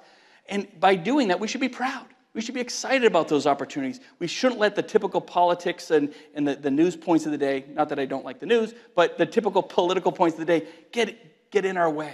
Let's start every day grateful. The sun has come up. We're in America. We've got another opportunity to make it great, not just for ourselves, for someone else. And always go forward with the understanding it ain't about us. The job is so much bigger than ourselves, each of our jobs. With our nonprofits, with the time that we tithe with our communities, maybe running for office, whatever it is, for our kids. This ain't about us. And I think if we just have that better global sense, whatever the roller coaster of politics brings in the next 8 or 9 months, it's going to be a fun ride. Thank you, Governor. You bet, brother. Appreciate it. Yeah, thank you.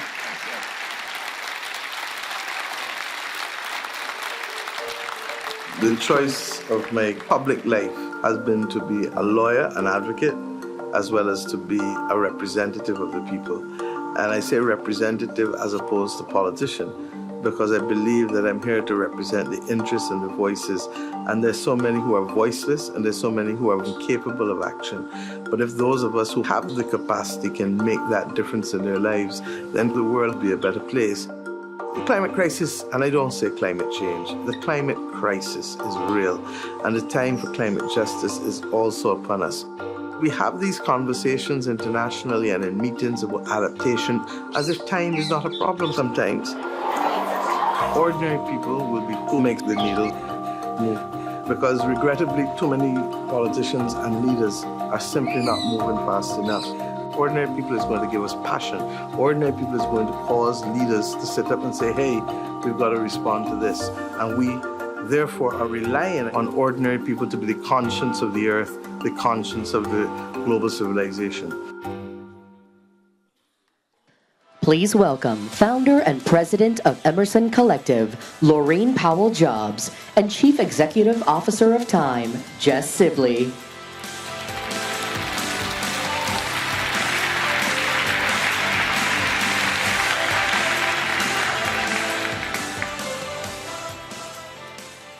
Thank you. Well, I love this topic today, philanthropy, giving back, but making an impact. And you've surely done that. So thank you and congratulations. Thank you, Jess. I would say, being a TIME CEO, a little inside information, Yo-Yo Ma was so honored and excited to write the tribute for you as a TIME 100 honoree. And he talked about your... Could not have been more honored than I was. It came as the most beautiful surprise to me, because you do a very good job at keeping that a secret from everyone, and I was floored by it. Well, he talks about you as a gardener and as a beekeeper, and he said something that I wanted to share, that you were capable of two things that are rare to find together: great analytical thinking and boundless empathy. So can you talk about that and how it's translated to your work as a philanthropist? Well, first of all, Yo-Yo Ma writes almost as well as he plays the cello. So what a blessing. Well, I think that he's referencing the fact that I did start off my career in finance. I worked out of college, I worked at Goldman Sachs, and then out of graduate school, I started a company before I moved into the nonprofit realm. After I had my second child, I started an educational nonprofit, and then brought to, obviously, that discipline, the discipline of the work experience that I had had. So it's a nice marrying of of both of these muscles. I love that. And you've been on this journey with Emerson Collective for a long time. Talk about what you've learned along the way and maybe something that you didn't know then but know now. Well, a lot. Obviously, I learned something new every single day, so there was a lot that I didn't know. When I started, the first nonprofit that I was just referencing was called College Track, which is still in existence today, and I started it 25 years ago as a response to educational outcomes that were so starkly different in really just in my local community that I was observing. I was actually running a company at the time, and I was asked to come to a local high school where the teacher who had just been named the California Teacher of the Year was teaching a class of seniors who were preparing for college applications. And she asked me to just come and talk to the class and talk to them about college and grad school and job opportunities. And what I found very quickly in the fall of their senior year of high school, none of the students had taken any preparatory tests, no SATs, no ACTs, and furthermore, when they showed me their transcripts, 32 out of the 35 students hadn't even taken the classes they needed to apply to a four-year college. And to me, it was a huge epiphany that students had gotten to senior year of high school, were fully intending to enroll in college, and yet they hadn't been advised along the way about what classes they needed to take. There was a mismatch. A lot of that state law has changed, but at the time there was a mismatch between what the requirements of high school graduation and the requirements of even a standard four-year higher ed admissions criteria. So bridging that gap of understanding, bridging that gap of opportunity became something that I wanted to dedicate my life to. So I sold my company and I started a nonprofit to address that inequity that I found right where I was living. That organization has since grown to 12 other centers across the country based in communities that want to address this kind of educational disparity in outcomes and offer up the opportunity in a much broader way, matching the plethora of talent and brilliance that's across our country that's not matched up with opportunity. As a result, I worked with students and families for several decades and started to understand something that Tom Steyer was just speaking about, which is the toxic harms that exist in low-income communities across this country.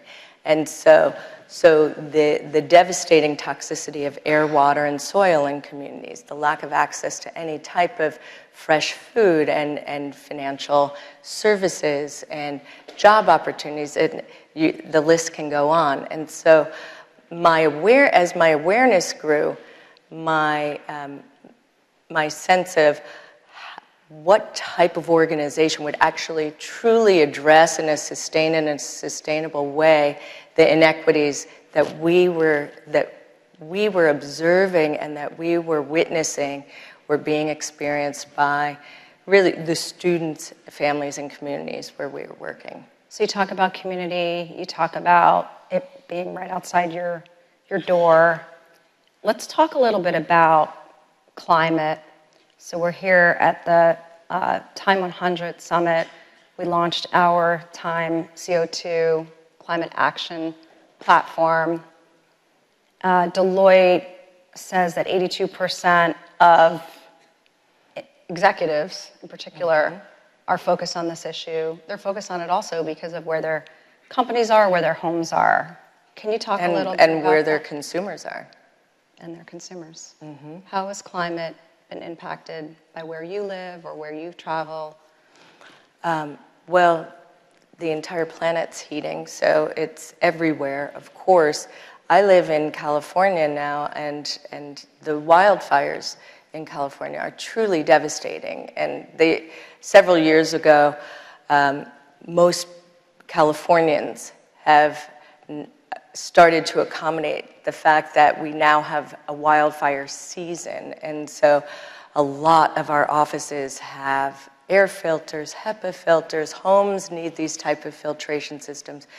People who suffer from asthma and any respiratory condition have it exacerbated. There was a time just 2 or 3 summers ago where the sky was orange the entire several days in a row, morning to night, and everyone had to mask up. This was pre-pandemic. And it was bizarre and dystopian and truly, really, really unnerving to live with. So that's right where I live, but basically everywhere is getting hotter, and intense heat is affecting, of course, urban environments much more than rural environments. So a lot of the places where we work are being disparately impacted by rising sea levels, rising temperatures, and their ability to be resilient and cope with it is quite not mitigated in the way that it needs to be. So we have a lot of challenges. We have some solutions. We need to do more. It's hard work.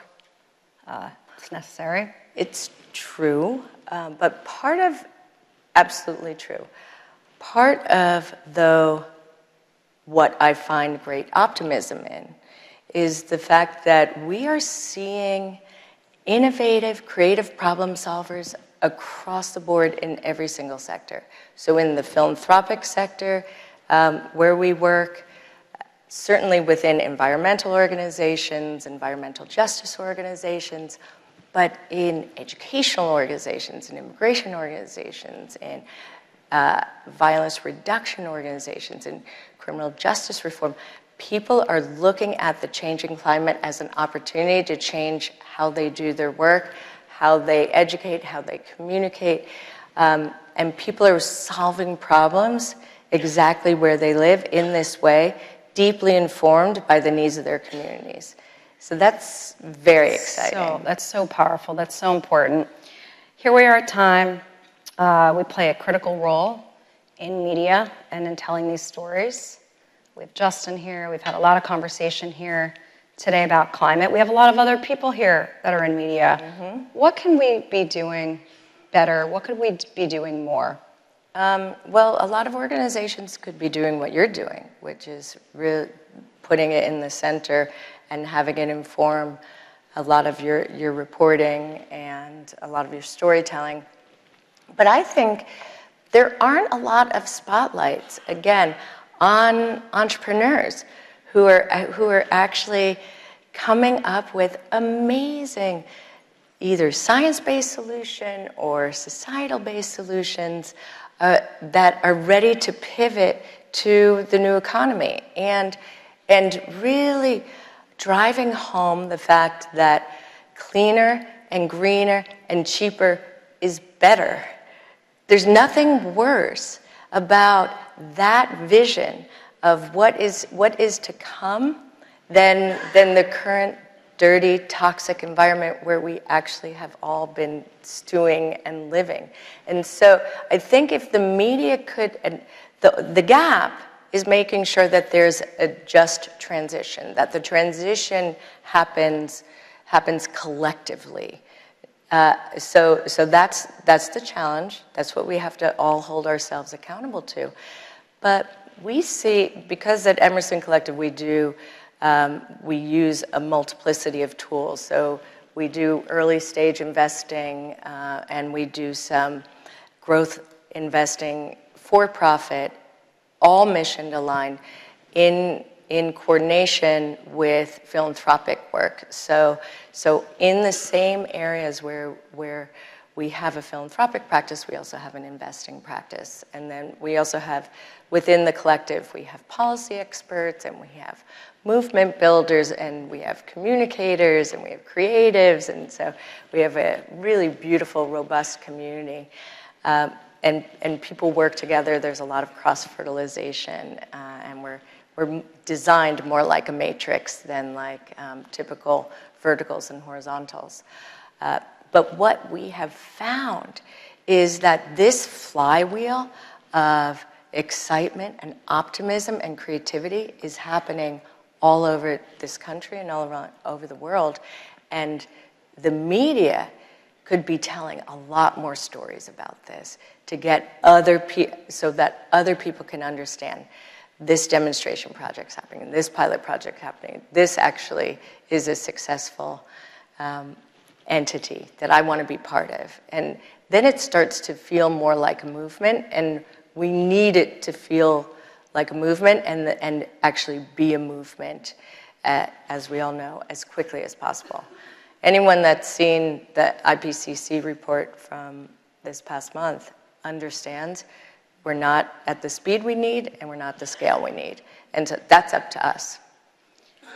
Yeah, we're really excited to launch the Earth Awards and recognize and tell those stories of the ideas and the individuals who are doing that. We had the Possibilities Project, Mark and Gloria here today, and that's great. Yeah. Do you see other media companies? We're the leader. For now. But But everyone needs to follow. Everyone needs to follow. I want to talk about female leadership. I know that it's at an all-time high in terms of percent, but also feels very low when it's a women-led company globally of a Fortune 500, 5%. US, it's 10%. And we know we absolutely need leadership in companies around the world to drive change and to be part of this. Mm-hmm. Talk a little bit about women in climate and what you feel. Do you have a lot of people around? Do you feel like you're the only one in the room or a few people in the room? And how could we get more women to be involved as stakeholders? Emerson Collective has a lot of women. I would say we're at least 50% of our organization. I think we're actually at high 60s. A lot of amazing women leaders. But within our portfolio, especially our early stage portfolio, we are very deliberate about finding female entrepreneurs and have a real inclusive vision to make sure that underrepresented groups are represented in our portfolios.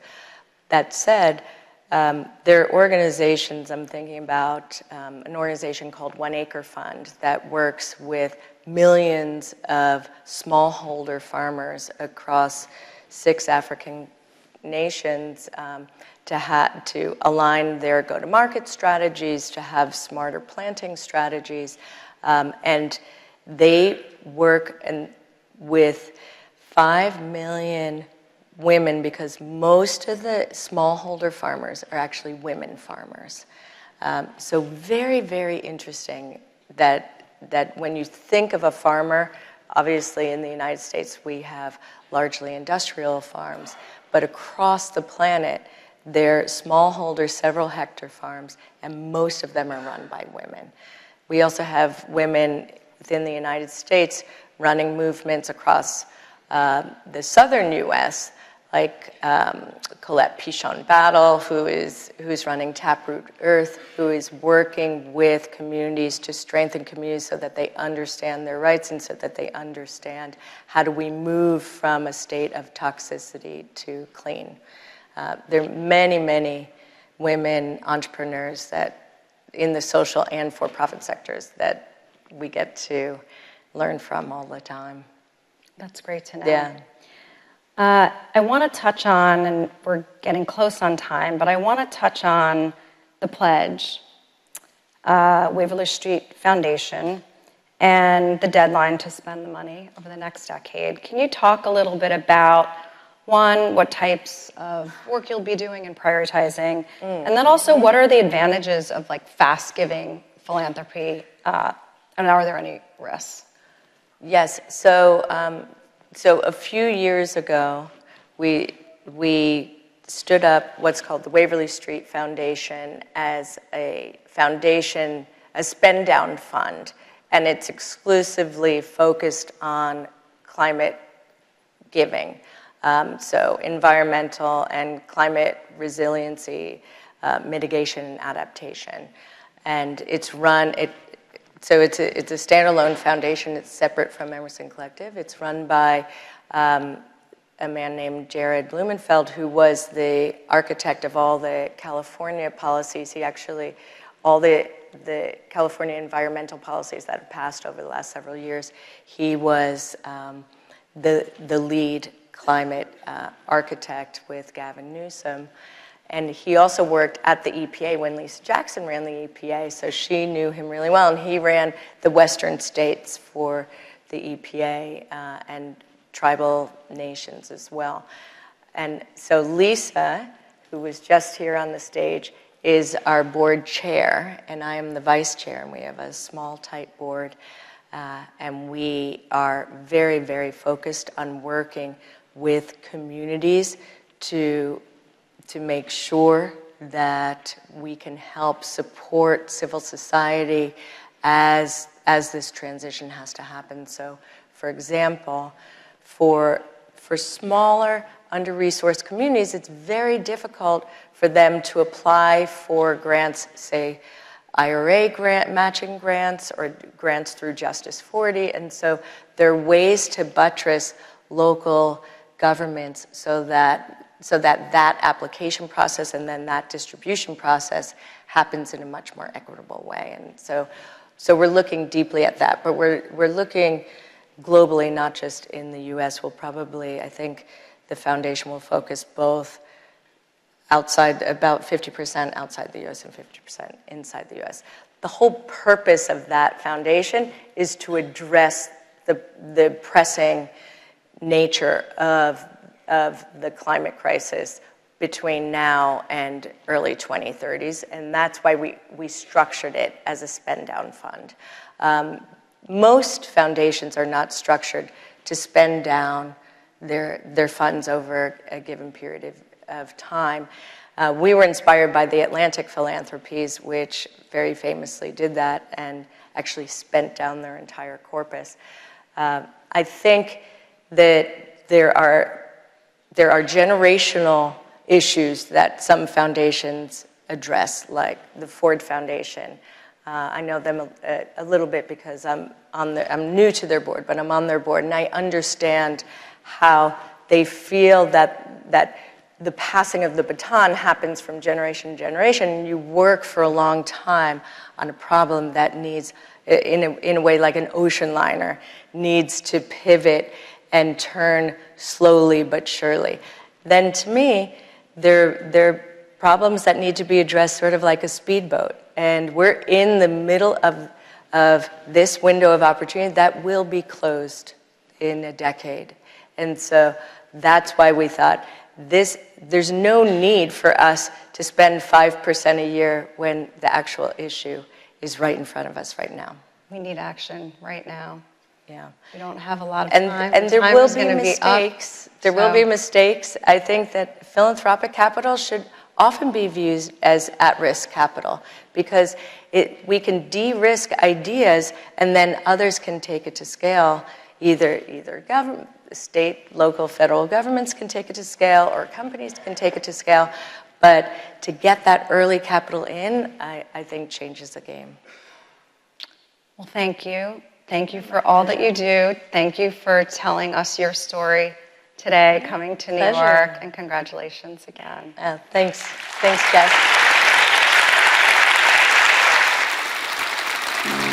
You know, one very, very famous person at Marvel once upon a time said that with great power comes great responsibility. And I think that's just it. You know, it's the realization that I'm no longer, you know, a scrappy actor in Toronto trying to get his next gig. You know, now I'm a public figure, and that comes with its responsibilities and also comes with choice, right? Like, do I choose to shy away from my platform, or do I choose to embrace it and to use it to talk about issues that are pertinent to me and that I believe are pertinent to others?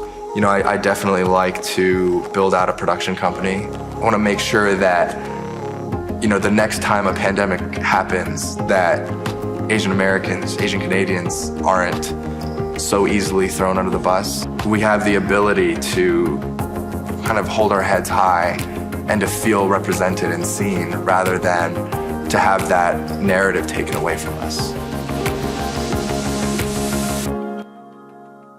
Please welcome entrepreneur and founder of Skims Skin Sky, Kim Kardashian, and anchor of CNN This Morning, Poppy Harlow.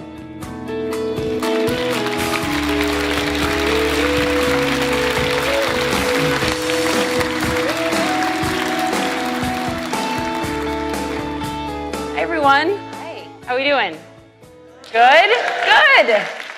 What a treat to get to be here with all of you. What a dream to get to be here with you. We'll get into why in a minute. She needs no introduction, right? But this is Kim Kardashian, the founder of Skims, which is, I should note, one of this year's Time 100 most influential companies. She's also a mom of 4. Yep. The hardest job, I only have 2. So yours is double as hard, but also the most meaningful job. Absolutely. That's 100%. Kim, thank you for joining us. Thank you. So one of the things, let's start on business. And one of the things that I think is so remarkable about Skims is it $3.2 billion company, 4 years old. What you've done in terms of your business success has been especially accelerated in just the past few years. And in that same time frame, you've said, I've chosen myself. And I kept thinking about that. What does that mean, and how do you think it correlates to all of this success right now? I remember that interview that I did, and I said I chose myself because I chose to put myself first for once and just choose my happiness. And I felt like I was putting so many other people and their happiness in front of my own, and it just dawned on me, like, why am I so concerned to make everyone else happy and not myself? And when you just choose to do that, it doesn't mean that you disregard everyone else and their feelings, but it means that you just, for once, at least in my life, I have so many family members, so many kids, there's just a lot of people around that I like to make happy. There's a lot of a lot. Yeah, and when you choose to do that, it just kind of reshifted my perspective and allowed me to just focus on me, my babies, my business, and what really makes me happy. So with Skims, a lot of people thought this industry is done, we know what works, it's hard to break into. You were, as I understand it, dyeing your own shapewear is this true? Yes. In the sink with tea bags. Yeah. And then you said, let's just do this. Yeah. Let's just make it. Why do you think, because you've said this is the most confident that I've been in any project. Yeah. Why did this work? I think because it was filling the gap of something that didn't exist in the marketplace. For me, I was just looking for a solution to the fact that I love to wear shapewear, and there wasn't a color tone that fit my skin tone, let alone most of my friends. And there was either a super light nude, which was a more pale color, and then the color black. Yeah. There was really nothing in between. That's right. And so I would take coffee in tea bags, and I'd put them in the sink or the bathtub and put my I would shapewear pay in there. to see this, by the way. I actually, the other day, found, and I would cut them all up because they're either, too long. Yeah, just the cuts weren't right. And I found all of my original ones. I always kept them. And it was just so funny to look back and see, what I would try to do. And because it didn't exist, I wanted to create that and find better materials, better colors, and we launched with a pretty wide arrangement of nude tones, and we grew from there. You also have a more recent venture in Sky Partners, and co-founding a private equity firm. I was thinking a lot about sort of how you do business and observing it from the outside. Do you trust your gut? Absolutely. Over the data? Over what other people say? Kim, you should do this? We should do this? Absolutely. And I like to be in business. I think there's two things. I like to do things that I will feel very confident in, that I obviously feel like I know what I'm doing. I want to learn and surround myself with people that will support you in a way where you trust them so much in the area that they're going to run the business in, and you give them that control, and they trust you in the area that you really know. And the businesses that I have now have a complete equal respect and trust in each other to run and do our thing. And it could be, okay, you handle the employees and the way the business is run and distribution, and I will handle marketing, campaigns, fabrics, fits. And if you just trust each other like that, it absolutely can be magic. Equal respect and trust. Yes. And I do have, I think as you get a little bit older and you learn a lot along the way, I think one of the most important things, and there was a time when I didn't have this luxury of choosing who I was in business with. Yep. But if you're at a place and you take your time, you realize that you absolutely do not want to be in business with people you don't want to spend holidays with and that you don't like. Isn't that the truth? Sounds really simple, but I didn't have that opportunity for so much of my career of choosing who I really wanted to be in business with or what deals I did or having the opportunity to really get to know them. And I just find that to be, again, that goes back to the respect and the trust. Yep. So your dad, you've said that a lot of your work ethic, because I've heard you only sleep about 5.5 hours a night, if that. A lot of it comes from your dad. And you lost him when you were 22. Yes. He died from cancer, just two-month battle with cancer. He was a lawyer, and your dream was to follow in his footsteps. We were talking about this backstage. My dad, too, lawyer, died when I was young, 4 months in the hospital. So I understand that and wanting to make them so proud. Is his memory and what he wanted for you and what you learned from him a driving force now in your criminal justice work? Absolutely. But I know that he would probably get such a kick out of this because he wouldn't have expected it at all. We talked so much about me going to law school, and he always said he would help give us an allowance if we stayed in school. And I couldn't do it. I was like, I'm on my own. I don't care. I'm not going to go to, I didn't finish school. And then now that the opportunity came about all these years later, it's so much more meaningful to me. I was telling you earlier, I'm like, my retention might not be there as I think it's there. As if I was in my, 20s when we would go to college, but I live it every single day, and everything that I'm learning, I can apply it, and I'm just so grateful for the experience. Didn't he tell you not to be a lawyer? He did. He did. He did say he's going to be a lawyer. He did warn me how stressful it is and said, I know you. You're not going to want to go through this, so figure out something else to do. But I will say, I did learn my work ethic from my dad. Yeah.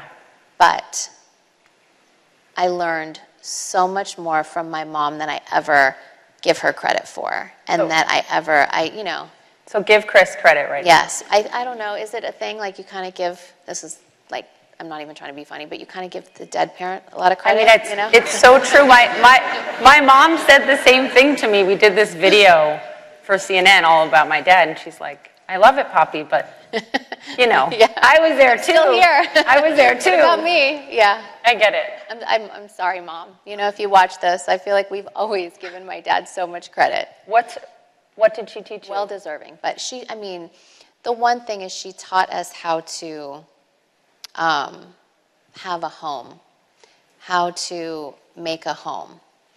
And all of I'm she's the most nostalgic, sentimental person. So she kept everything from when we were growing up. I could find a tooth, I could find locks of hair, she has these chests that she saved for us with baby books. And so I do that with all of my kids. And I write each one of my kids a letter, like a 4 or 5 page letter every year on their birthday that I'll give them when they're 21. About what we did through the whole year and what their favorite shows are and what they like to eat and who their friends are. You do this for every child. I definitely feel like I'm underperforming in the parenting department. Yeah. Next year. It's a lot. We'll do it. So she taught us how to be really good moms. How to make a home. I love being a homemaker and I love working, and I don't know often that we talk about both, so I'm really glad that you said that.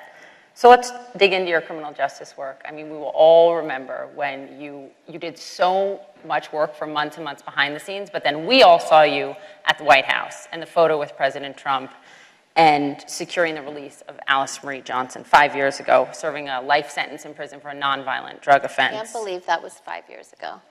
Almost exactly 5 years ago. In June. Did that change the entire trajectory of your life? Absolutely. It just changed. I had no connection to the justice system. I didn't know anyone that had really spent time. I mean, maybe a friend of my dad's, and he worked on the case, and I was able to experience the trial. But as far as like a close friend of mine or someone that I knew, a family member, I never experienced it. So as I got to figure out how to help someone and how to make a difference and get them out, I was just genuinely naive to all of the issues with our system. And then I got a little bit overwhelmed because there's bail reform issues. I mean, there's so many things wrong with our system. And, but once I saw that I was able to make a difference, I couldn't stop there. And I realized there were so many other people like thousands, the right women, that I helped. You've talked about your experience with Alice, saying that you were meant to be on this journey together. You're pretty close to becoming a lawyer. How close? I'm probably going to take the bar February 25. You passed the baby bar, which is harder? Yeah, so the baby bar has like a 16% pass rate. Wow. I mean, it took me a few tries. Okay, you did it. And then I have another one, I think it's like a 36% pass rate, so. You got this. I hope so. About a year? Yeah, about a year. You just went to prison, California, about a week ago. And you've said, I have to help as many people as I can. These people are thrown away and put in prison, and no one cares. It struck me thinking about our conversation this morning that you are always in the spotlight. And yet you care most about people who are never in the spotlight. You care most about people that we as a society have thrown away. And I wonder why that is. I think experience, maybe just life experiences, positive, negative, becoming a mom, life changes you. I think you get to a point where you have experiences that just change you. And when I met Alice, and I felt like it was a fairly easy experience for me when I know it shouldn't be to help get someone out. It takes 10, 20 years to do what I did in 6 months. And I didn't realize the fight at that time. Mm-hmm. To me, that was a few phone calls. And that really struck me that, however it was done, it was done. Mm-hmm. I'm so grateful. But that process has to change. I think you're selling yourself short, though, because Van Jones, one of your biggest cheerleaders, a good friend of ours at CNN, told me this about you. There is nobody like Kim. She is in a category of her own. She takes every case so seriously. She'll have read the file with more care than the attorneys. She will know the case backwards and forwards in every meeting. Do you think this will be your life's most meaningful work ahead? I hope so. I hope so. I always joke with my mom, who's my manager. I say, Kim K is retiring, and I'm just going to be an attorney. Kim Esquire. Yes. So I was like, so you can go help my siblings. So. Are you? So you can still Is have she a like, job. what about my 10%? Yes. So I'm giving her the heads up. Would you ever consider a life without the cameras? Yeah, absolutely. You I want- do feel like I have there's a lot that's always on TV and a lot that's always out there, but I think my friends and my family know we really cherish a lot of our private times, and I would be just as happy being an attorney full-time and doing that. The journey just really opened up my eyes to so much that it gets overwhelming because there's so much to be done. And I just, I brought my sister Chloe to a prison for the first time last week, and that was really eye-opening for her. And I just, I would totally spend more time doing that. Cameras, no cameras. I don't think, we know your success stories with Alice Marie Johnson, for example. But what not everyone knows is that you've also had efforts where you haven't been able to help that person get off death row. You were the last phone call for one inmate who was being executed. I mean, I remember seeing you in tears, so shaken because of that. What is that like to feel when you can put all your weight behind something and you still lose them? It's such I don't even know the word for it, but it's just, it's like a really emotional experience. I have a girlfriend, Lala, who works in prisons, and cases that she was trying to help with didn't go her way, and she would come out in tears and, just trying to explain how to not emotionally be so overtaken by it. But imagine someone being executed that you've spent months on the phone with, all the time, video calls. You hear their story, or a lot of time you don't hear their story, and you just see what they did. And of course you would be judgmental. I was so judgmental at the beginning of my journey. You were. And I was like, okay, nonviolent, that's maybe it. drug offenses, I can do that. Anything with violence, I just can't ever support that. Until I started to go to prisons and sit down with these men and women and hear their stories and the awful things that have happened to them, even in those moments that you feel like the most rational charge should be self-defense. And it's just not that easy, and it wasn't like that. And you just start to really have empathy and compassion for these people.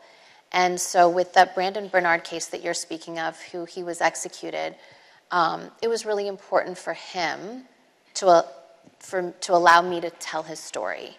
And I think that my role in all of this is to storytell and to explain people's stories and their histories. And I really think people would understand. And, President Trump did understand once he started to hear these stories instead of just seeing their cases. And he went in being so pro-death penalty and really hard on crime to opening up his heart and realizing that so many people are inside that don't deserve to be and have completely rehabilitated themselves. And he passed a bill, the First Step Act, and I think almost 30,000 people have been let out because of the storytelling of one woman that changed his mind.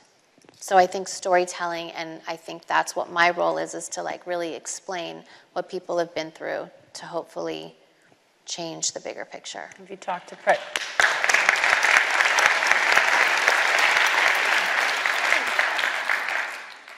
President Biden? about this? We have reached out. He has not done any commutations. There's actually, Van and I were talking about a situation of a guy who got out, and they're actually trying to put them back in. So, fair to say you'd like a meeting in the Oval Office? I would love one. I would love one. Well, he's running again, Yes. if you haven't heard, I announced heard. this morning. I heard. To the victims' families, you know, there are victims' families who say, no, they don't support the work you're doing. What do you say to them? I completely understand that as well. And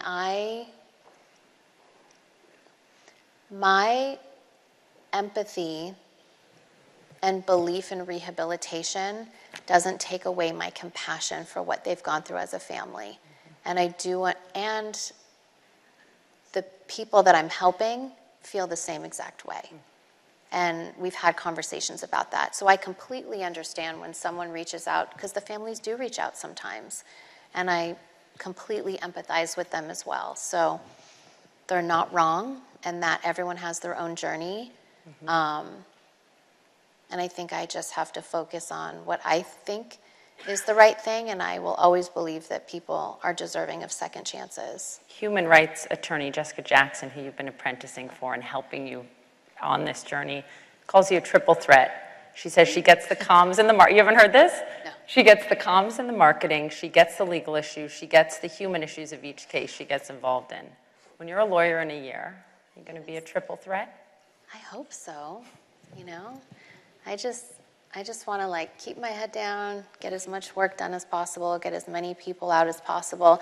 And it's more like, I also think that people assume that if you're working on cases, that you don't really believe in like any type of punishment, and you're not hard on crime. And that's really not the case either. You know, I think that there are a lot of people that are deserving to be there and need, but there's also, I believe that there just needs to be a completely different system. Before we wrap up, I do want to ask you about a case going on right now that we followed very closely at CNN that my colleague Bryn Gingras has followed, and I saw you tweeted about it yesterday. This is the case out of Oklahoma of Richard Glossip. Yes. And you tweeted yesterday asking for the pardon board to grant him clemency. He will be executed if nothing changes May 18th. And you tweeted, "We cannot execute another man, especially for a crime he didn't commit."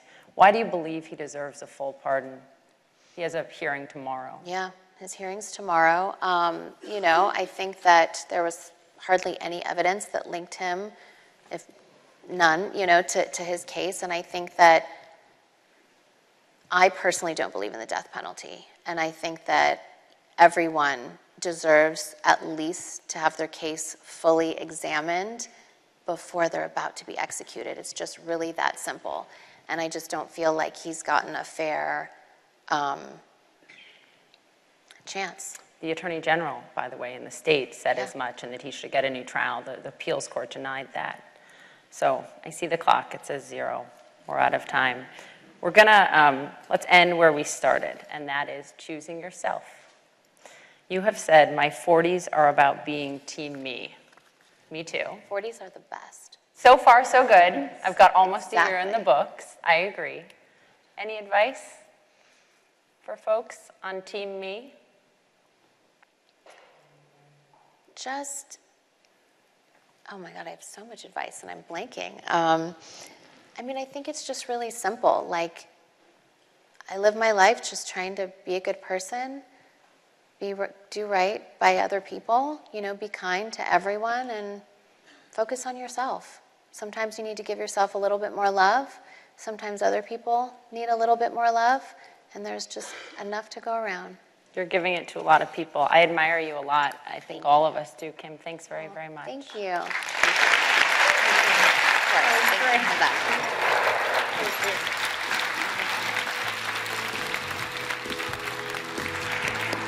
Thank you. Thank you.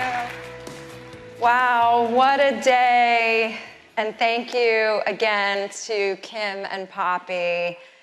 And thanks to all of our speakers who joined us on this stage. Big round of applause.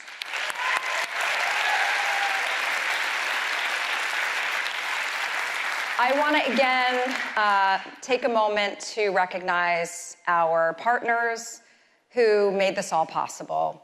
Cadillac, Booking.com, Citi, and Deloitte.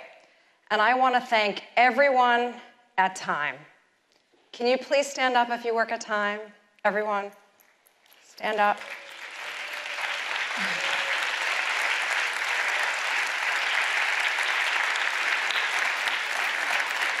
And there's a lot of people that are backstage and running around and doing a lot of work, but I have to say I'm so grateful and honored to lead this company into the next century. And thank you for all of your hard work for making today so special and so possible. And Mark Benioff, Lynn Benioff, thank you for everything that you do to allow us to do what we do at Time every single day. And thanks to all of you, again, for reading us, watching us, and for supporting us, and being part of Time's story, and especially of mine today. Thank you. And see you next year or next event.